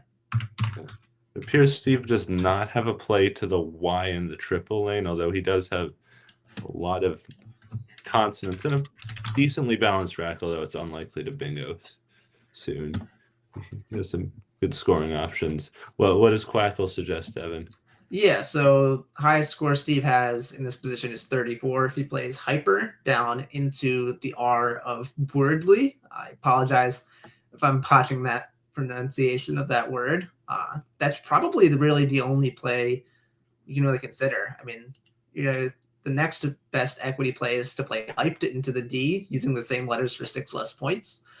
And after that, it gets a decent bit worse, there's a significant drop off. So I think this is one of those positions where there's really only one clear play. Steve has set up reify from the R in Peer, which wouldn't be the worst option, but it's leaving 12 on the table, and the GHP combination is not very friendly. Yeah, it appears weirdly, however you pronounce it, is an alternative spelling of burly, which means heavy and muscular. Okay. I was curious. Reify. Doesn't give too much back for Tina, though. Yeah. Tina's drawn into J, which is probably going to prevent her from bingoing this turn. Yeah, I don't believe that there's going to be any bingos for her. So we're seeing Steve come down with the reify. I think this is a slight mistake, but still not a bad play. And yeah, what is Tina to do with this J? She actually would be bingoing through a U, I believe, with adjuster, but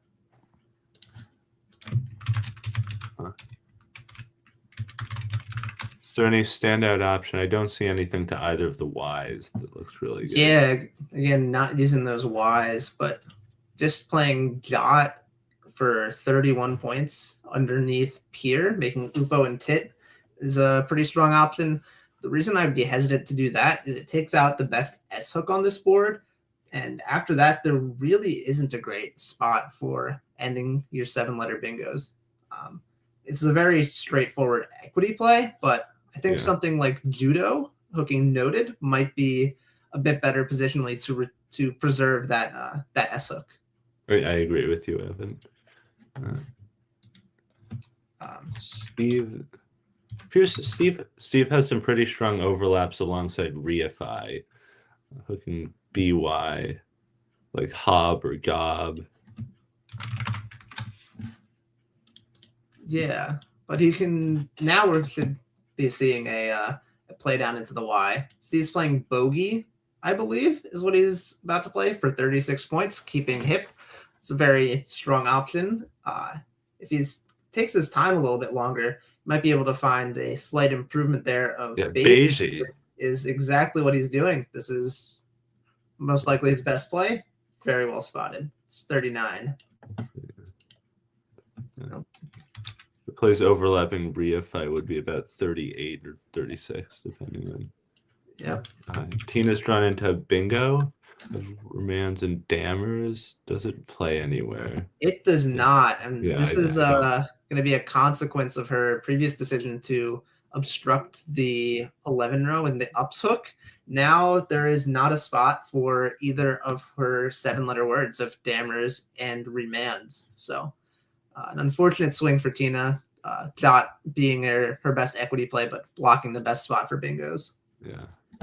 And another reason why my initial suggestions of overlapping reify would have ended badly, because she would have had bingos the triple. But anyways, Steve probably knows that she's in a more fishy state due to her phony and her previous few plays of putting off some good bingo tiles. So Tina might need to be a bit proactive here. Yeah, well, she can afford to just take the points here. Playing Mead alongside reify with MI, EF, and AY is 36 points. Keeps this game pretty much even. So it looks like that's what she's found. Yeah, looks like she's got that lined up on her rack, and that seems to be the best play here. Sets up a pretty good lane too. Yeah, and you could make a fishing play, something like Mud for 20 through the Ewan Birdley, but considering there's very little space for your 7-letter words to fit on this board, I don't think that's the path that Tina should be taking here. I think she should be playing for points, and it seems like that's what's on her mind right now. Yep, and she's playing Mead. That is her best play. Very well done.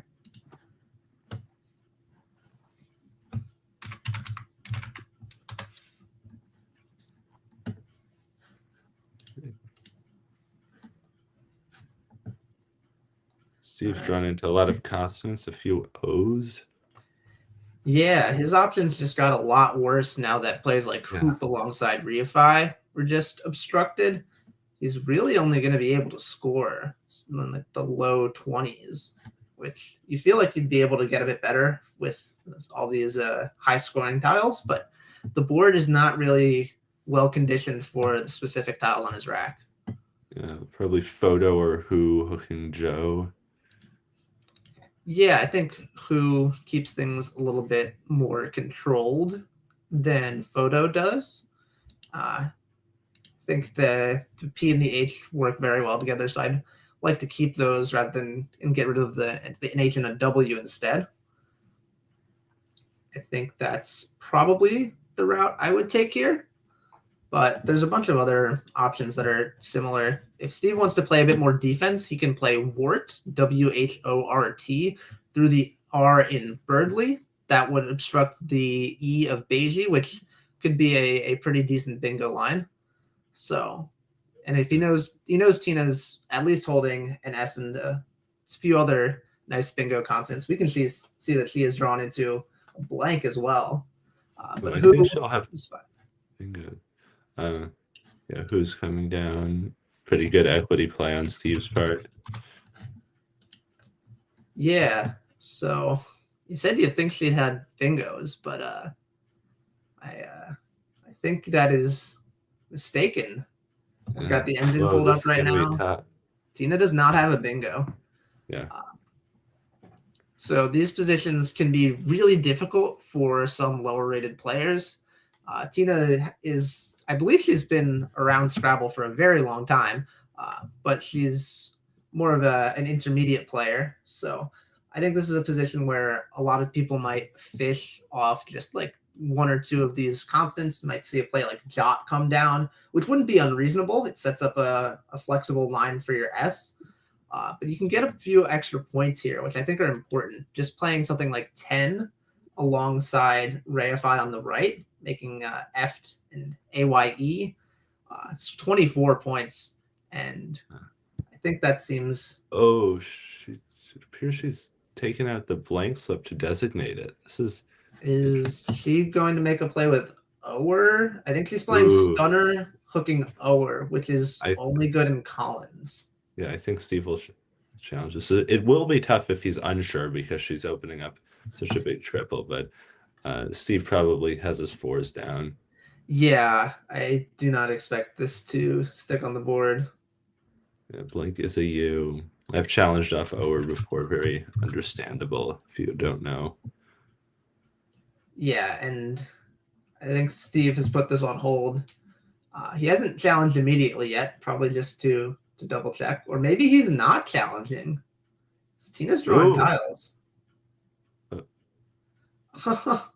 Oh my. So judging from body language, I think Steve forgot to hold and then finally noticed the phony four-letter word of Ower after Tina drew her tiles. So this stays on the board because Steve noticed just a little bit too late. And he's going to respond very quickly with Pathos, which is a very high-scoring play. Very, very good option. Obviously, it's not worth it long-term to keep Stunner on, but nice job coming back from a mistake, Steve. Yeah. And Tina is in this game.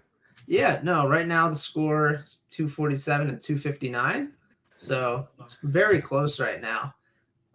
After Steve makes a pretty surprising mistake. You can see he's still shaking his head about it. Yeah. I'm excited to hear the post-game banter about this.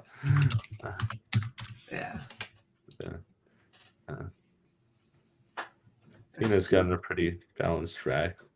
A few solid options with the Z.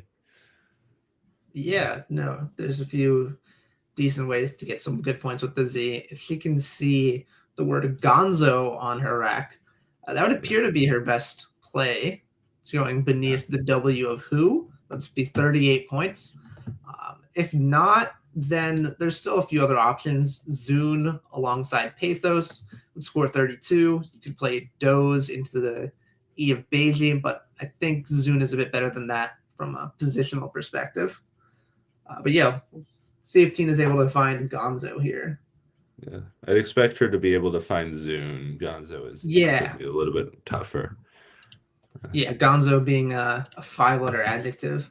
It's not necessarily the most intuitive find, but you see she's lined up Zune on her rack already. That would be a strong play.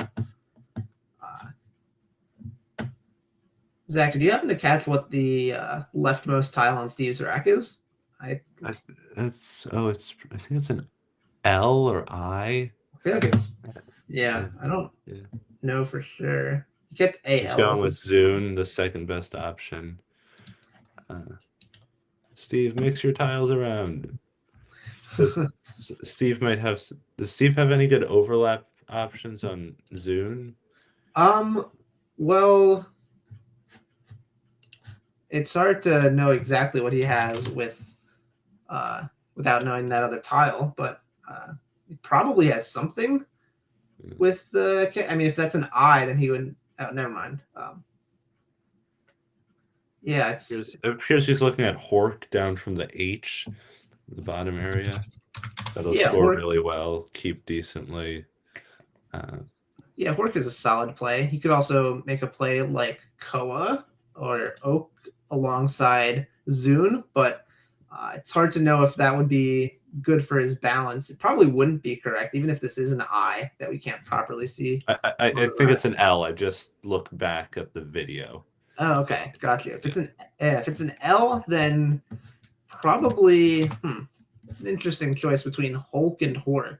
Would you rather keep duplicate L's or duplicate R's? I know a lone R is better than L, but L can go well next to each other. That's almost impossible. It's a bit of a toss-up here, but I think I'd rather keep the duplicate L's, mainly just because duplicate R's are a bit less synergistic. You can generally play off 2 L's next to each other in words. There's a lot more words that contain 2 L's next to each other than 2 R's. So I think I'd probably go with Hork here, but it's one of those things that's not immediately intuitive. Percy's also looking at Lark in some spot, or trying to get rid of both his double L's and double R's. I think Hork and Hark are just enough that you should probably take the points here. Is there a decent option that undoubles both the L's and the R's? Not that I'm seeing. Again, like Lark would play next to Zune, but it wouldn't hit the double word score, and it would set up a really volatile spot. So I think this is probably Steve's best option. Hork. So nice spot from him. All right. Yeah, Tina with a decent looking rack. She's got the F or the S and a few other good tiles, but the CFG combination is pretty clunky. I think she'll probably look to get rid of 2 of those on this turn if possible. Yeah. It seems like she does have like the right mix to bingo soon, and we could see an upset here, especially given that she's stuck in it this long. Yeah. I think one play I'm looking at is overlapping reify with something like Fed. That would score pretty well. Yeah. AYE, EFF. So she has time. I think that's probably the right direction. It's 35 points if you play Fed. The longer play you would probably be considering is something like Fenced through the first N of Stunner. It's 26. But I think that in an even game like this, even though you really do not want to be keeping the CG combination together, sacrificing the points from Fed is just a bit too much. Oh, and we're gonna see CUD. This is interesting. Keeping both E's. Pretty big point sacrifice here. I'm not sure if she saw the overlaps on reify. Yeah. Finally using that notice. It sets up her S pretty well though. Yeah, so I think that Tina did miss the spot to overlap on the N column. I think that if you see that, you go for it. But there's merit to this play for sure. She's setting up her S. It's worth mentioning that there is still another S and a blank out. Or no, there's no blank out. I apologize. But there's still another S out. So there's a potential that Steve could take advantage of this. But Steve's going to do a pretty standard overlapping play of lard. Not the best leave, but he didn't have many high scorers. Yeah, so I think there's a few other directions he could have taken this. The 6-letter ville into the E of Beiji would have fully obstructed the S hook that Tina just set up. If Steve was able to read that Tina might have been a little stronger than she actually was, I think ville would have been a really nice play. Could also have overlapped with veil instead of lard. There's a lot of eyes unseen at this point in the game, so I might have been hesitant to keep one. Interesting decision. Played that pretty quickly. I think I would have spent a little more time there. Yeah. Given how many A's and I's are in the bag, I think it is realistic for Tina to at least think about bingo. And obviously, with this wreck, you want to unload your clunk first. But I think it's definitely not as possible with Steve's rack. But right now, we're focusing on Tina. She still has Fen available in that same spot with Reify. That would score pretty well. What do you like here, Evan? Yeah, so she still has the options down on the end column, but she can shed both the F and the V for 30 points with Fever. This keeps G and S, which is not a bad leave at all when you're pulling into a pool with 4 eyes in it. So, and I think I would really be wanting to get rid of the V. There's still another V out, another U, as well as the Q, which we can see has made its way onto Steve's rack. But there's a lot of things in this pool that don't mesh well with the V, and if Tina's able to pull ING, then that might be a more promising way to bingo than a bingo hooking cud, especially because you can't end a 7-letter word hooking scud. Yeah, another interesting spot to pay attention to is a spot that Steve just opened up, paralleling ZA and pods. I don't think she has the right tiles to go there right now, but she might want to keep the G and the S there to overlap that later with something like Zag, Aura, and pods going down from there. She has one of the final 2 S's, and that could be very powerful. Yeah, no, so she doesn't quite have the right tiles to make an overlap on the D column now, but I think it's a good spot to keep in mind for later. With Steve up by about 24 points, I think that I would want to make sure that I can score on a few turns in a row, and by playing something like Fever, which she has just spotted and is getting ready to play, this is going to set her up really well for that. So great decision from Tina. Yeah, and she's keeping GS as we advised, which both is good for bingoing. And if she just draws one of those A's, she'll have gas alongside Zag and pods for, I think, 37 or 38. Yeah, and again, as we mentioned, there's a lot of eyes. We see the 2 are on Steve's rack, but there's 2 more. She could draw an ING bingo potentially, and that would completely ice the game. Yeah, it will be tough to fit an ING bingo on this board, though. Yeah, that's true. But she has. She has some bingos, and we'll see if she'll be able to Sanguine and spot. Guanines. I believe sanguine's a somewhat common adjective, so I think regardless of whether she studies or not, she's probably capable of finding this. Well, we'll see if Steve ends up blocking. So he's got Quills set up on his rack right now that only scores 13, and it sets up a huge S hook. So I don't think that's what he'll settle on. There is a pretty crazy option through that blank U, a word that I've never seen before, that I'll leave it up to chat to find for now. But that appears to be his best option if he wants to dump the Q now. If he doesn't want to drop the Q now, there are a few ways to shed off most of his other tiles. But we're going to see Quill, and this is going to block that N. I'm not sure if Tina's going to have a bingo, but she's going to be able to. Oh, never mind. Ooh, Steve's found it. Will I? That's fantastic. Wow. Yeah, this is definitely the play here, I think. Although very impressive. This isn't the play, this empties the bag. So this is going to be interesting. Steve's got a 24-point lead still, entering, and now it is now an endgame, and he's saving the V. He's going to be pulling into Vesicate.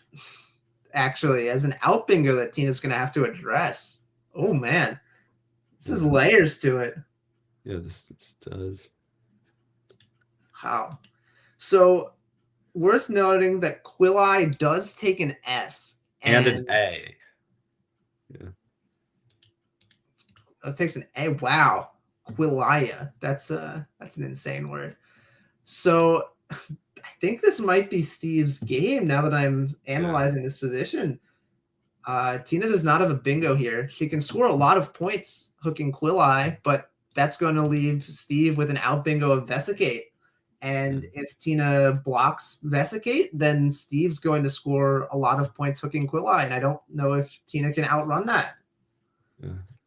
Wow, this has been a very back and forth swingy game. Yeah. Agreed. Steve's probably a bit more confident in the Quilli hooks than Tina is. I wonder if Tina tries to block Vesicate or just gambles and hopes that he doesn't see it in the first place, or she just doesn't. Well, I don't think she has a path to a win if she assumes Steve is going to find Vesicate. Yeah. So I think from her perspective, she might have to make a play with Quilli and just hope it works. Or play hooking Quilli and hope it works. But yeah, I don't see a path for her in this game.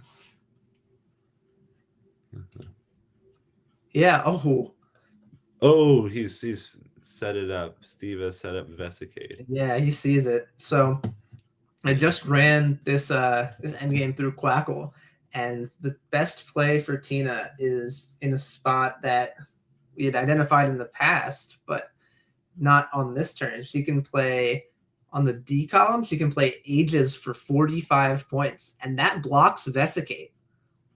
But it does not. It won't lead her with enough points to win. I haven't gone through the full sequence yet, but if she plays Ages, Steve's going to be able to play Vesica for 52 points, hooking Quilli's. And Vesica's tough, and he might not be confident. So. Yeah, either way, I think there should be some other winning options for Steve, considering he'll have a few other really strong options. Yeah, Stave is also 52 points hooking Quillia. And even if he doesn't find those, he's got a few other plays that the engine says will win. I assume that's because they save follow-up out plays hooking Quilli. So if Steve's not confident in the Quilli hooks, then a play like Ages does put him in a tough position. I think does he need to see that for all of these sequences? I'm not fully sure, but it's really tough position for Tina. She's running very low on her clock. Yeah. Do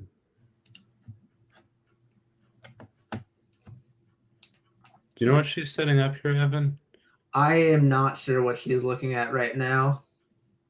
I don't know if there's anything specific set up, but this is just a really tough position to be in, especially if you're not sure of the hooks to Quilli. There's words like that that do pluralize with the I at the end.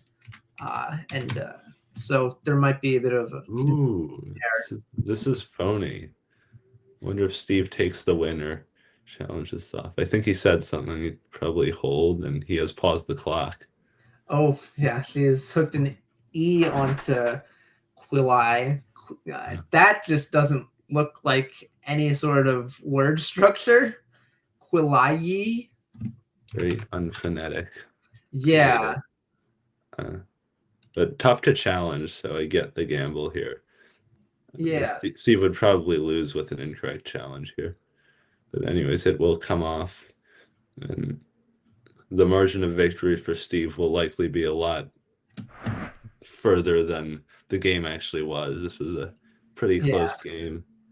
Yeah, no, this was a very, very close game. It was a lot of very back and forth, the lead being exchanged every turn. Definitely a fun one. And good on Tina to stay in this game for the entirety of it, considering she's a very big rating underdog coming into this. Yeah, so very impressive word knowledge by Steve. Yep. Investigate. I wonder if we see a challenge since it's an out bingo. It I appears they're think getting that's up what they're again. getting up again for. Yeah, can't blame My- Tina for this. I'd No. probably do it too. Can't hurt to get some extra steps in at the end of a tournament. So final score of this game is going to be 436 to 329 in favor of Steve, but that 100-point gap in scores does not represent how close this game was. I think this could have easily been Tina's game if she had just avoided phonying early on in the game. And I think we are good to cut to overhead mic now. Wow. Let's see. SANDUINAT. I needed all How that. do I get these? Oh, I needed one. I could have sanguine threw it in. Anyway, a lot. 2. She did Guineas. 16. The guineas. I don't know how to spell it in that way. Oh, yeah. No place to play it, though, right? No. Yeah. 20. 440 to 331. Is it? 2.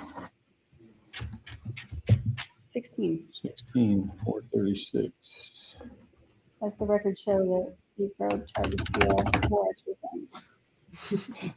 How many did you get for Vestigate? 67. Okay. Let the record show. Steve Rowe. Let Please. Howard go by. That was embarrassing. Which one? Wonderful. Should have scored.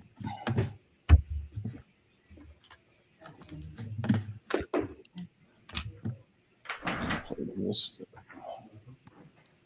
I assume I didn't have anything with the L. Because you were locked in. Thank you for playing, guys. You're welcome. Thank you Was for that the first time on screen for you, Tina? No, Oh, we put you on. yeah, no, in here with, I could picture it, Mary Decker. It was, I think, the first game of last year. Oh, The here first in time you Galesburg. streamed, yes. Yeah, so have you guys been to every Galesburg tournament? I have. Right. I have, and I didn't go to the first one, but I've been to all the other ones. Now, you two are famously very good friends with Peter, right? Now, Yes. Peter's not here. Peter can Is run that out. Infamously or famously? Either I don't way. know. Either way. But what would you guys say about Peter? Someone was thinking about coming to Galesburg to come to one of these tournaments. What do you think they should know about Peter, about the event, about the town, that kind of stuff? Oh, wow. I mean, I guess, think most of it's already been said. I mean, it's very welcoming, a lot of good food. yeah, Um, about Peter, though. I mean, I think that, Peter, like, really, really cares about the town and about the tournament, and he reaches out. He does a lot of, like, outreach to the community in ways I think a lot of other tournament directors can really, like, learn from, mhm. because, I mean, he gets more money for the prize pools and Gift perks, certificates from perks, restaurants. prizes, Media and coverage. and he's a good guy, that I love to mess with him, give him a hard time and get a hard time back. But He takes as well as he gives. yeah, that's what I would tell people. Now, you guys were both winners this weekend, Yeah. right? How did you win today's little 4-game tournament? I was 3-1, but well out of the money. And Oh, Tina? terrible. 1 and 3. Oh, well, it was like an open, right? Yes, but it was Mary, Yeah, it was a Mary good Kazan. Mary Kazan, she's a monster. She, Gotcha. so she got me. Did you think it was affiliate? Is that no good? No. Oh, I just wanted to try. Did you read it right then? Huh? I wondered if you read it as affiliate, and that's why you thought. Oh, yes, probably, yes. All right, last Yeah, that makes question. total sense. I can't believe I did that. Yeah. What are you guys playing this summer? What are your Scrabble plans coming up? Going to play in Asheville, South Lion next. Nice. South Lion next, which is a home tournament one day that Fishbane puts on. We're going to play in Asheville. And And that Garden is gonna- Club? Maybe Arden Cover's not definite, but probably. Yeah. And then And then what are you doing on the summer? summer we'll play. Well, I'll be working at the National. Oh, yeah, right. We'll be at Nationals, play at World Cup. Nice. Oh, Swillens. Yeah, hopefully. Going to Swillens. Lots of tournaments. Lots of tournaments. Yeah. All Always Scrabble. like to see the activity. All Let's Scrabble. throw things back to Evan and Zach. Thanks very much for being Was here. that on air just now? Yes, that was an interview. Oh, okay. It's a good thing. Yeah. All right. Bring it back to us in the booth. So yeah, good to get to hear from our players a bit at the end. It's nice little community we have in Scrabble, and good to get some more props towards the city of Galesburg, which has a lot of great history to it. I've heard it's really nice. What do you have coming up in terms of tournaments, Zach? I think I'll be doing Princeton, possibly Manhattan. I'll be having an internship in Texas for 2 months, where 3 months. I'll probably be focused on that, and then we'll see what happens in August. What do you have, Evan? So yeah, there's the multi-day in Wilmington this upcoming weekend that I will be attending. Mac Mellor will be there. A bunch of other strong local players will be there. I won this tournament as my first multi-day Division I win last year, so I've got a title to defend. And yeah, after that, I'm certainly going to be going to the Nationals this year, World Cup as well. That'll be within driving distance. Albany 4th of July. I've always made it a point to get out to all of the New York events that Josh and Kieran put on. They're really wonderful events that I would strongly recommend going to if it fits your schedule. A few other local one days probably, but that's what I've got upcoming on my Scrabble calendar. As far as today's calendar is concerned, going to be having a dinner break. I believe there's a hosted dinner for a lot of the people who are still in Galesburg. And we'll be back at around 6:30 p.m. Eastern time, so around hour 45 minutes. And when we come back, Josh Sokol will be playing multiple opponents at once. If you want to see some simul games from him, make sure to come back in an hour and 45, and we'll be here. Zach and I will be here again to present that.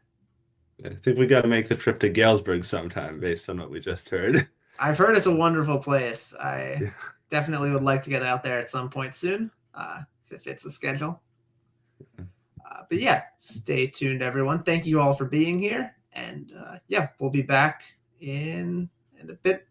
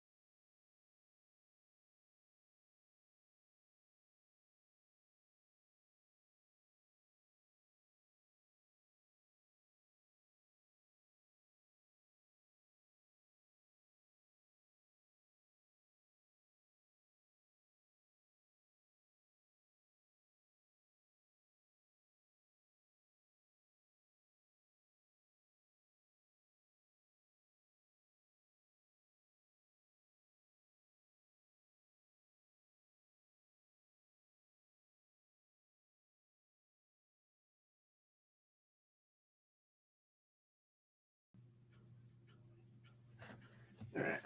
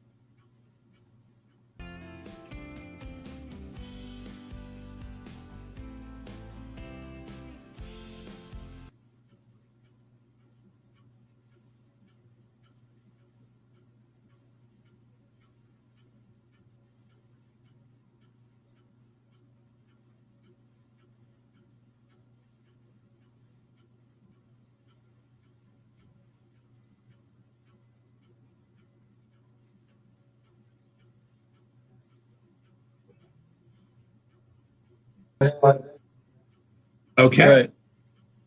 Okay. that's working. And Oh, that's way too loud. I know, I gotta pull it down. But I want to make sure I see. I don't know Freak out. who's here in chat. Oh, but the music track wasn't playing this whole time. No, it was quiet. Oh, but now we have. You guys are keep score, yeah.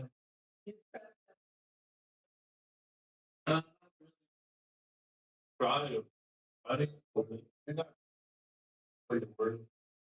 Right.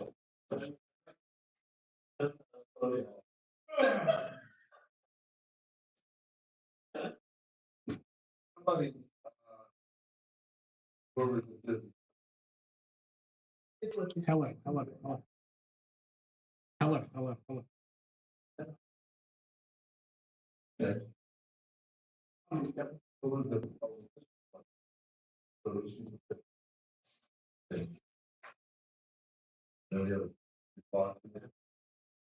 Now, we can put someone here.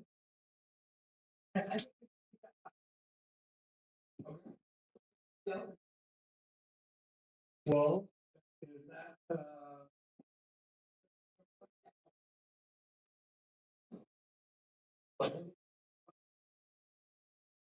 I didn't realize it was playing.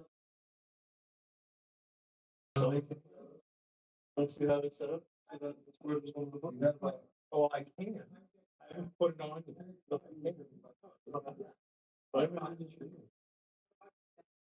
Yeah. Oh, so you had, draw it, like it's on off.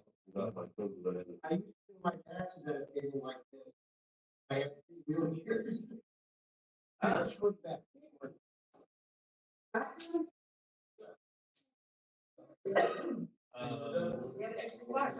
So in general, an assignment. The first.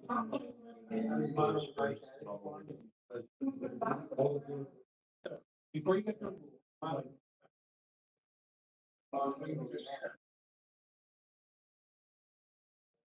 So.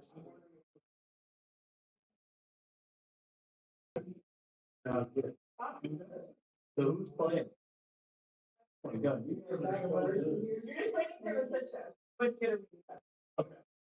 No one here wants to play. I know.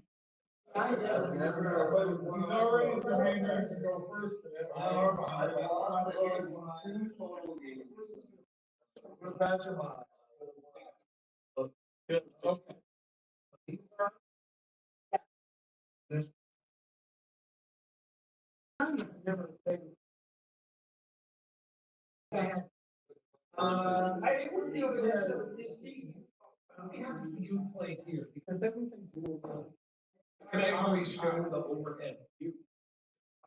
Okay. So.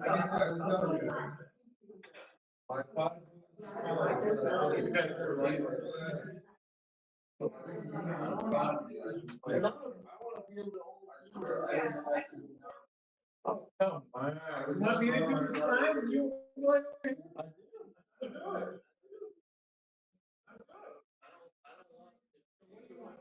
Here, not that hard.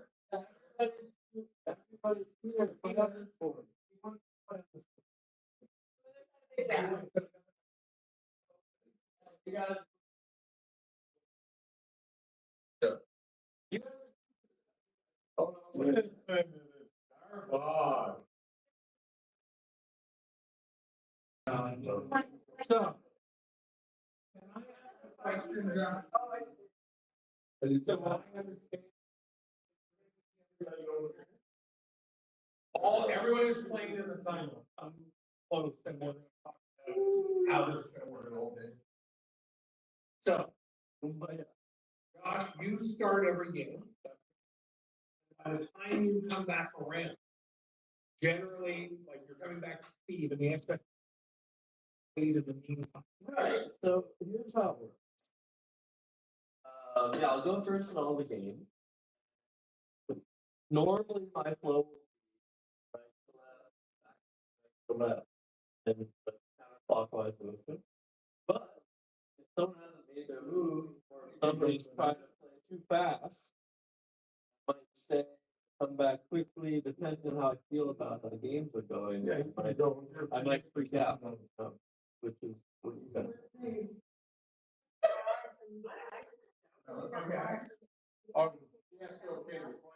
Yeah, so you can draw, but don't keep your tiles separate. So you can immediately courtesy draw. You're playing, but yeah, you'll keep score. I'll trust your scores, and if I'm dispute with your way for that. If you're wrong, you're gonna get banned from the future finals. You can play any two, and then draw, play. And play one.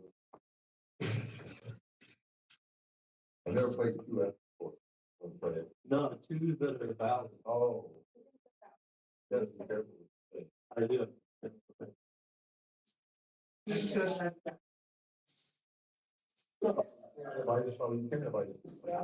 I'm one who can all consult. Like I make my play. So I want to talk about the production of how we're going to film it and like do all that stuff. So, Josh, we have cameras set up. There's like a camera over there that's looking here. And I'm going to have a phone that I'm going to be kind of over shoulder trying to show it.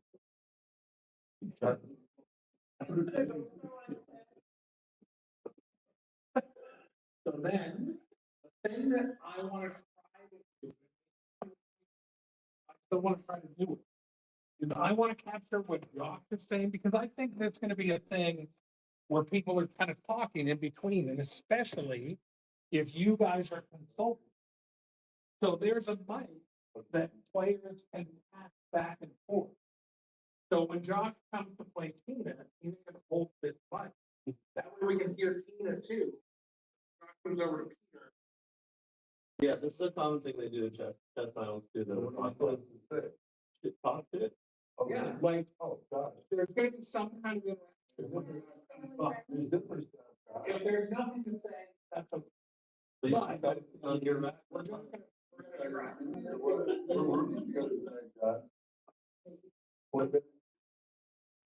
No dots. I was going to see my daughter's birthday. Oh, you remember? Nice job.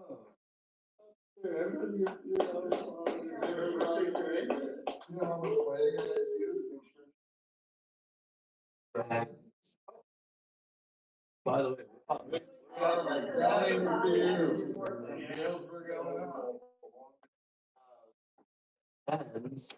okay, so the other thing is,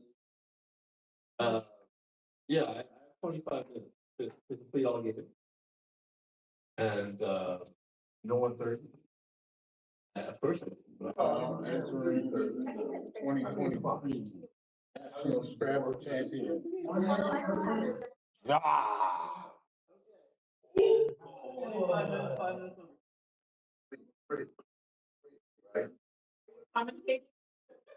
Double challenge. Wow. Play both like stuff. That's easy. Do you want me to play challenges for that? You got a slightly better chance. Yes. I'm going a little. Yeah, we can do it. No, it's not. That's great. Yeah, I'll challenge things and challenge things, but I'm just I do get until I'm back. Is it okay? You okay if I use my browser on my phone? Absolutely. With a 5-minute extra, be clear. No penalty or 10 points for. What do you guys want? Yeah, no. We'll give you an extra 5.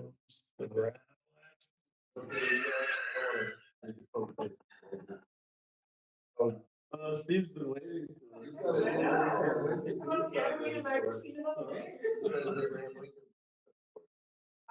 Not in Lincoln, I'm just making my own town around Galesburg where I spoke. 58. Wow, I can't see you back from the dead.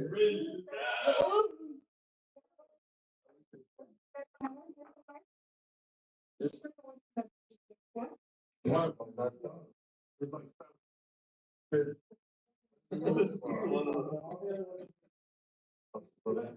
let's meet the opponent. Seat 2. Yikes. And seat 3, we have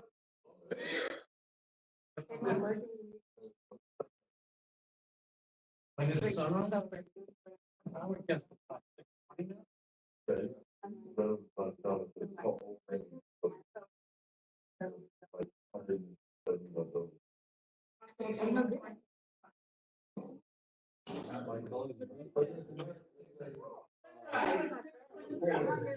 Yeah, I'll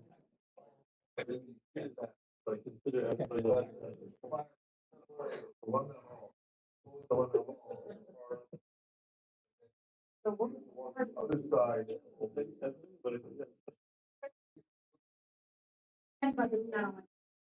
Oh.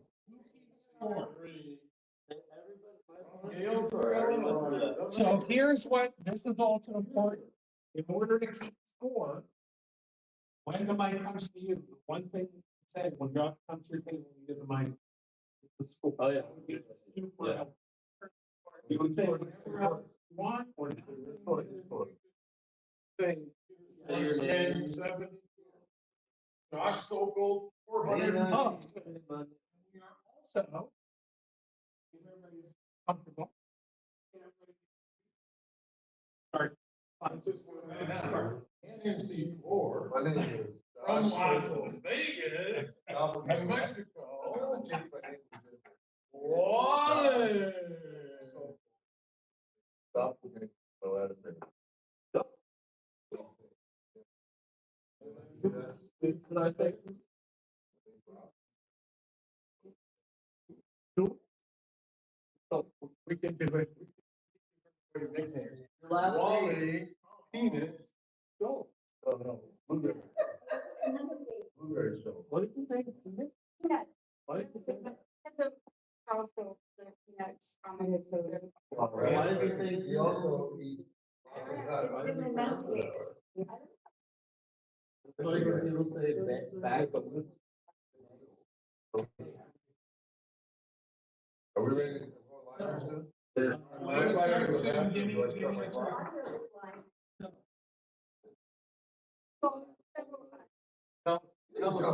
Speak into the mic. People can hear what we're saying right now. I told you all that several times. Are you serious? Before or after the comment about my child? Sure. This is setup. This is all a planned setup. This is like, what's that movie? Where? Was it some show or something? The whole world. The show, yeah. Something show. Yeah, I got that. That was good. I got that. I will be. I missed it too. Make a public There's a little apology on. people aren't really there because nothing's happening. I have But the press, I would say, son of. Get some feedback. I feel like I've been set up. I'm gonna. We can lawyer.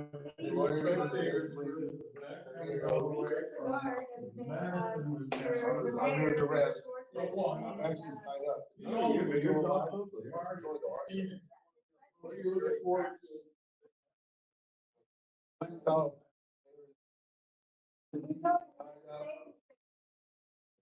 So. For the script and from Golden, Colorado. Second spin.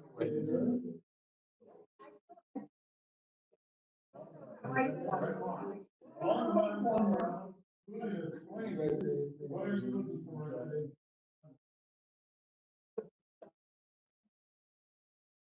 Josh and I We're.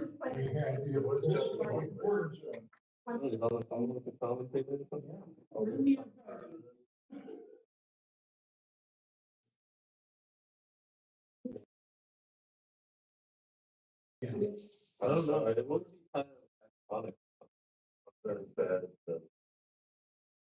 I put myself, there's For the record, I did not know I was being listened to the world. Apologize profusely. I'm thinking of the movie, it's called Lotta, where it's hanging window. Yeah, I'm sorry.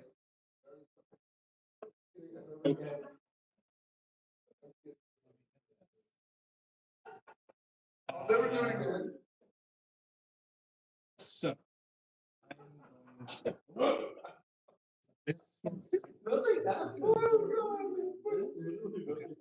This is the link. I want both of you to open. But why don't you go ahead, open that. Tell me if you can hear him. Okay, so let's get Zach. Okay, I think we're good to go. I'm gonna cue you from the text block. I'm gonna call that. What to do with that?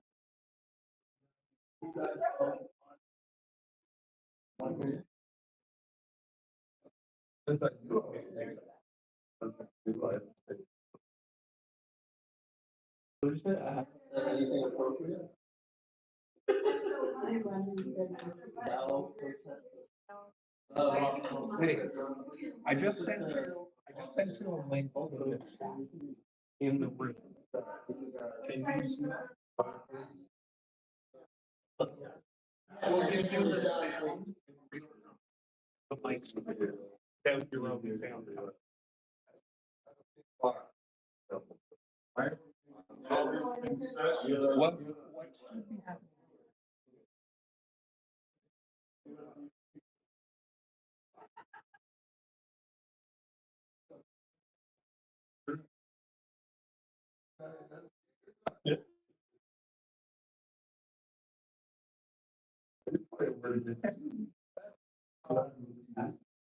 So, I'm going to correct you from the text.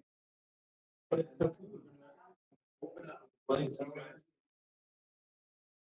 Evan will introduce you. I'm going to talk about it. And then we'll get started. The most I supported was on top. Yeah. Wait, what was that? I put you in.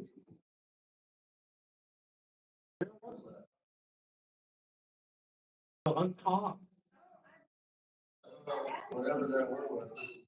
Close up towards the W, but I don't remember where I.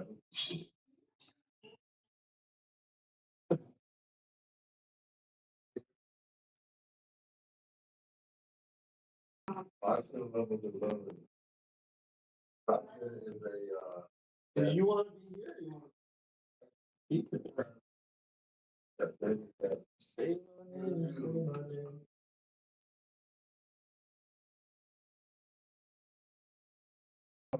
Okay, so 30 minutes. This guy just keeps getting more. I didn't say that. They said it. what?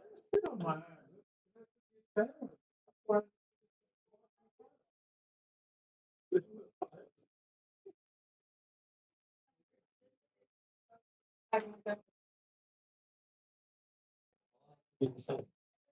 Like voice.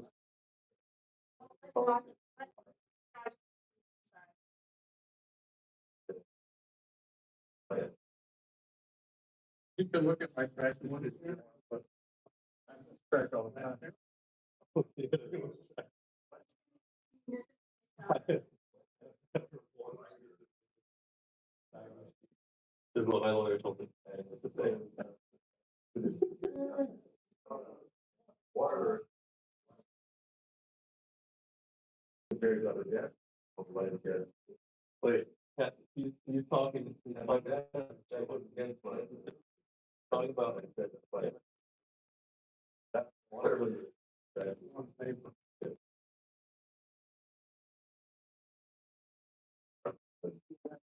Like, but it's like. I will draw under my eyelid. I'll convert my gate. I'm a lady. Working out, but. I tried to find the right outside of least one time. Well, we did talk. Should we do overdraws? Right, Josh. My What I usually do for overdraws is if there's a pile and I haven't seen, I know throw it back to the back. Are you guys okay? Or is that even what overdraw? Yeah. So how many times can you go first? You get 5 plays for one. Okay, 5. Yeah, I start with 5 plays in a row. Yeah. Oh, that good stuff. I mean, yeah. Oh man, I love touching. Okay, what? Down. We're almost there.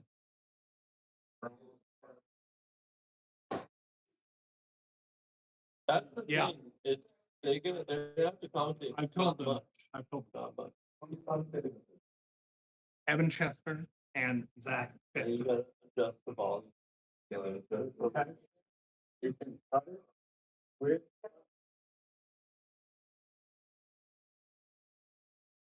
Got it. Yeah.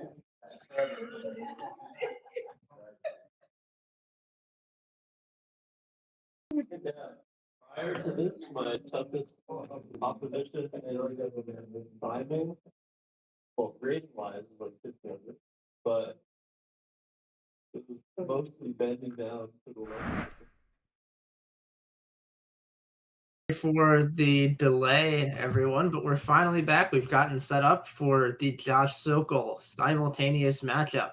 So the way this is going to be formatted, Josh is going to be playing 5 games at once across both the WoW and CSW lexicons, and Zach and I are going to be doing what we can to call the games. We don't have the best view, but we're going to try to give the best overhead, call of the game that we can. So. Are you excited for this, Zach? Oh yeah, a fun new experiment. I've done simuls of 2 to 3 players at once, but never 5 players. If there's somebody who's ready for it, it would be someone like Josh Sokol.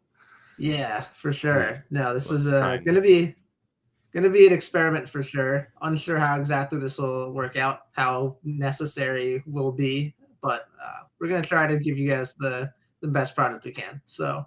I think we'll start with cutting out to the overhead audio. Each of Josh's opponents is going to get an opportunity to introduce themselves. So, assuming they're ready on the ground, why don't we cut over to that?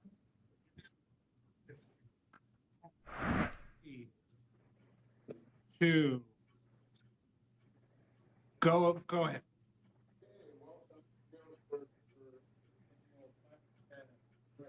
Josh Sokol playing myself, Bro.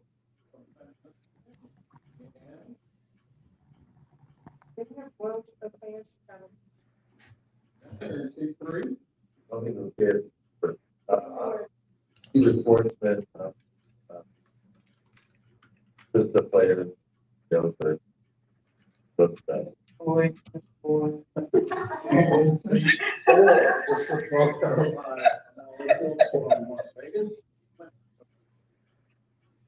C5. There you have it. The under over today is 4.5. Better, better. So I'm gonna draw 7 tiles, and I'm gonna start my clock on any of the tables. Put my tiles face down on all the tables. Get 7 of them. Okay. Get 7. Yeah.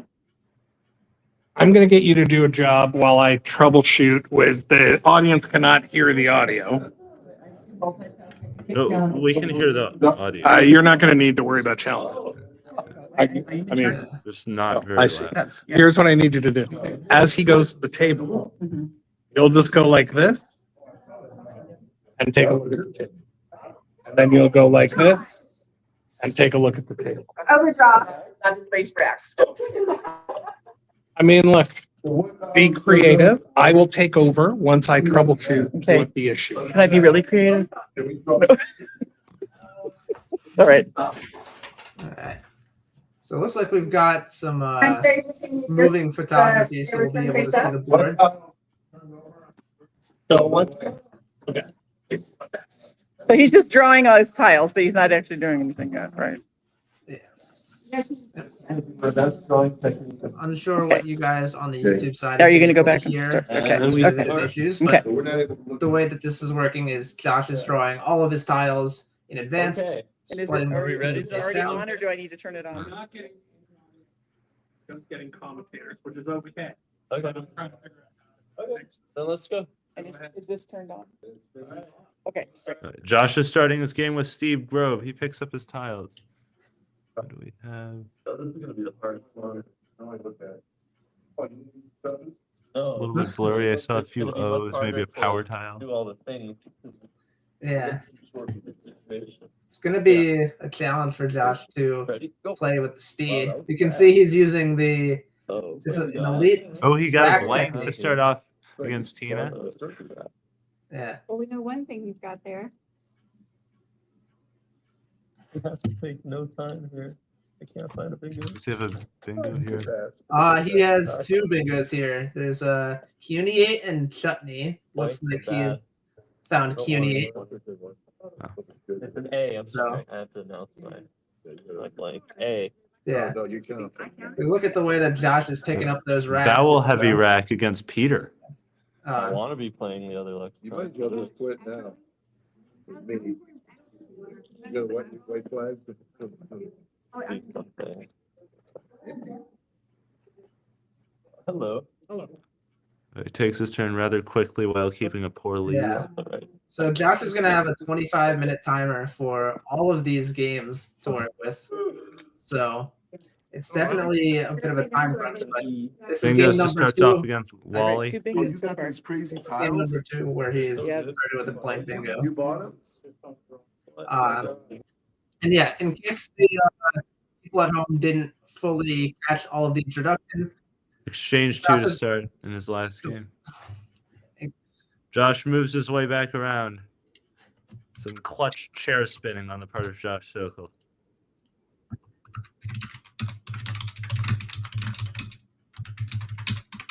Steve re-overlapped Josh's 5-tile opening. It appears.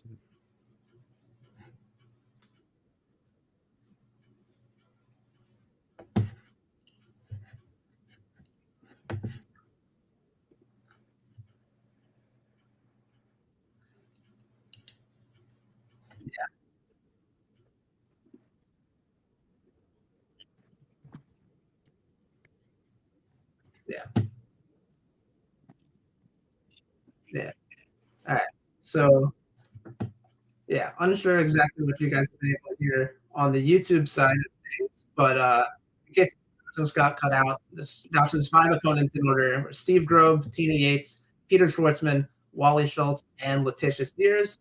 He started 2 of these games off with blank bingos. So You're gonna start voting on them? unsure exactly Oh my God. what is Fucker. Yeah, you got two bingos. going to be the score in all these games, but Who Like, pulled clearly it? Josh's game with Tina's He's going the well. most He's going to go twice in a row with He's Cuniate, gonna help me. followed by It's, Capola, which is very nice find. I have to go faster than I've been going. Ooh. Is that a turnip in here? A little fish over here against Peter. Boo. Yeah, we're going to do what we can to try and get clear views of the boards. Oh, never Considering mind. if Not we good for me stay in anymore. motion the whole time, it's going to be a bit blurry. Looks like this game is being played with the Cowabunga tiles that are recently made by Ather Sharif. That's not how. That's not how it's played. I didn't stream right I didn't know whether there was one. Mine. It's definitely going to be a bit hard to Can read you the guys stop my clocks, please? How would you adjust audio? Up audio and then it's OBS. It's on the thing. Oh, on the thing. Yeah. But is mine specifically? No, just the feed. No, on the OBS. Yeah, you can make it louder. Clock's back on. Yeah. No, I agree, Quinn. It's going to probably be pretty difficult to make out exactly what's being played in the game with Wally, considering Okay. the tiles are a bit strange. But And And Josh yeah, that's bingos what I- against Letitia to take the lead. yeah, that's what I thought when I looked like Josh played You're Gift card. joking. No, But I'm not. it's gifties, okay. It's my on that board God. over there, too. That's why I say. Wow. It appears Steve has bingo to take the lead against Josh. Wow. Yeah.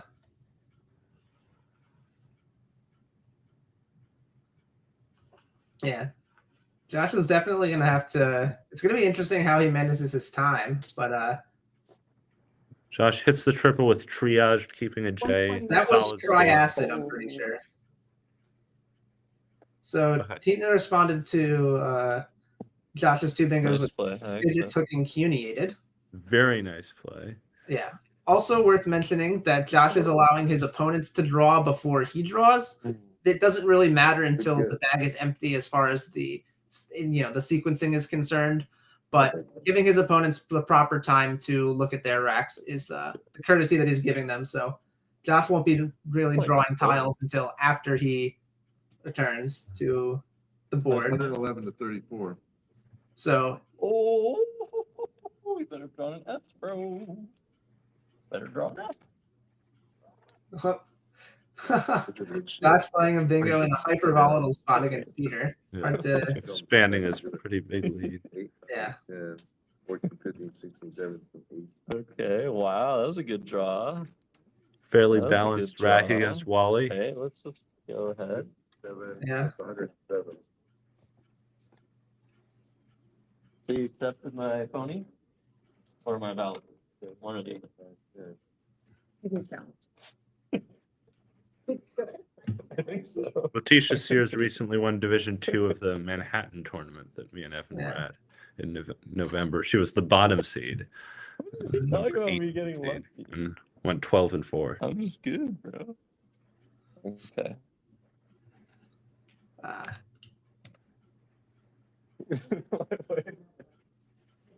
Yeah. It might also be a little bit tough to make out the purple tiles there, but Josh keeping a J against Steve Grobe. I'm just realizing that Steve bingoed with Cuniate on that last turn, which is exactly what Josh opened with against Tina. So funny that high prob word, but it came up in two games of this simultaneous. Who has the mic? Oh, you have it. I don't know. Right next to each other. Steve might have seen it so quickly because of it. I mean, he knows the word. Jet? Yeah, Okay. bit of sparks an idea. Ooh. I wonder if Josh is gonna try get away with Close. unbrave. Pretty sure that's not a Close, word. close. Yeah, I have to go. I don't think he's gonna try unbrave against Tina. Well, I guess don't know we're if Tina would playing. challenge, Wow. Undo. Very good getting rid of the V and the U and blocking. Position. Yeah. You're not lucky like me. Where's my ass? Where's my ass? There. So in this game, I don't know if you guys are able to hear the banter, but Josh against Peter. I guess Peter hasn't made his turn yet. Okay. Josh bingoed in a spot. Some that's set up problem against the here. purple lane. Some problem. What's the solution? Yeah, that's a fun board against Wally. I guess something like this. Okay, Whiny. What's the score that you have here? Nice. Okay.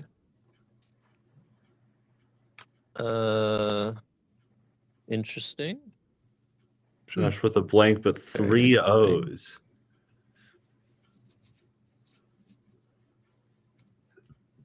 I don't see it. So Just gets rid of 2 O's. Very reasonable, though. Relatively low scoring with Coco for only 8. I think with Josh's time crunch, plays like that, plays like Coco are just so easy to make, considering they are, just the easy fishes, keeping good leaves and bingoing is a much easier way to navigate a blitz game than more defensive trenches games where positions require a lot of thought. I agree. Just set yourself up to bingo the next turn, and he already has a decent lead against Letitia. Yeah. Have fun. Yeah, Ready to so- go. Oh, wait, you better. Oh, that's a good view. Please. I knew it would make you mad, so sorry. No. Peter's. Josh was I an don't think that's ugly a good- rack against Peter. Yep. He's going to Oh, trade so. 7 because there is a That's 7. chance look at the bottom Wow. of the board. Hey, And Josh is going as hard as he can to hit that. Again, I'm not Do you sure want to lose a exactly turn, or what you want me word to look it up? was played there, Well, but it's both the same thing. their overhead You're band. challenging. You are doing a challenge? Okay. Okay. Josh is bingoing. Yeah, I'm playing a bingo against here. Mhm. Oh, you didn't hit your cup. Yeah. It was taken out, I think, at some point. What? There's nothing wrong Is it really with not that. smart? 3 tiles against the mayor of Basically Galesburg. blocks that. That was against Wally. Leaves me This is an M, as in man. But Another bingo against but there's Letitia. Can I hold? Letitia's placed him on hold. Tell me if you're going to challenge. I'll come back. Okay. There's not. I don't think we've seen a challenge yet in this alternative format. No, not in this. Okay. Sorry. Okay. I'm gonna take the camera. This is And you go on the other side. And when he goes to Peter, Peter's gonna announce the score. I want you to catch the score. Yes, it is on. all right. Looks like the audience on YouTube can now hear a good mix of the overhead audio as well as our audio. So shout out to Josh for getting that figured out. I need to draw my 7 here. I exchanged 7. He has a blank. Which bag are you using? Announce the score. Oh, You're using the wrong score. I could have done those for here. 191 to 141. Okay. 4. Ooh, Peter's caught up by hitting that big S Oh, on the who's- bottom of the board. Yeah. Peter's up by 50. Thank you. I'm Oh, but it's I'm winning, using I blank said. to do I'm it. Peter Schwartzman. Sorry. Hold on. I just didn't hear. Hold on. Put your good letters in here, Josh. Thank you for So, turning yeah. them all. Josh's bingo. All right, I drew it. Hyper aggressive Well, spot it's was already covered, my favorite, friend. and Yeah. looks like Bar rights and That's okay. betrays for Josh, But I I had think. Yeah. great sacrifice. And Do that that. is going to come down very quickly. so Josh takes the lead back against Oh, Peter. this is a close game. You're down like 30 after that? All right.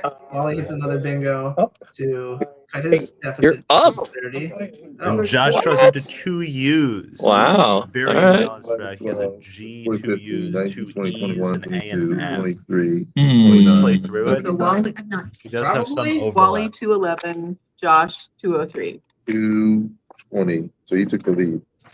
Not the He long. does play through a nice 5, getting rid of 2 A's. So It is. you accepted? Okay. Yeah, 179 for Josh, 112 for me. Oh my God, I'm drawing so well in this game. oh, wow. Crazy. Let's just go.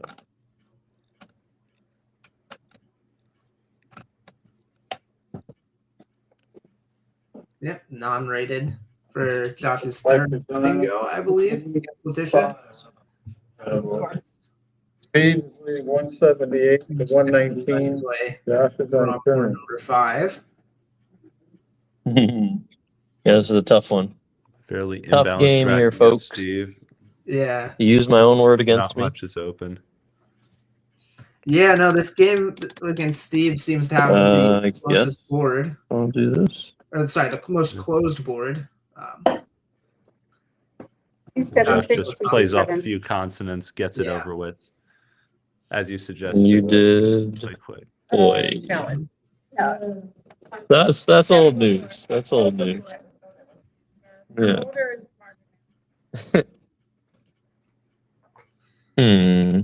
Oh, easy. Easy. 43. Waff, nice overlap. Winning 231 to 220. And he's calling me lucky. Just threw betrays out of your. I'm so lucky. Against Josh is Pick betray. close right You're now. a millionaire. This board, That is yeah, nothing. this board. Oh my And I god. think Oh those my fingers are god. like God. urinated, injure it. Oh yeah, no, he's Putting up a fight. doing here. That's all you can expect. Just pick one and roll with it, Josh. A fight? Oh my god. Jeez. Oh, he's lucky. Did I tell you he's not lucky? Oh, nice. Okay. See what I get here. Oh boy. Josh I 227, believe that's Wally multiple 251. U's again for Josh. Yes, that is. Oh. Wally X for some big points. So he's a bad spot in this game. Yeah. Blue makes sense. Just taking the points. 247, 139. Josh, 247. 247, one what? 139. Okay. All right. Let's see what we go here. You draw the X. That's what you want to draw when you're up big. Put this guy, I guess, here. Should be easy for him to just plug Or in. no, probably better to go here. Lux. Yeah. Makes sense. Back.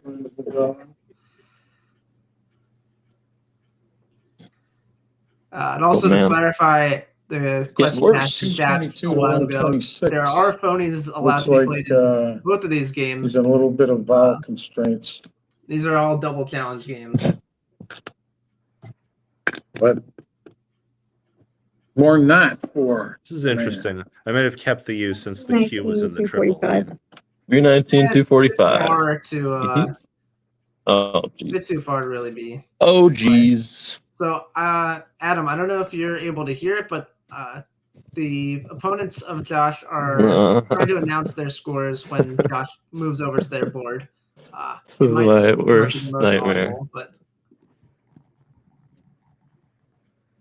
yeah, Josh against Tina has Y and a blank. So those who are familiar with Josh will know that he is self-proclaimed to be terrible at finding bingos with the Y.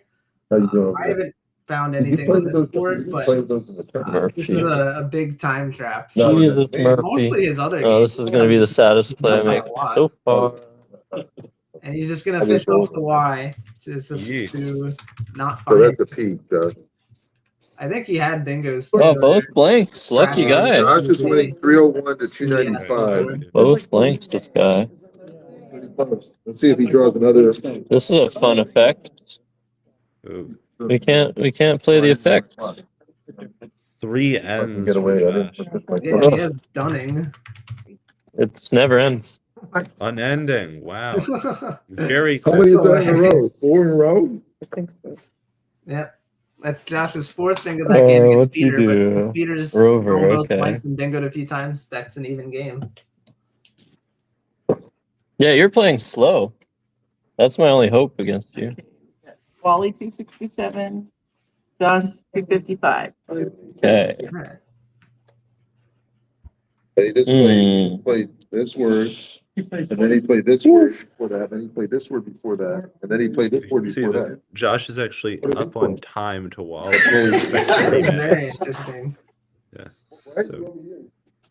So, like I wasn't sure how What even Josh Sokol did you would play? respond to these circumstances, but he seems to be doing a great job of getting his moves over very quickly. Yeah, no, Josh is definitely skilled enough to handle this many games at once. We played WoW, right? I think he's very well versed in Me, you're having some vowel skills. Definitely issues. transfer I over guess. to We're 90 down. 90 down. Oh, 156 to 156. all right. We still gotta keep going. I'm just gonna play drunk. Doesn't score too much, but gets the turn. After I. 329, 33. Okay. 45. He's probably got a bingo here. But it Yeah, he's just might gonna not be play optimal. Wart for like something in the 40s. Keep the blank. Makes sense. Not the best play. Yeah, he But probably had something. stuff. Okay, I don't. 373 for Mr. Josh, and 340 for Mr. Peter. I feel like I'm going at a good pace. But his luck is about to run out. It is. I feel like I'm going at a good pace though. It's about to run out. I think This is an interesting rack. FHPRRJQ. Right. Interesting. He's having a big card. He knows. I believe Josh's titles. He's an international master according to the WESPA rating system, but I believe is he a grandmaster in NASPA's Same system? spot. I believe he is. Probably gonna draw both blanks, but I already got. You already. Look on. I just want to see what I get here, so you guys can realize it's still a game. Still a game. Yeah. Won't be game after my next quarter. You did jive. Yeah, I should have gone there. Okay, well, 46. Go ahead. 313 to 276.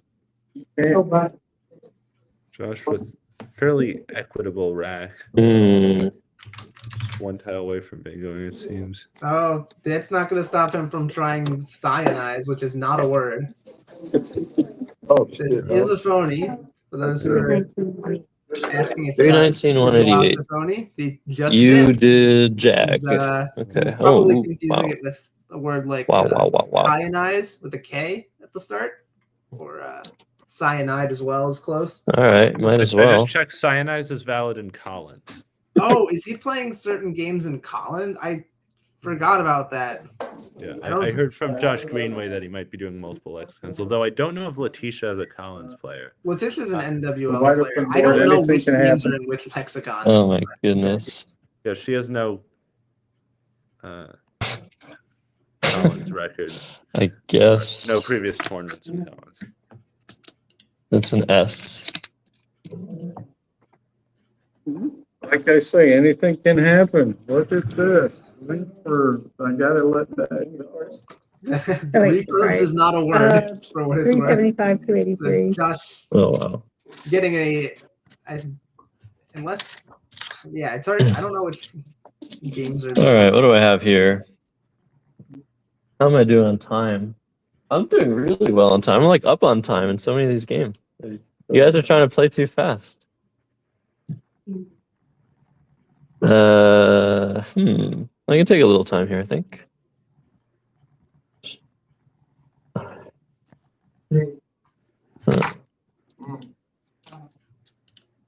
Yeah, Hmm. I just got there. On Will my it help phone. me to take Curbs time is is in the question. Collins.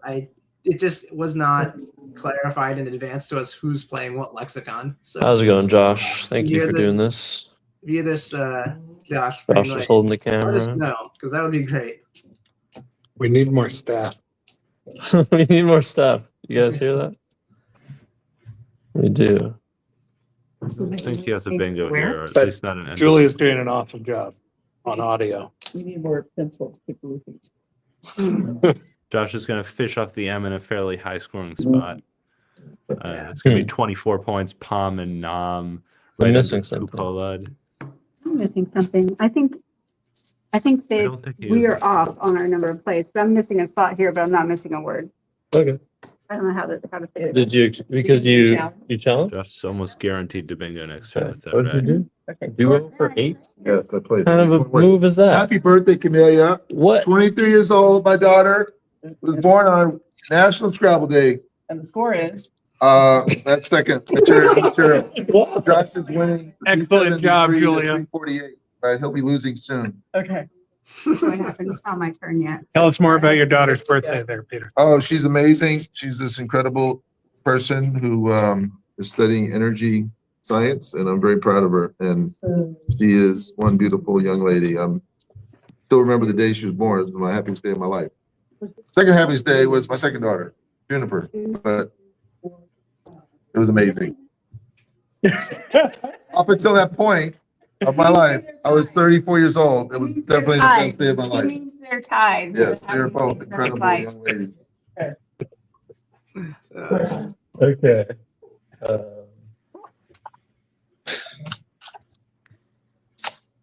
Josh, I can't believe you played that.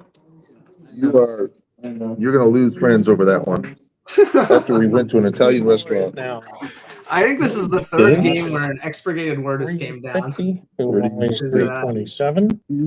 Is this One of those in expurgated God, functions. 36. Bingo. but this is in WoW, right? All right. yeah. That is right. 36. That's correct. It's hard to say stuff about your daughter when you're trying to play a double game. Daughter's Well, I'm not talking about Juniper. She'll get her time in the sun. Her birthday's June 11th.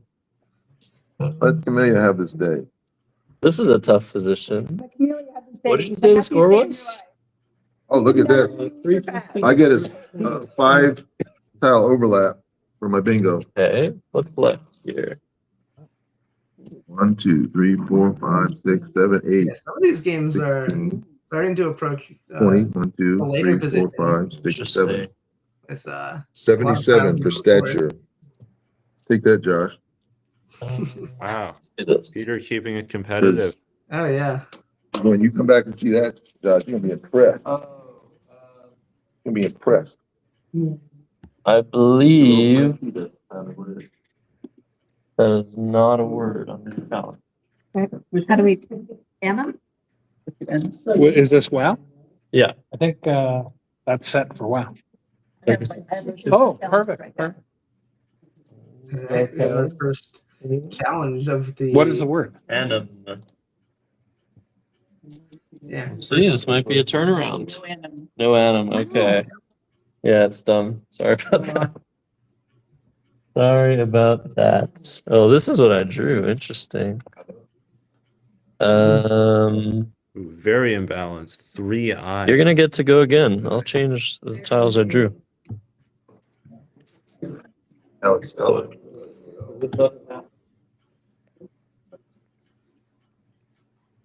Okay, that's James 4, so now he only trails by 59. I'm only now 59. All right. I'm gonna have to draw very well here. Stay in this game after his exchange. See?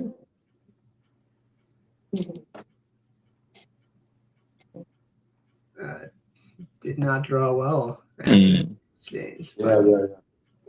Oh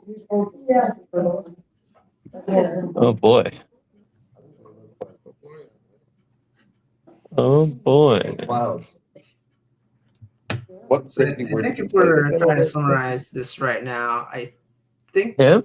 He played Josh CUNY. is in the lead against Tina and Letitia. He is down early against Steve and Peter. Could not catch the score of Wally's game. So I'm not sure who's in the lead there, but I believe My excitement. What's left in this bag? One. So Steve came in Collins because Josh played a Collins bingo. I cannot find another Collins word on that board, so I really don't know. Josh could have just tried phoning Steve because he was down by like 150. That is very plausible. Interesting. Refurbs, I think the blank. Yeah, I really needed work to win this one, Collins, Josh, but and everybody watching. I don't think Steve plays Collins ever, so I think that this is Josh getting a phony pass. Cool story, bro. Tick, tick, tick.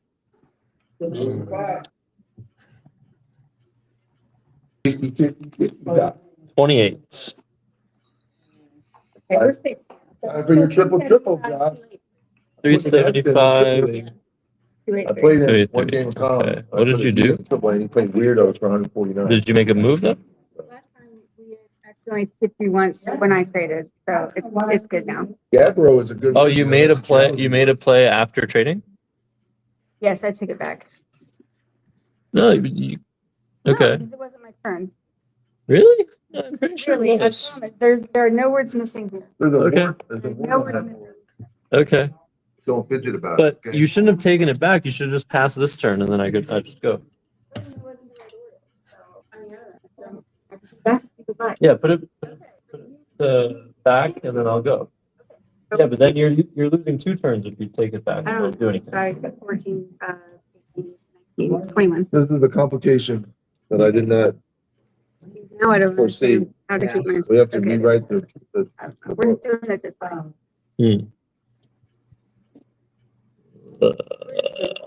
I just looked on cross tables and I keep Steve missing and Tina bingos. both Where's have the Collins Masood? ratings. The rest of Josh's opponents do not. Thank you. Oh, I got a Masood. This is great. Stature. Wow, you I'm waiting for, I'm now in the lead after my stature play. 425 for me and 409 for Mr. Josh Sokol. Whoa. Ooh. That's- Whoa. Yeah, he did it against me yesterday. Whoa. But, You better use it. Oh or my lose it. goodness gracious me. This is a big swing here. Big swing. It's a big play here. I think Josh is gonna play fish. 1, 2, Fish. 3, 4. Oh, I so wish we There's were 7 tiles in the Paladins. bag, Josh. So if you bingo, you want to take Wow. some. Don't pick before Josh if you have 7 or fewer tiles. Yeah. Okay. Word to the wise. I'm just trying to help him out a little bit, you know. You're kind. I'm such a nice guy after he puts slang and slurs on the board. Trying to distract people from his slurs. My slurs. They're the board slurs now. That's his slur. It is some of that. Okay, he's gonna parch. He's gonna play parch. So that is 8, 9, 10, 11, 12, 13, 16, 32. Okay, over here, it's 368 for Josh and 332 for Wally. He's starting to look like a loser. Oh no. 36-point lead for Josh. Okay. Yep. After You played that. What's left now? Oh, there's an S. No, 1, 2. Oh, this is not what I was really expecting. That's not so good. I guess I'll do this.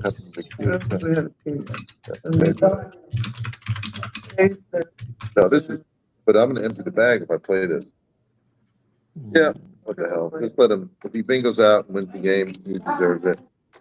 But this is too big a play to play. Let's just skip. Josh makes an overlap with Koa, 10, 15, expanding his lead to about 60 against Wally. 34, 39. All right. Tisha hasn't been able to get much going. Josh has been Okay, bagging her this is pretty the well. this is the one I'm worried about time wise. 464. Time wise, I am not going fast enough here. But he's not attractive, so I can. And I hope I don't pick. All right, let's do something. No, I don't want to do that. What's the score here? 327, 206.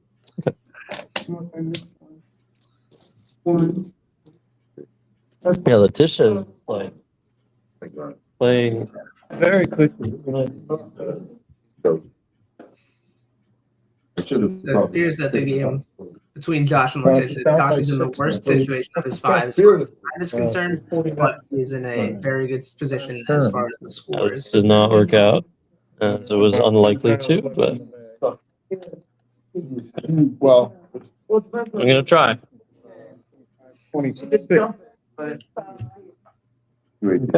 Right.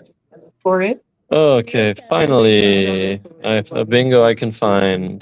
Josh will almost definitely find haloids. Yeah, I definitely don't need that. He's definitely getting another bingo down here. How much? He was already leading against Tina. Okay. So. Yeah, it's a D. I think you did it. Donald. Did you both blanks? Yeah. I'm winning 464 to 441. And the bag, 464, 441. and the bag is empty, Josh. Yep. So guess what? I've drawn the cue twice. I've drawn 0 blanks. I'm very proud of myself. You do. That's tough. I mean, I never Josh scored announcing that he 441 has doing the that. cue. I might got 241. I did not get 4. I got 3 in a row. Worth mentioning that there's Yeah. no tracking he got- these games, at least from Josh's perspective, does not have remotely close to Let's enough see. time. How can I steal this I don't know how game? he's gonna navigate some of these end games. Nobody talks about my bingos. Especially I have 3 He's bingos. got 2 bingos. They were much better. He has 3 bingos. I have 3 bingos. Well, we have 3 bingos, Peter. Isatine, Thatcher, and Repeller. He had Betrays, Unaired, Unending, and Wavelets. He has 4 bingos. For some reason, I didn't write Betrays down. I mean, I gave you points for it, but I just didn't write them down. All right. 37. We're gonna challenge that. I think both, but I'm not. I think Josh just played Spark, Well, Ooh. Josh, 397 which is not a Ooh. word. Spark does take I a just front picked up row 22 lead, so at Josh 375. is Tony against Peter. Oh. But I have a challenge over here. You can take it off. And Josh not even going back to adjudicate the challenge. He knows it's not a word. Sparch. It's a good 7-letter word. And it said, but there was an S and an I. Josh No, with a but nice you want- overlap I know, against but Wally Well, of but now- Crow for about 37 or 40. And now he's But bingoing he has against no way of Letitia. winning otherwise. yeah. So, yeah, that's what Josh does. Yeah. I think Josh's game against Letitia is probably the least competitive score of the game so far. Not a slight against Letitia by any means. Josh has drawn extremely well in that Someone game. can, if you want, Darla, you can try turning up the knobs and it might knock that flickering off. Okay. If it's still on turn, bothering. because I didn't want to play before we got here. Okay. All right, so the lead is shrunk to 34 points. And there's less than 7 tiles in the bag.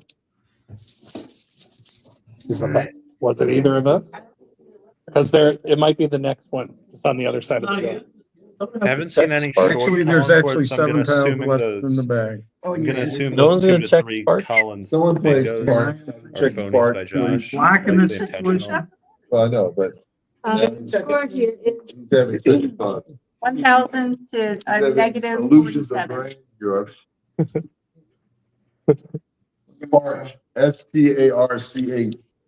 Like to lodge a formal complaint? Mr. Keenest, who Yeah. knows the dictionary back and forwards, is Yeah, saying there's it's not a something word. in there, but it ain't Sparch. Okay, Darn. so I'm gonna play this, but then I can fit him up. 3 in the bag here. I only have 3 minutes left. You can win on time. I'm trying to distract me. Let's do classic. Leave 1 in the bag.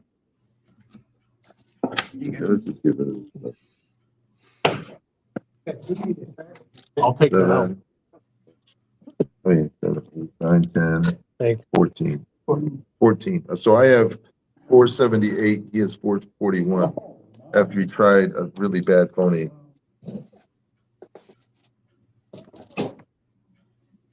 Yeah, it's too bad. Good shot, Josh. Too bad. And there's so many hooks you aren't I even might get seeing. 500 though. There's so many hooks he isn't even paying attention to on this board, but I couldn't use them. That poor Q is following you around. Yes, it was. So you say officially you've been queued in this game? Whatever that means, yeah. To share with the people. You're showing off now? Now it's Josh 434. 7, 8, 24, and 9, 377. 474. Playing. Let's just see. That's 33. Well, What is that? So that doesn't score anything. Blanks. That's a good Point that out. for a Yes, guy you who- can. Thank you. Yes, you can.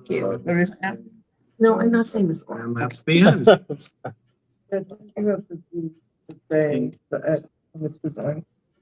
I never say. I had the 2 blanks, and I had 1, 2 S's. You had the hat. I have to stay here. I don't want to go over. So 6, 4, 2, 8. I just can't beat it. Never mind that he's playing with. Oh, come on, that's immaterial. Yeah. I mean, I'm being distracted. We're all being distracted by all of you and everything else. We're all under Yeah. tremendous stress at this point. We're on TV. You can't even see Josh's face on television, I don't think. So it's very stressful, you know. Don't give up the Yeah, that's nice. Wally played end to end the game. I could play All Saw. right, so I it don't looks know like if we you have our have. first completed game. Do you want to catch Wally? We'll get a final score. Just a final score because it finished. Okay. Here we go. Final score, Wally. Final score Well, was I'm just gonna go out. Josh 486. His froze good. 2 and I 10. had The froze. 389. I don't So we're know gonna if he do should get any points. for 21 himself. now. There's only 53 seconds left. Good finish. Okay. Thanks, Wally. Thanks, Wally. I wasn't sure if cyanize was valid. Wow. Yeah, I don't know what it is. I think it has to be a Z, but I didn't know for sure, so I give you the benefit of the doubt. Cyanize is not valid with the Z and NWL either. It's just not a word. Text my mom. So it looks I like Josh voted Sokol Wally. there. I voted Wally. Just tell her. Sorry, I can give you the scores. That's fine. 27. I think Josh can afford an overtime penalty. That was my time in these Yeah, other games. probably. Yeah. Okay. All right, nothing. Okay. But I think there's a lot of pride on the line. There's 5 games in 25 minutes without going over on any of them. By 60. I think the 3 pride. tiles in the bag. 375, 315. This is the key play of the game. Look at that rack. Yes. What? Josh is still at a deficit. That's not a good sign. Yeah. No, Steve cashing us for like 40. I think yeah, I shouldn't give up. Oh my God, Steve's rack is. Even though I'm pretty sure I'm done. Pretty sure I'm done based on the information that I'm receiving. He does have that S, which is unlikely to get blocked. He has some decent lines. Camera's not working. Yeah. So just No. just needs to get rid of his clunk and draw well. There's just no one back there to like flip it between shots. When they have like Yes, I do understand that the camera quality is not good, but. All right, so that was a final. That was a win for Josh, right? We're not talking about the score. Okay, win for Josh. Okay. The final score, 47. All right. All right, down to 3 games. All right. No, down to 2 games. Which other one? Okay. Well, we haven't gotten there yet. All right, we'll get there. Oh man. I mean I shouldn't give up. Yeah, I got so lucky that game. You got 1 in the whole game? Seriously. That's on his finger. I think he needs to be tested. I have no idea how to do anything here. Because he doesn't. I should try, but I'm not going to. Okay. It's very suspicious. Nigel got his pouch, 36. and Josh has. Oh my goodness. All the top super Josh players. playing 351. Swipe, wow. It's scary. 375. That is a word. I've never seen that before. Same here. Probably just do that game. Yeah. He's drawing an outplay of garlic. I don't know if Steve's It's a gonna. negative 1. Steve can probably just block You just that. played That'd be this? interesting, at Yes. least. Don't play there. Don't play there. I have to. I called it. Tina calling dibs on the big setup spot she just made. I don't know if that'll work, but Well, shit. Fine. That's not very nice.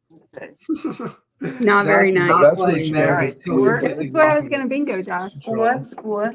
You had the bingo. It's, I don't know, a whole bunch. Froze is good now, but I'll challenge. Thank you. It is, well, final score. This didn't But- used to be a word. Show me your tile, please. Ooh. Maybe it's not in WoW. Maybe it's not. Good. Leave the channel. I mean, it doesn't matter. Well, it might matter. Actually, I might as well let it go because. Actually, no. No, we're not playing Collins. So please challenge. What's the answer? No good? What lexicon are you on?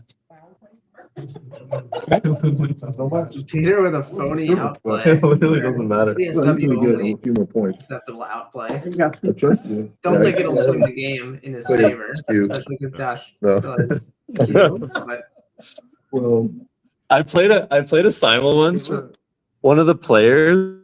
I gotta play because I don't have time. I left the table and I came back. She'd made 3 moves in a row, and then I was like, "Oh, you have to only make 1." I came back. She'd like taken the whole board apart. She started to make her own crossword, and I was like, I did ask you if you knew how to play Scrabble at the beginning of this.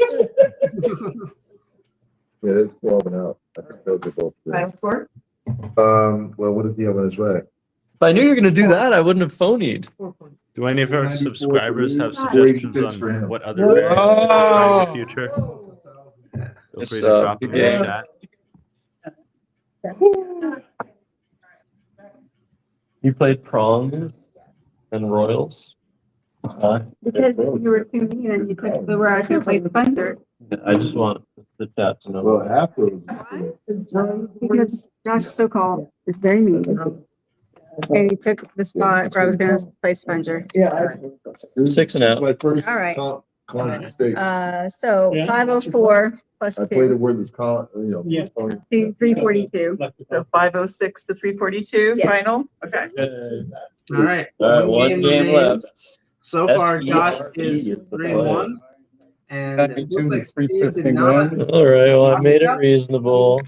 Yeah, I don't think this will be enough, though. 18 and out. I don't believe didn't it. have them to the sea. I missed that. 369, 8 more. 377. So that's the thing. I was thinking either he has all of the vowels, in which case I'm like done, or he has like the best rack ever, in which case. So I couldn't find a way to because I was doing All right. I'm gonna grab the mic. Okay, so Josh,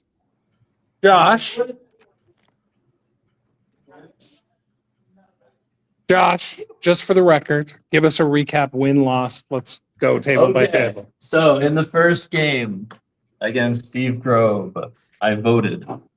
And then he played Cuny, which I had just played on this game, and it totally took me by surprise and I couldn't recover. I was struggling with consonants the whole game, funky ones, and elongate that was it. I played refurbs, thinking that it wasn't a word. I don't know if it's a word or not, but I felt like I had to play it, and then I gave up.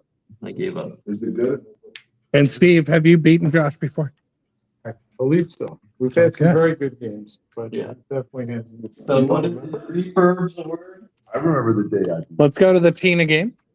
Refurbs, so I got away with the phone. All right, so 0-1 so far. 0-1. This game was a win. Against Tina, I got very lucky. I opened with a blank bingo, then a second bingo, and she fought super well with fidgets and a lot of high scoring plays. But I was able to continue to add my lead, and then I drew the second blank, and after that, it was pretty much over, unfortunately. There was a challenge word, huh? Yeah, there was a challenge, but it wouldn't have mattered. I already had the blank, and it was just, yeah, it was very, very lucky, very fortunate game. So that's 1-1. Tina, any final thoughts? Considering. Very good. Let's move over here to the mayor. Collins, yeah. So this game was the craziest game, I think, of all of them. I probably shouldn't have done this. I probably should have exchanged. But other than that, things got really weird after I played Wavelet, setting up this huge spot here. Whoever drew an S or a blank first is going to get a huge score. You got the blank first. I exchanged to try and get an S or a blank. Instead, I got a bingo. I did get an S, but he blocked it. I traced down, and then I got unending down, and it was kind of crazy for a bit. He got repellent and stature, and I drew the Q one too many times. That's why he won. And Peter, if you had to sum up this game in 15 seconds. I played in college yesterday and he beat me by 4 points. So I feel revenge has been executed. And I'm happy. We almost got to 1,000 points, and that no matter what we play. So for him to get 486 and have the Q twice, I mean, that's the one. All right, let's head over to the game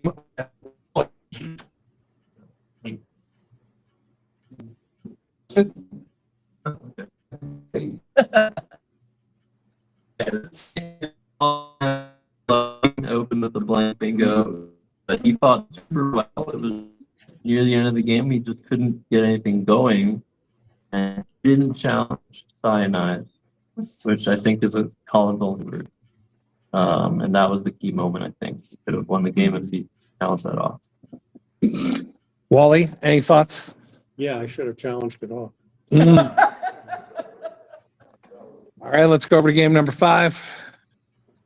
This game was insanity. My opening rack was EESSSWQ. Changed the W into Q. And I drew the blank and was able to bingo with 3 S's and a blank.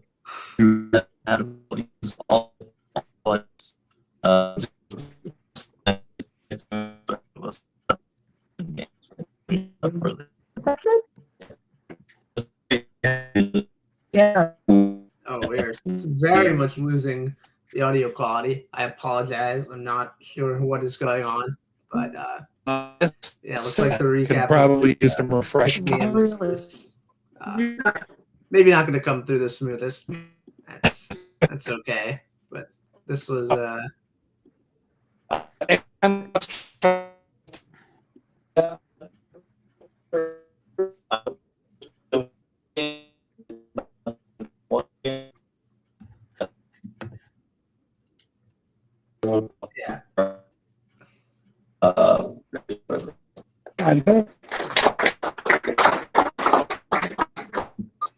And thank you for this experiment. I want to get back to Evan and Zach. Really, I'm going to turn it over to them. You're ready?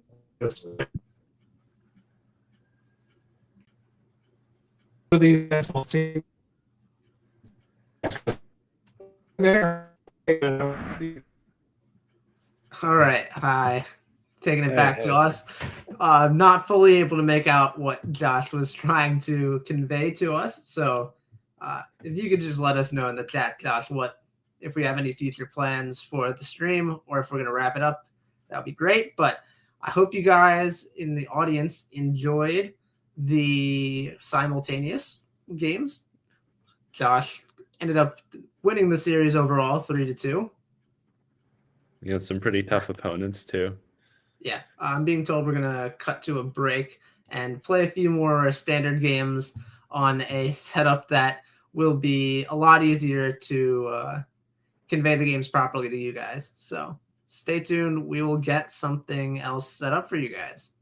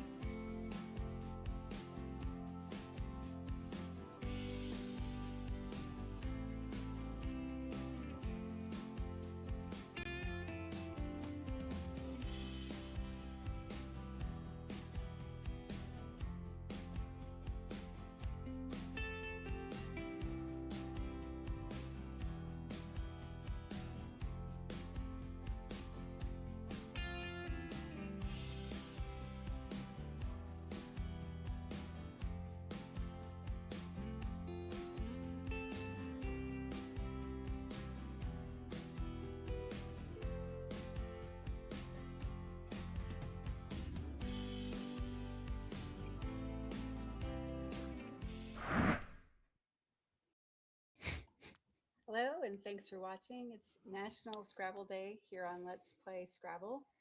And I'm Tina Yates. This is my partner, Steve Grobe.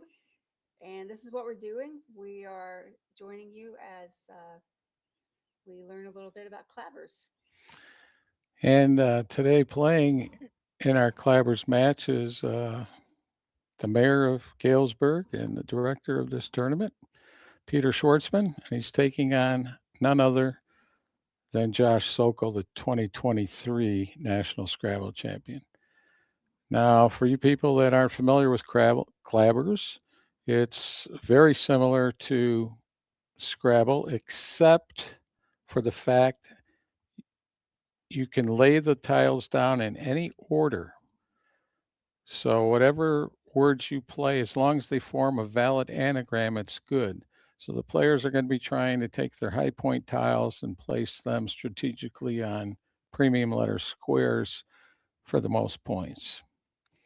And if they're challenged, they'll have to reveal the word they're thinking of. And then it goes to the dictionary. So with that, I think we're ready to go.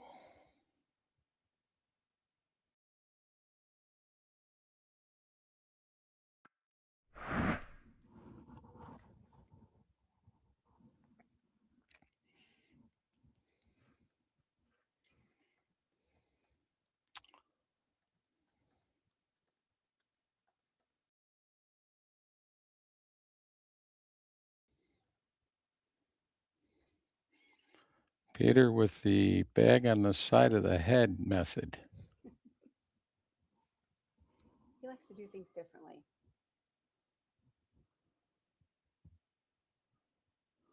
It's really more like the side of the head and slightly in the front of the face.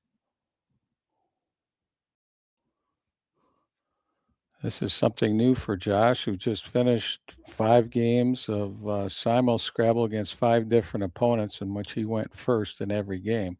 Not so lucky this time around.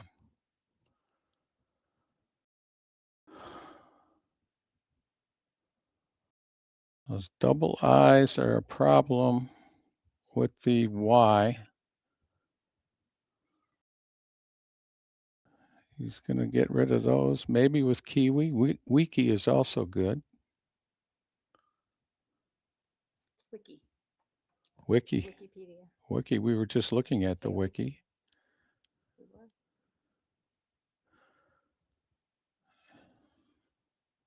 Peter. I win, Kay.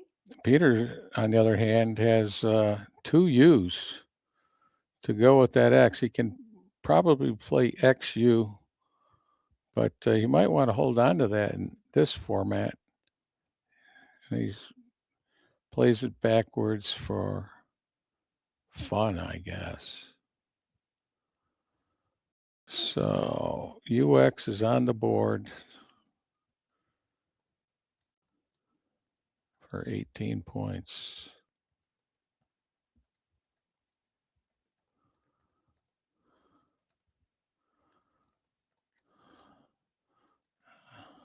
I would look for Josh to go under the X, but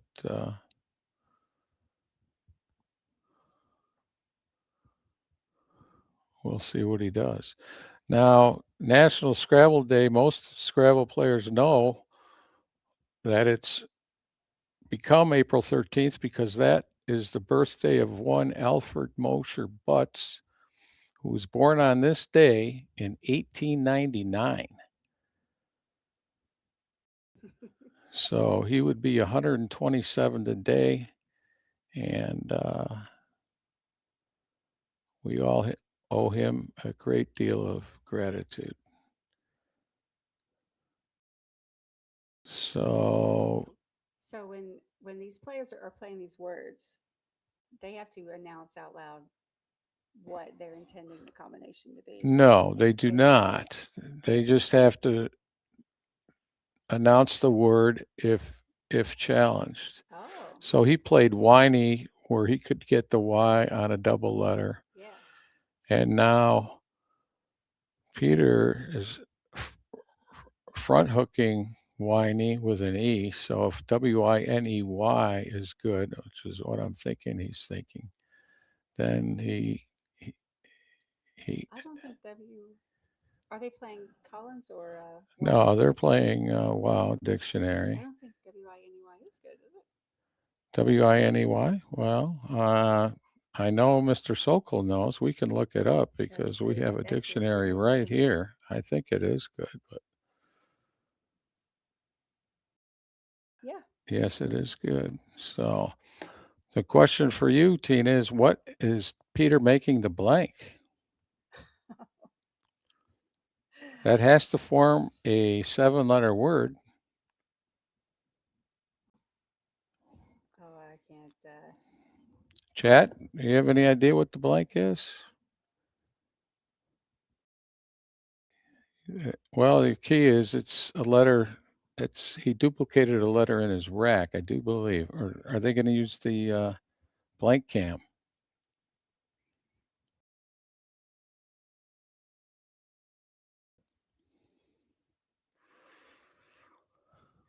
And Josh here has some scoring tiles, but those U's and I's aren't friends. So let's see what he does here.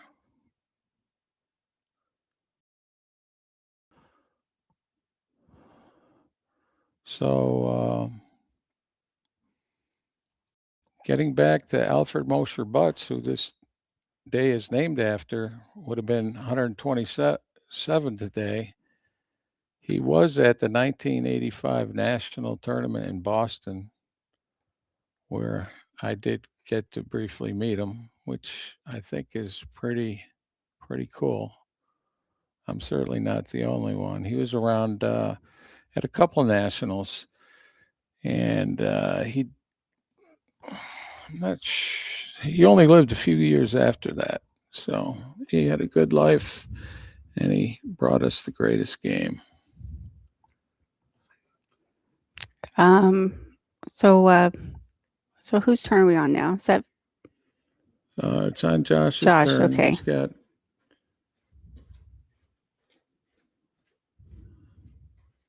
So this is good practice for you at home, because obviously jank isn't a word, but there's a nice word in there that I think I know this one.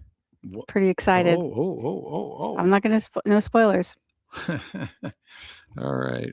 Well, it's good practice for you at home to try and figure out what is the actual word in the words they're playing.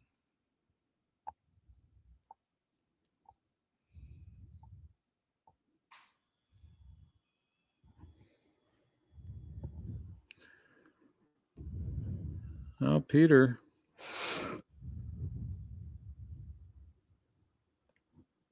Looking.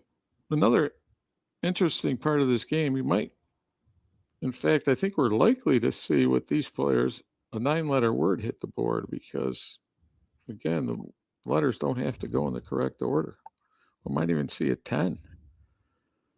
So I could see a potential 10 for Peter's rack.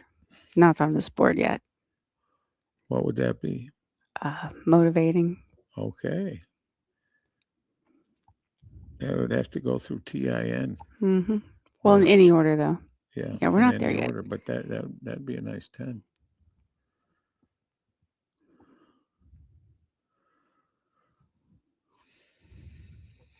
And it's generally hard to play defense in this game, although I'm not real familiar with it. Because since the letters can go in any order, in other words, you can go under that X and hit the double letter score with an S and come across with the bingo. You can put any vowel over that W in the word that started the game.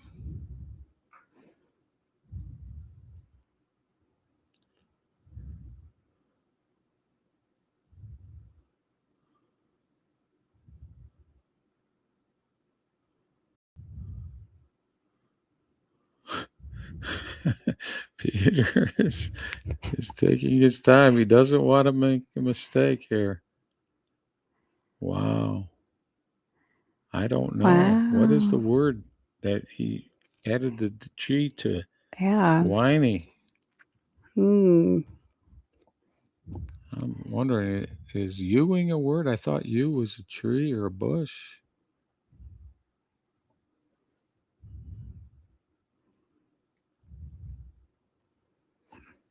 Hmm.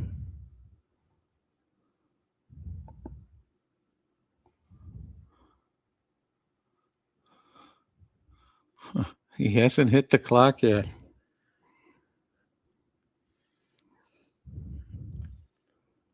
He's still leaving the G there. I don't know. Did you look that up, Tina? See if there's any.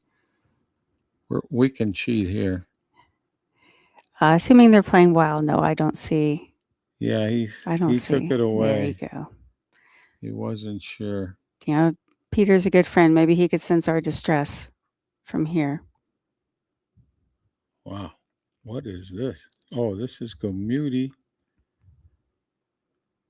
So 6, 8, 9, 10, 11, 12, 13. He's going to get 41 for that. So I would expect these players to score over 500 each. Easily. But we'll see.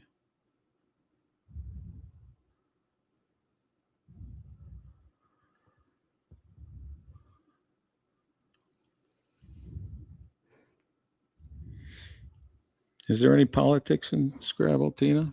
Does Peter have an advantage of being the mayor? Oh, those kind of politics. Does he have an advantage? I would say no, because he has the pressure of, helping run the lovely city of Galesburg on his shoulders all the while that he's trying to focus on this game. Along with teaching. Teaching, yes, he's a professor, Peter had to longtime professor. Twice, didn't he? He did. Longtime professor at Knox College here in Galesburg.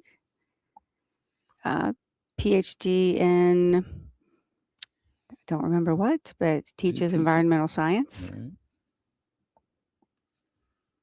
Much accomplished, but don't tell him I said that.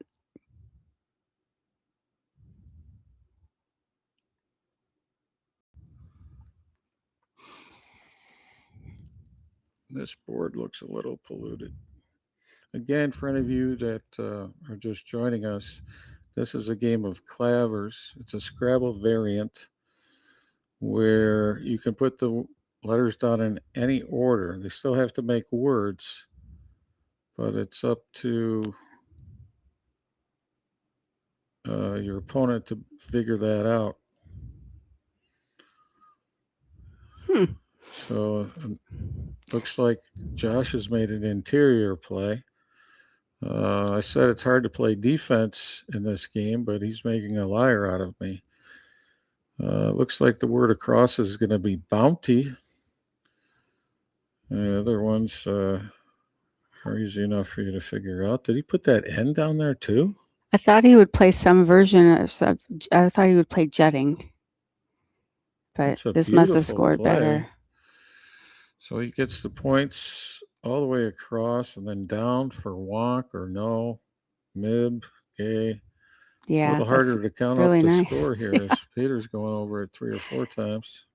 I guess that's why they give him a little extra time. Each player has been given 30 minutes. In a normal Scrabble game, you get 25. And sometimes that isn't enough. But it's over to Peter now. Where should Peter play? Where are the hot spots on the board?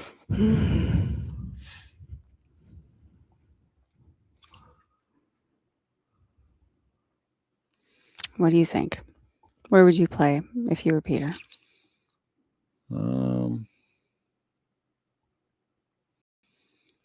Well, you had a good idea. Jut, I would expect to be extended down to the double at some point, but not with Peter's rack. Peter will probably use that X, I'm guessing, put the G either on top or under NU.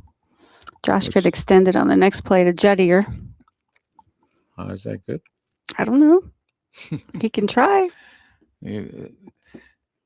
One thing. Peter would be. I think Peter might hesitate to challenge that one. I think.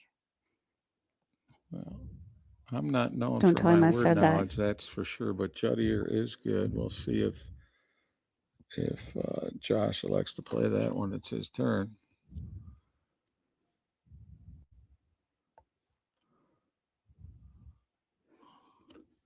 No, Juddy, you're no good. But I still think you could try it. I think you typed. Oh no, I typed it in wrong. Yeah. See, you're known for your word knowledge, not your tech skills. Not really. So he must be unsure if. Oh, is that overage? I can't see his hands in the way now. Yeah.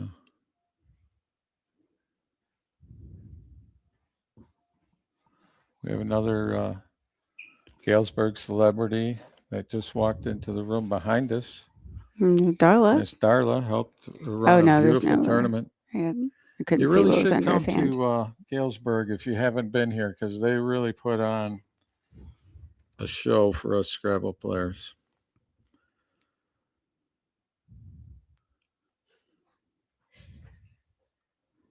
Could I not be in the picture and still watch? Yes, you can, but why not? Darla says, how can she still watch and not be in the picture? We've told her we don't think that's You got possible. a beautiful smile. That's she all has you to need. be in the picture. There she is.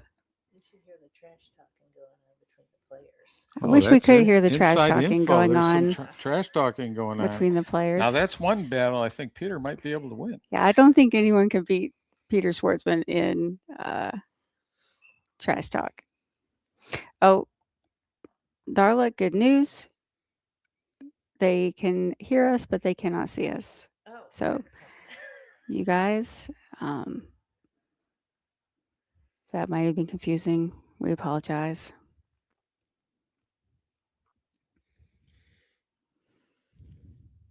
Josh's rack is very interesting. Yes, I believe Tiger Eye is good if he had a Y, but there is no floating Y.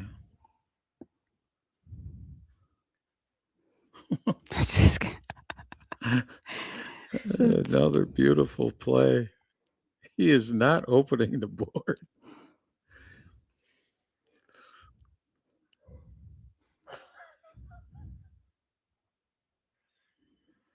Has Peter drawn his tiles? I think so. Oh, I guess he hadn't.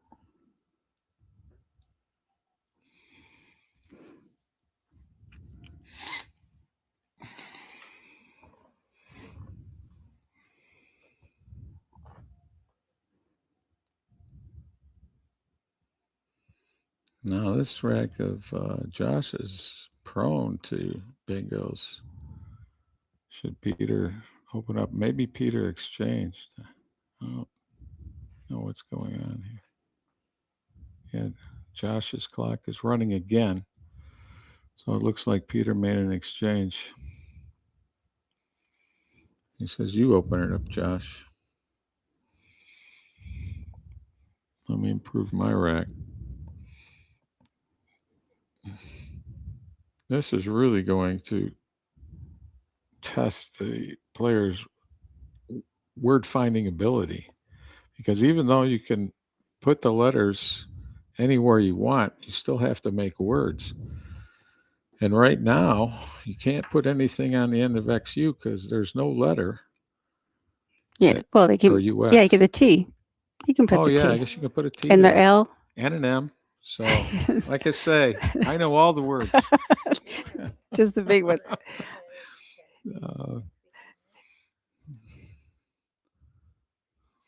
Josh has left the building. Peter's trash talk must have been too intense. Probably had to make help with a technical difficulty. So maybe you're not hearing anything we can say, but we're going to say it anyway. if people can't hear us, that really opens things up quite a lot. Yes, it does.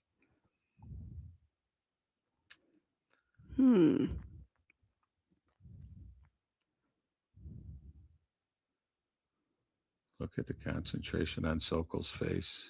He wants this. He wants this bad. I believe Peter beat him in the simul in a close game. Peter did. And Steve Grove beat Josh in the simul as well. No, this isn't about me. It can be about you both. Peter and Josh. I would like to announce that Mr. Sokol drew the bag on the two lowest rated players. It's kind of sad. But, it's not personal. I just hold it against him forever.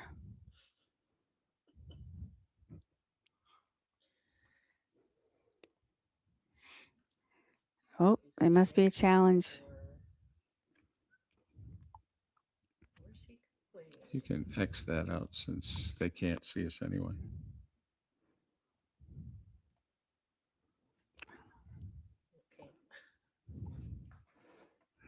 Did you mute us, or what is that? No.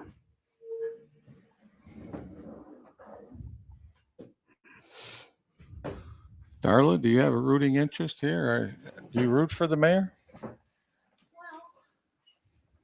Probably.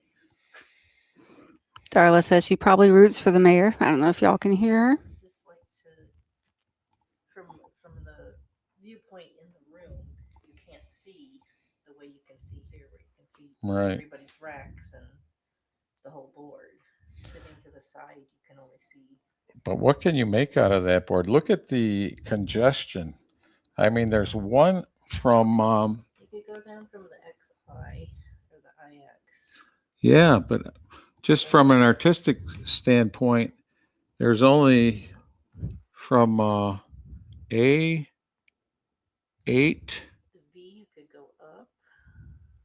Across, there's one blank square on row 7, one blank square on row 8, 2 on row 6. They've almost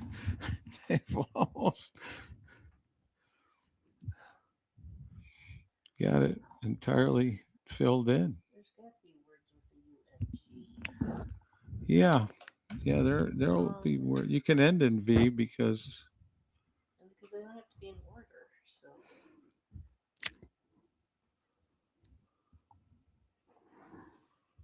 So I can't remember Peter's rack now. Actually, they've been gone a while. I don't even remember whose turn it is. They're face down, the racks. Yeah, I know.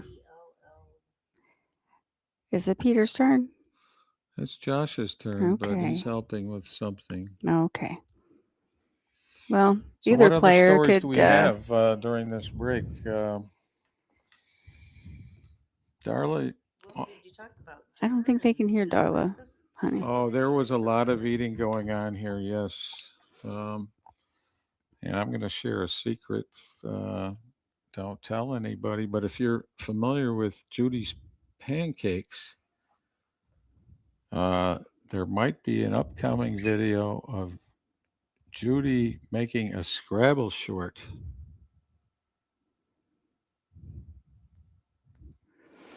Okay, so we're back. So it looks like, okay, yes, so they had to do some score fixing. Looks like Josh could play down to the EWI-NI with the S, the H, the C, the R, the T. He's got some options.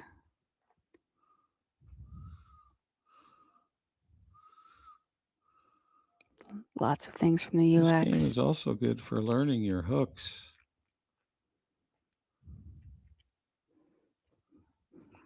If you want to learn them in a completely randomized, chaotic, full aggro kind of way.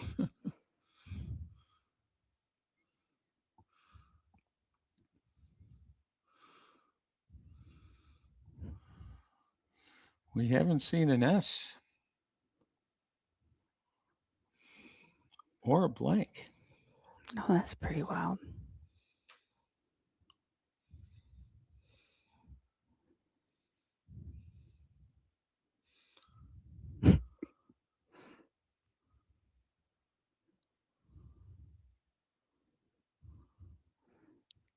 The suspense is killing me. It looks like Oh, he's reaching up to the triple. Oh, taking it back. I think he was thinking of loungier. Loungier. Yeah. But maybe.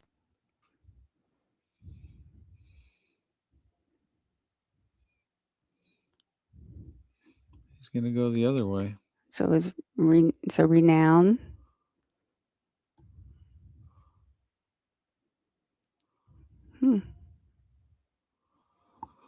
Knower. Yay. Renown. Tongue. Loiter, maybe. Or No, not both. renown. So he opens up the board. He's going to stick his paw in there and grab 6 tiles, hoping to get something good. Likely to get a blank or an S at this point, I think, with 4 S's and 2 blanks unseen. Peter maybe going to try to reach that triple.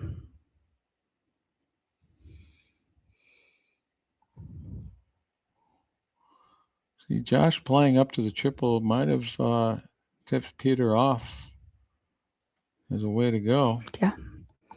You go faulting? It could be. Faulting. And he doubled that F. Very nice. So that's 48 points right there.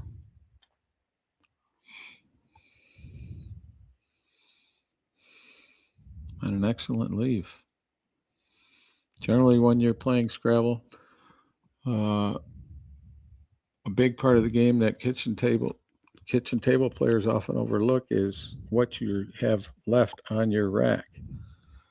And generally, you want a balance of consonants and vowels, letters that have good synergy, that go together well. LET fits both of those categories.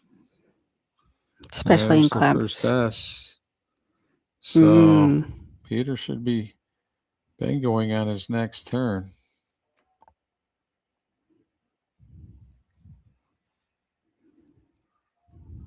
Yeah. Peter can play isolated on his next turn unless something much more amazing that I can't see.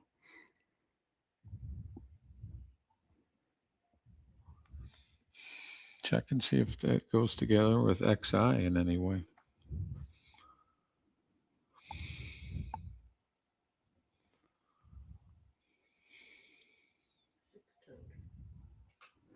Chat saying that Peter had a big miss.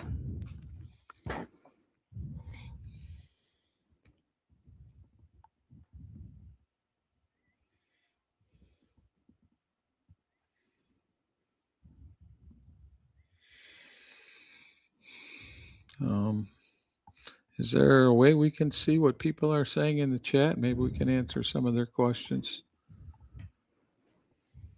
I don't think we're set up for that here tonight.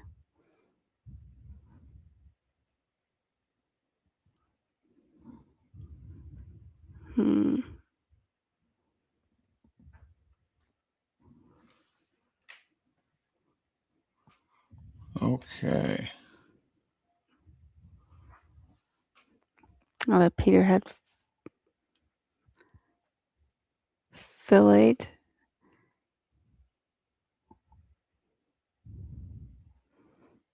I've lost track of where that is. I don't know if they're being funny with some words you can make with those particular letters. I don't know.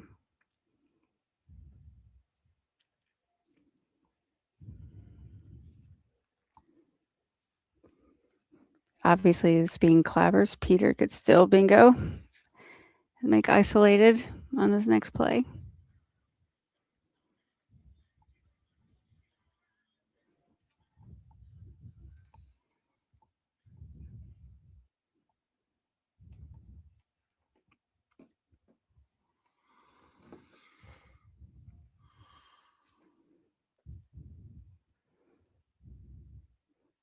But of course, he also might find something a lot better. Let's see.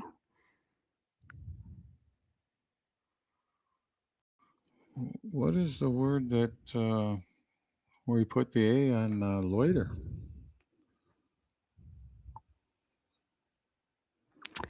Let's see. Is the blanket N for neuron? Oh yeah, that makes sense. I forgot the N. Yeah, relation, oriental. Blindness is a real thing. Peter's going to score monster points here. Very nice.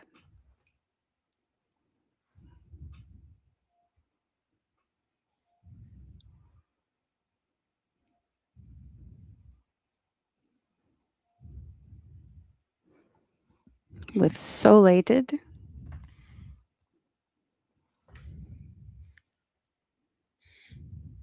What is that word? Orientals, relations. Matt from Club. Hi, Matt. Matt Maynard. Thanks for joining us.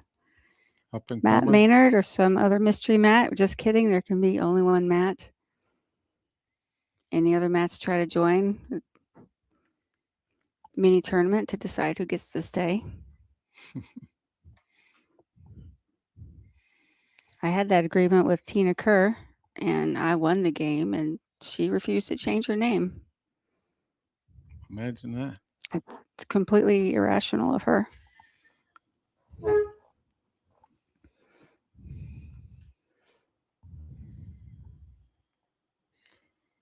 Oh, no, that was Matt Robin from way back in the day. He's talking about the club we had in Novi. Oh. He was a very strong player, and he dropped out to rap. Oh, okay, nice. Oh, thank you, Julia Swaney. Julia just signed up as a Let's Play Scrabble super friend. It's just $5 a month, and you can support this channel, which does, I can tell you, an incredible amount of work to bring this to us. There's so much goes on behind the scenes. It's not easy, and we appreciate the Let's Play Scrabble team tremendously. Scrabble is, well, it might not seem like it. It is going to be on the upswing here with all that Josh and Kieran are doing with Let's Play Scrabble, the videos that Will Anderson and Mac Miller make. Ironically, I'd like to point out that Josh just played Invalid, but it is valid. Yeah, if it's or invalid, if you will. Yeah. So that does take an S. That's why it's sometimes dangerous to pronounce words when you're playing this game, because you talk yourself out of the hooks. Yes, when you put the emphasis on the wrong syllable.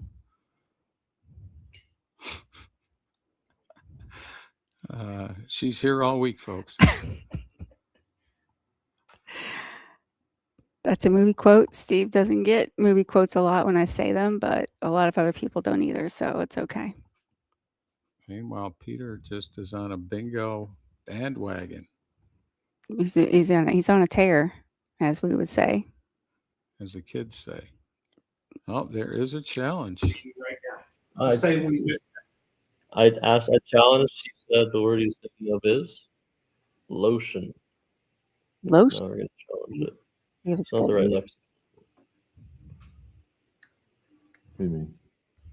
Oh, I'll change it then. I don't have it. Well, use my phone. Oh. They're going full chaos mode. They're going to adjudicate WoW plays using Collins Dictionary. Doesn't make any sense to you and me, but we're just normies. Push one. Push tab. Red or green?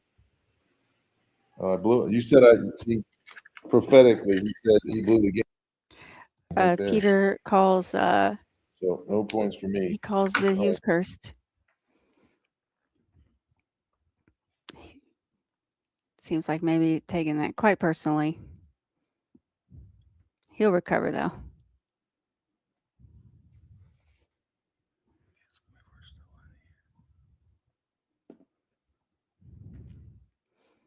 All right. So Peter just had his intended word of lotion challenged off.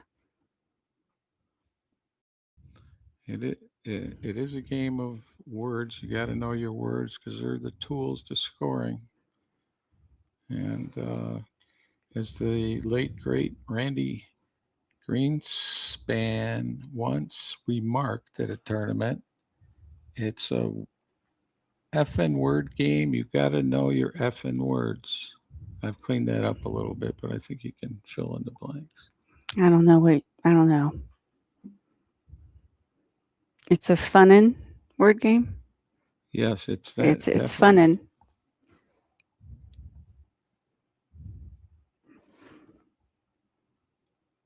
I don't know. Did okay? So Josh gives me ready to Peter's refresh still his in this tiles. game. He's only down. If the score is correct on the screen, he's only down 23. But that's quite a pull for Josh that he was showing us.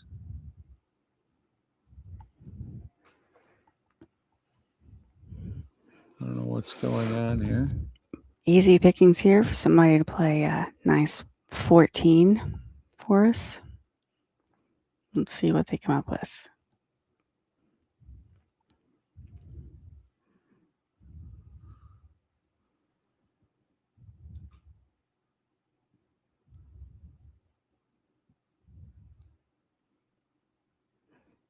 I don't see anything right off the bat that Peter can play right now. No bingos.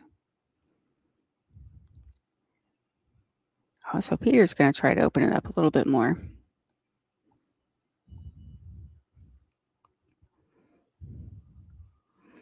I don't like Dion? this lead for Peter. I don't know what the foul consonant ratio is, but he's left himself with two vowels and one consonant. Let's see. That'll help. Peter's That'll help. shouting out Dionne Warwick. We won't tell him he spelled his name wrong. Oh boy. Oh boy. What was that going to be?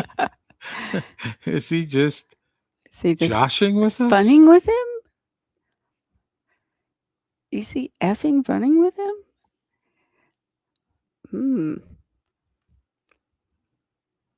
Probably reliques.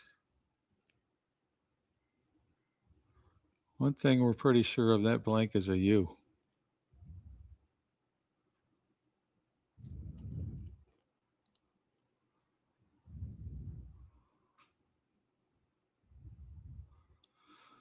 And it's back to Peter, and he's got an up. Requirers. No. Sorry, Okay, missing the L. Peter's got an uphill battle now.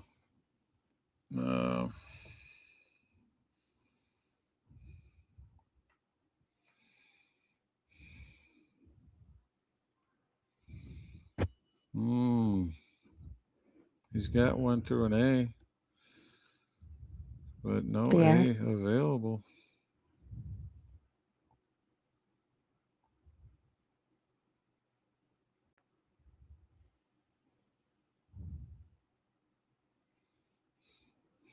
And the premium squares are pretty much house top.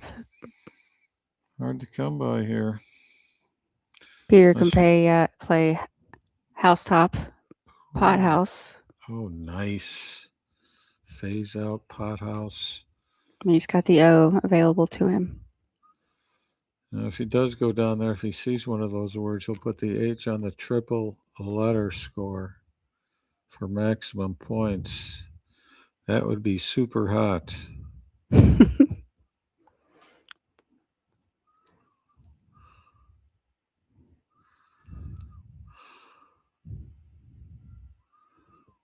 I'd love to see house top.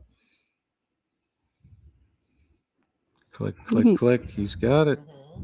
Very nice. Oh, he wants to reach that double, so nice play, Peter. You're going to have to move it. Oh, nope, there you go. You got it. Scores are correct now. I think there may have been some issue there, but they're caught up.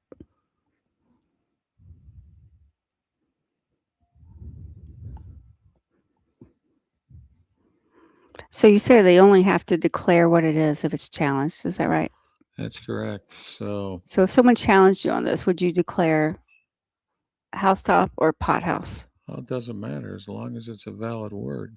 Oh, I thought you said that they had to declare what they intended it to be. They can declare either one since both are good, right? Yes. I would say up Oh, on yes, the that's right. housetop, click, Sorry. click. It's There been a long goes day. little Saint Nick. Oh my goodness. Never mind. That's There's a hold. Maybe by the end of this, I'll get the rules straight. Quit saying dumb stuff. There's a 50-50 chance. yeah. I am sleep You deprived. better learn some odds. All right, back over to Mr. Sokol, the 2023 National Scrabble champion. He's looking good, but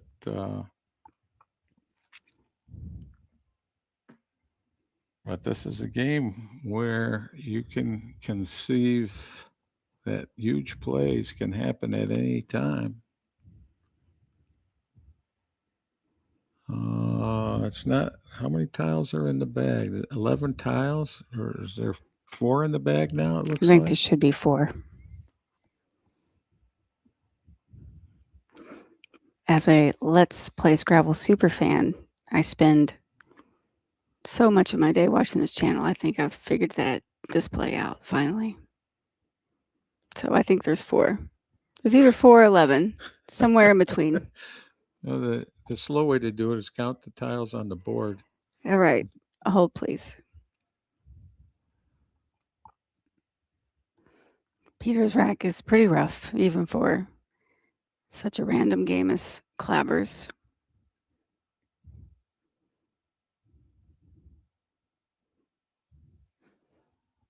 Especially considering that he doesn't have much support left in the bag.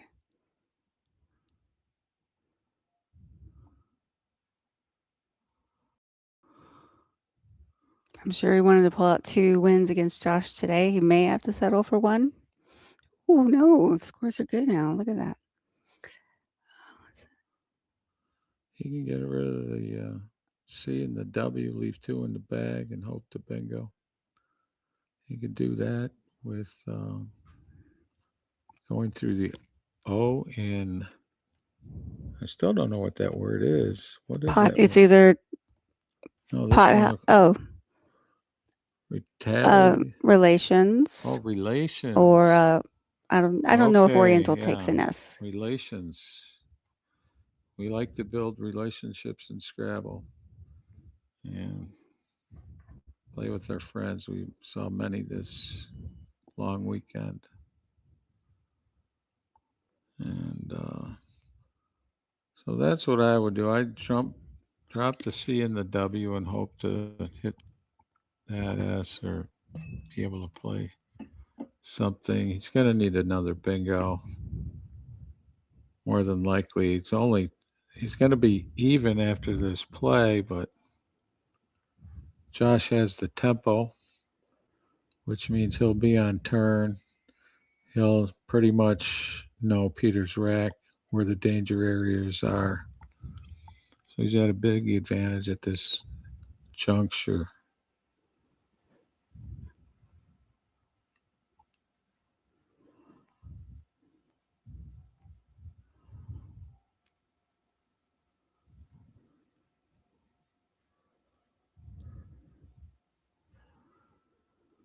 It's back on Josh's turn. Did Peter make a play, or did Josh's clock is running? Oh, okay. No, I think it's still Josh's turn. He's going to empty the bag. Give Peter only 1 chance.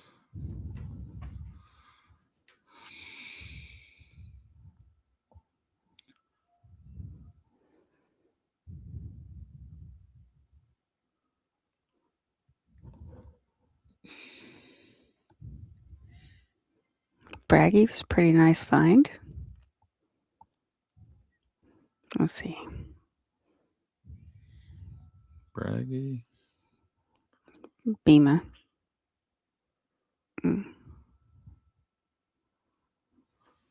Or I am. Yeah. No, I Bima. am takes an I on the bottom there. I am by. Maybe he was thinking about that, but maybe he was thinking about getting a C. Peter's got both those C's.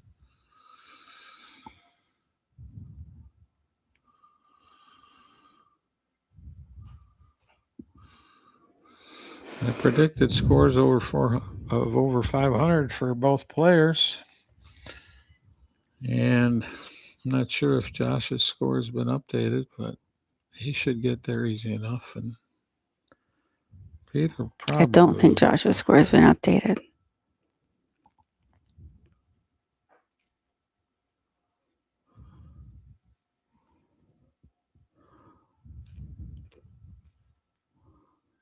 Well, now it Oh, has. 518. There he goes. He's cruised past 500, so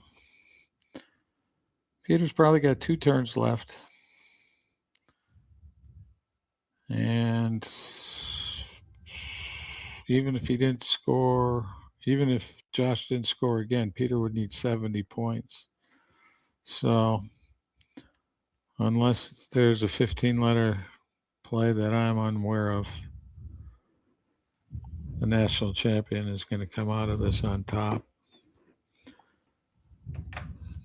But it's always a good idea. I know it's hard, but when you're playing in these lost games, it's always good practice to just try and find the best play you can find on every play, because when you need to, you'll have the discipline and the know-how to do that.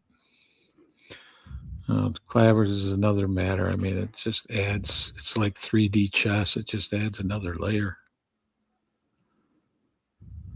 And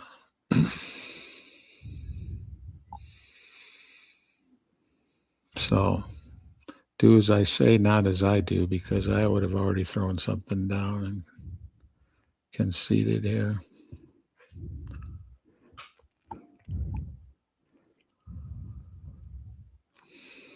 Is there anything Peter in could almost Pothouse play with conceded. blank? Tina, can you look that up for us? Sure. Maybe you can put an E on there. Or Poet House. Just an S. Just an S. It's How looking about pretty add rough. 2 letters to Pot House? What? Photo tubes. Oh my. Pilot House. Tool pusher, So tool pushes. if he had an I and an L, he could play Pilot House by putting the I next to that T and the L underneath. These are the kind of things you won't see in a normal game of Scrabble, which is why some people really love this game. It stretches the mind as much as it can be stretched.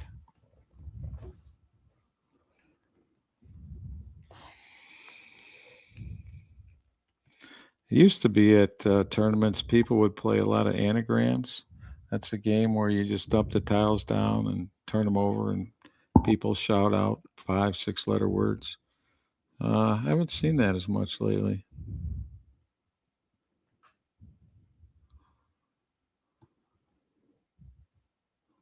But there's a lot of Scrabble variants. Chat, what are some of your favorite variants when it comes to Scrabble? Let us know. Let us know in the chat.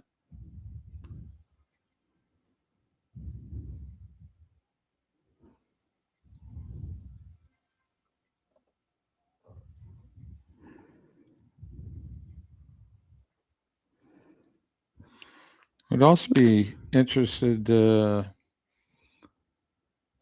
hear from the chat on if you'd be interested in tournaments where more than Scrabble is played. What's the one where you turn one tile and turn it into a blank? Fry your brain? I don't know. Duplicate? I don't know. Fry your brain has been mentioned. Something like that. That one. Woof. A lot of variants are being named, but you'll have to clue me in on how to play those games. Prison Break. I do know how to play Volost. That's it. And there's another one called Burrito. Well, you and I have been working on a variant. Well, that's not a variant. That's a game, and maybe we can talk about that. That's I don't know, some kind of a variant. Palate cleanser. I like the idea of Burrito. First player to play Burrito wins.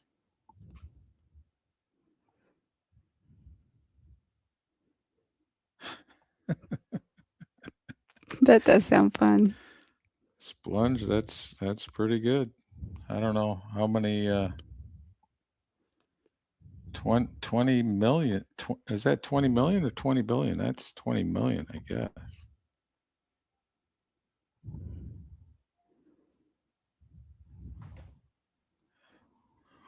One of the first variants was you take you name the blank whatever letter you want, but then if another player has that letter on his rack, he can exchange it for the blank. So if you have to be careful what you make the blank. If you make the blank an E, that's probably going to get scarfed up right away. If you make it a Q, someone's got to have the Q to take it from it. So people could, did you say exchange it for the blank? Right. Like if you played requires with a blank and you made the blank an E, someone has an E on their rack, they could take I the see. E, put it down, and pick up the blank. A lot of people, when I talk to kitchen table players, they say that that's the way their family has always played it. Yeah, Tile Runner lets us know that's the floating blank variant. The floating blank. We're always learning on Let's Play Scrabble.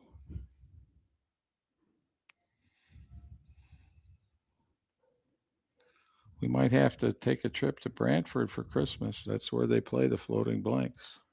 Only in Brantford.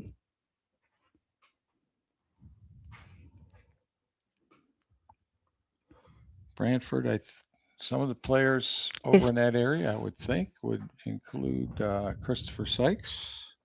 Excellent, excellent player for a long time. It might also be from where Wayne Gretzky is from, but is Peter signaling that he concedes? No, Peter just wants to use up all his time. Without give you more time to talk. That's nice of him. He's really working it. I mean, he's not giving up. Maybe there's a base word coming across to the double. Cow base, down base, down base. Down forms a lot of different words. So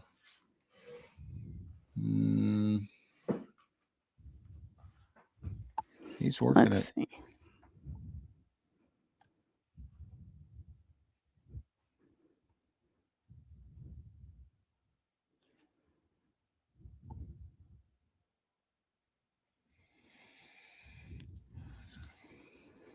Let's see. He can play Cowbanes, but it doesn't quite reach the double.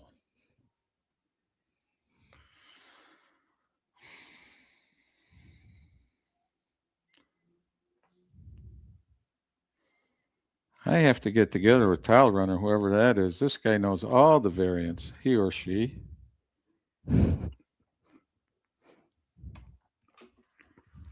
Prison Break. You escape by playing a letter on the triple word square. One player is guards and tries to stop the other play. That sounds fun. Escaping. I like the idea of that one. We have to learn how to play that one.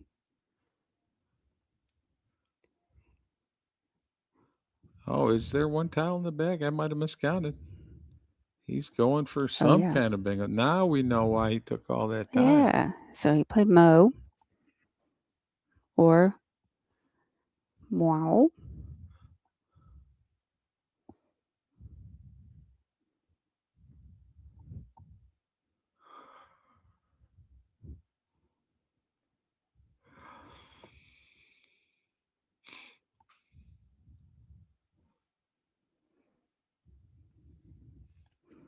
I'm not sure if that improved his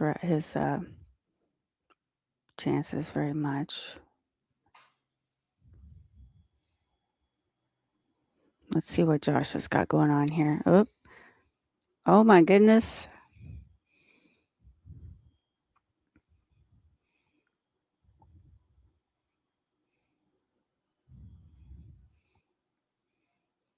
Is he a pacifist? Oh, I don't know.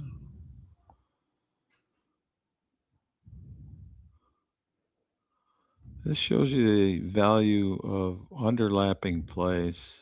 Harder to do in an actual game of Scrabble, but these are plays that I often miss in a normal game of Scrabble. And they generally score a lot of points. I thought maybe Josh was going to play a nice 14.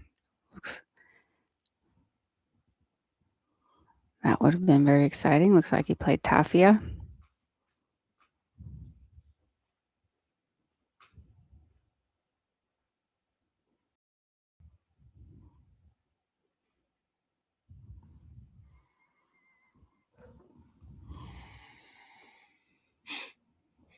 So Peter's going to have to score 36 points to hit the 500 mark, which I would think is probably an average score for players of this level in a game of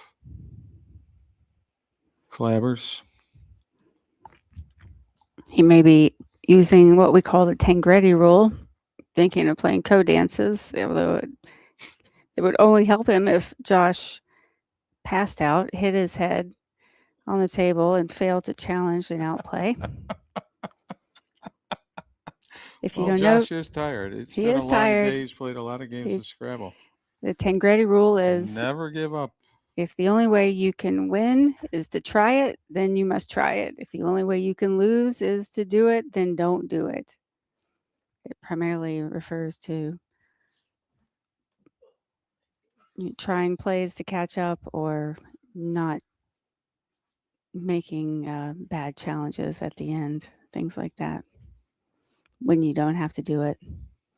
Unless somebody plays AWSOME against you on the stream and you're an absolute monster, so you challenge it. We got a suggestion of flocculating from faulting. Look up flocculating for me. That would even impress Mr. Sokol. Flocculating That is valid. valid. Is there enough letters on there? I would be. You want to go in and he doesn't have two L's though. Don't you need two L's for flocculate? No, one L. Oh yes, two. He doesn't have another L. He doesn't have That's another right. L. There we go. That Very excited for nothing. A great, and things like that can happen in this. So. What is this word? Canoed. Look at this. Yeah, he's going to score nice. some points. Don't think he's going to be able to catch up. That was a really nice play.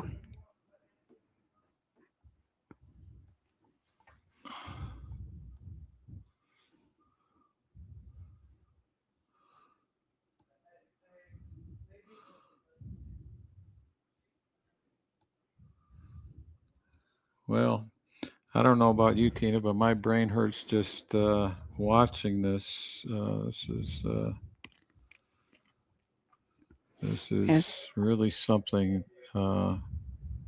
Yeah, it's been exciting. It's been a learning experience. I feel like maybe a little bit smarter after seeing this. We're going to I'm go really to the impressed. overhead mic now.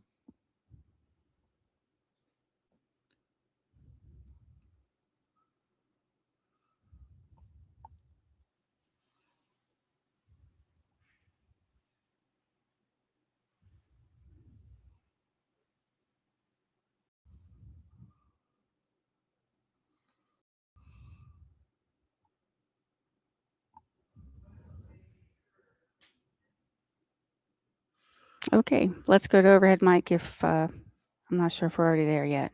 You know, can't be too bad a game, but There we go. Yeah, I just drew all the high scoring ones. That was the difference here. Otherwise, I should not have played invalid. So dumb. did I have a bingo with that? With lotion? That's where I lost the game. Yeah. If I had one. I didn't see one. Oh my goodness. That takes so much out of you. Nicely done, yeah. Unfortunately, the common phony strikes again. All right, let's see what we missed here because... Can you put this in Google? Is there a way to import into Google? Yeah. So that's the way you need to do it. I mean, you can't analyze Clavers games yet, I don't think. Yes, you can. Yeah. I did it. You can do it. That's what's amazing. I know you can play them and then analyze them, but you can't input them and analyze them, as far as I'm aware. Well, maybe not. Well, that may be true. You beat me to 595 to 509. So what was my word here, Josh? Did lotion kill you? Yeah. Can you play that in Collins? No. No. But I had, if he had blocked his A, I had a thing up to the A for sure. Well, it's probably a word that you can't play in Scrabble. Yeah, lotion should be a word. Lotion, I'm pretty sure it's a word. It's just I chickened out of buoying earlier here. Kept a G for no reason. So what did you think I think I have two words there. Yeah, I knew there's something in there, and there's two, yeah. Nice one. I thought they were both good, but I was more sure of Pothouse. I just got so lucky. I got so lucky that I was able to. From the Christmas song. Like I had the blank with the Q, but well, but a lot of times those are not. They're just two separate words. Yeah, that's what you have to. Yeah, they're not okay. Like I could have scored 80 points, Pete. I could have scored 80 points. Word. With what? I could have just played like quid and burned the blank. Yeah. But I just didn't like burning the blank. And I kept the Q and scored 40 fewer points than I could have. But it was just so dumb. I could have played Quilai. I wonder if they noticed I could have played Quilai, the word that Steve played earlier. Yeah. Well, the Q was not happy with I mean, how sometimes played. can really be a pain, but. And there was only one U to draw. Yeah. I was just so lucky that I got this. Yeah. Super lucky. And I gave you a free turn. I mean, that's not. Yeah, other than that, I think you were playing really well, outplaying me probably. I felt okay about it. This is good. The hazer just didn't seem right to me. Yeah, I was hoping to challenge you. I'm glad I didn't. I was thinking maybe it's a Collins. Someone says you had shekel / invalids when you played hazer. I think it's pretty close in equity. Oh my God, shekel! I missed shekel. Wow. Shekel for 90. What'd you play instead? Hazer. Okay. Kept QES. QE. Well, it worked out for. I mean, you know. Actually, what did I keep? QE. I gotta go to the bathroom. Are we done? Are we? There's a cord here that got disconnected. Oh, that's why the sound doesn't work. Oh. Oh no. Oh. That's why you couldn't hear us. Good move, Peter. Should we redo the post game?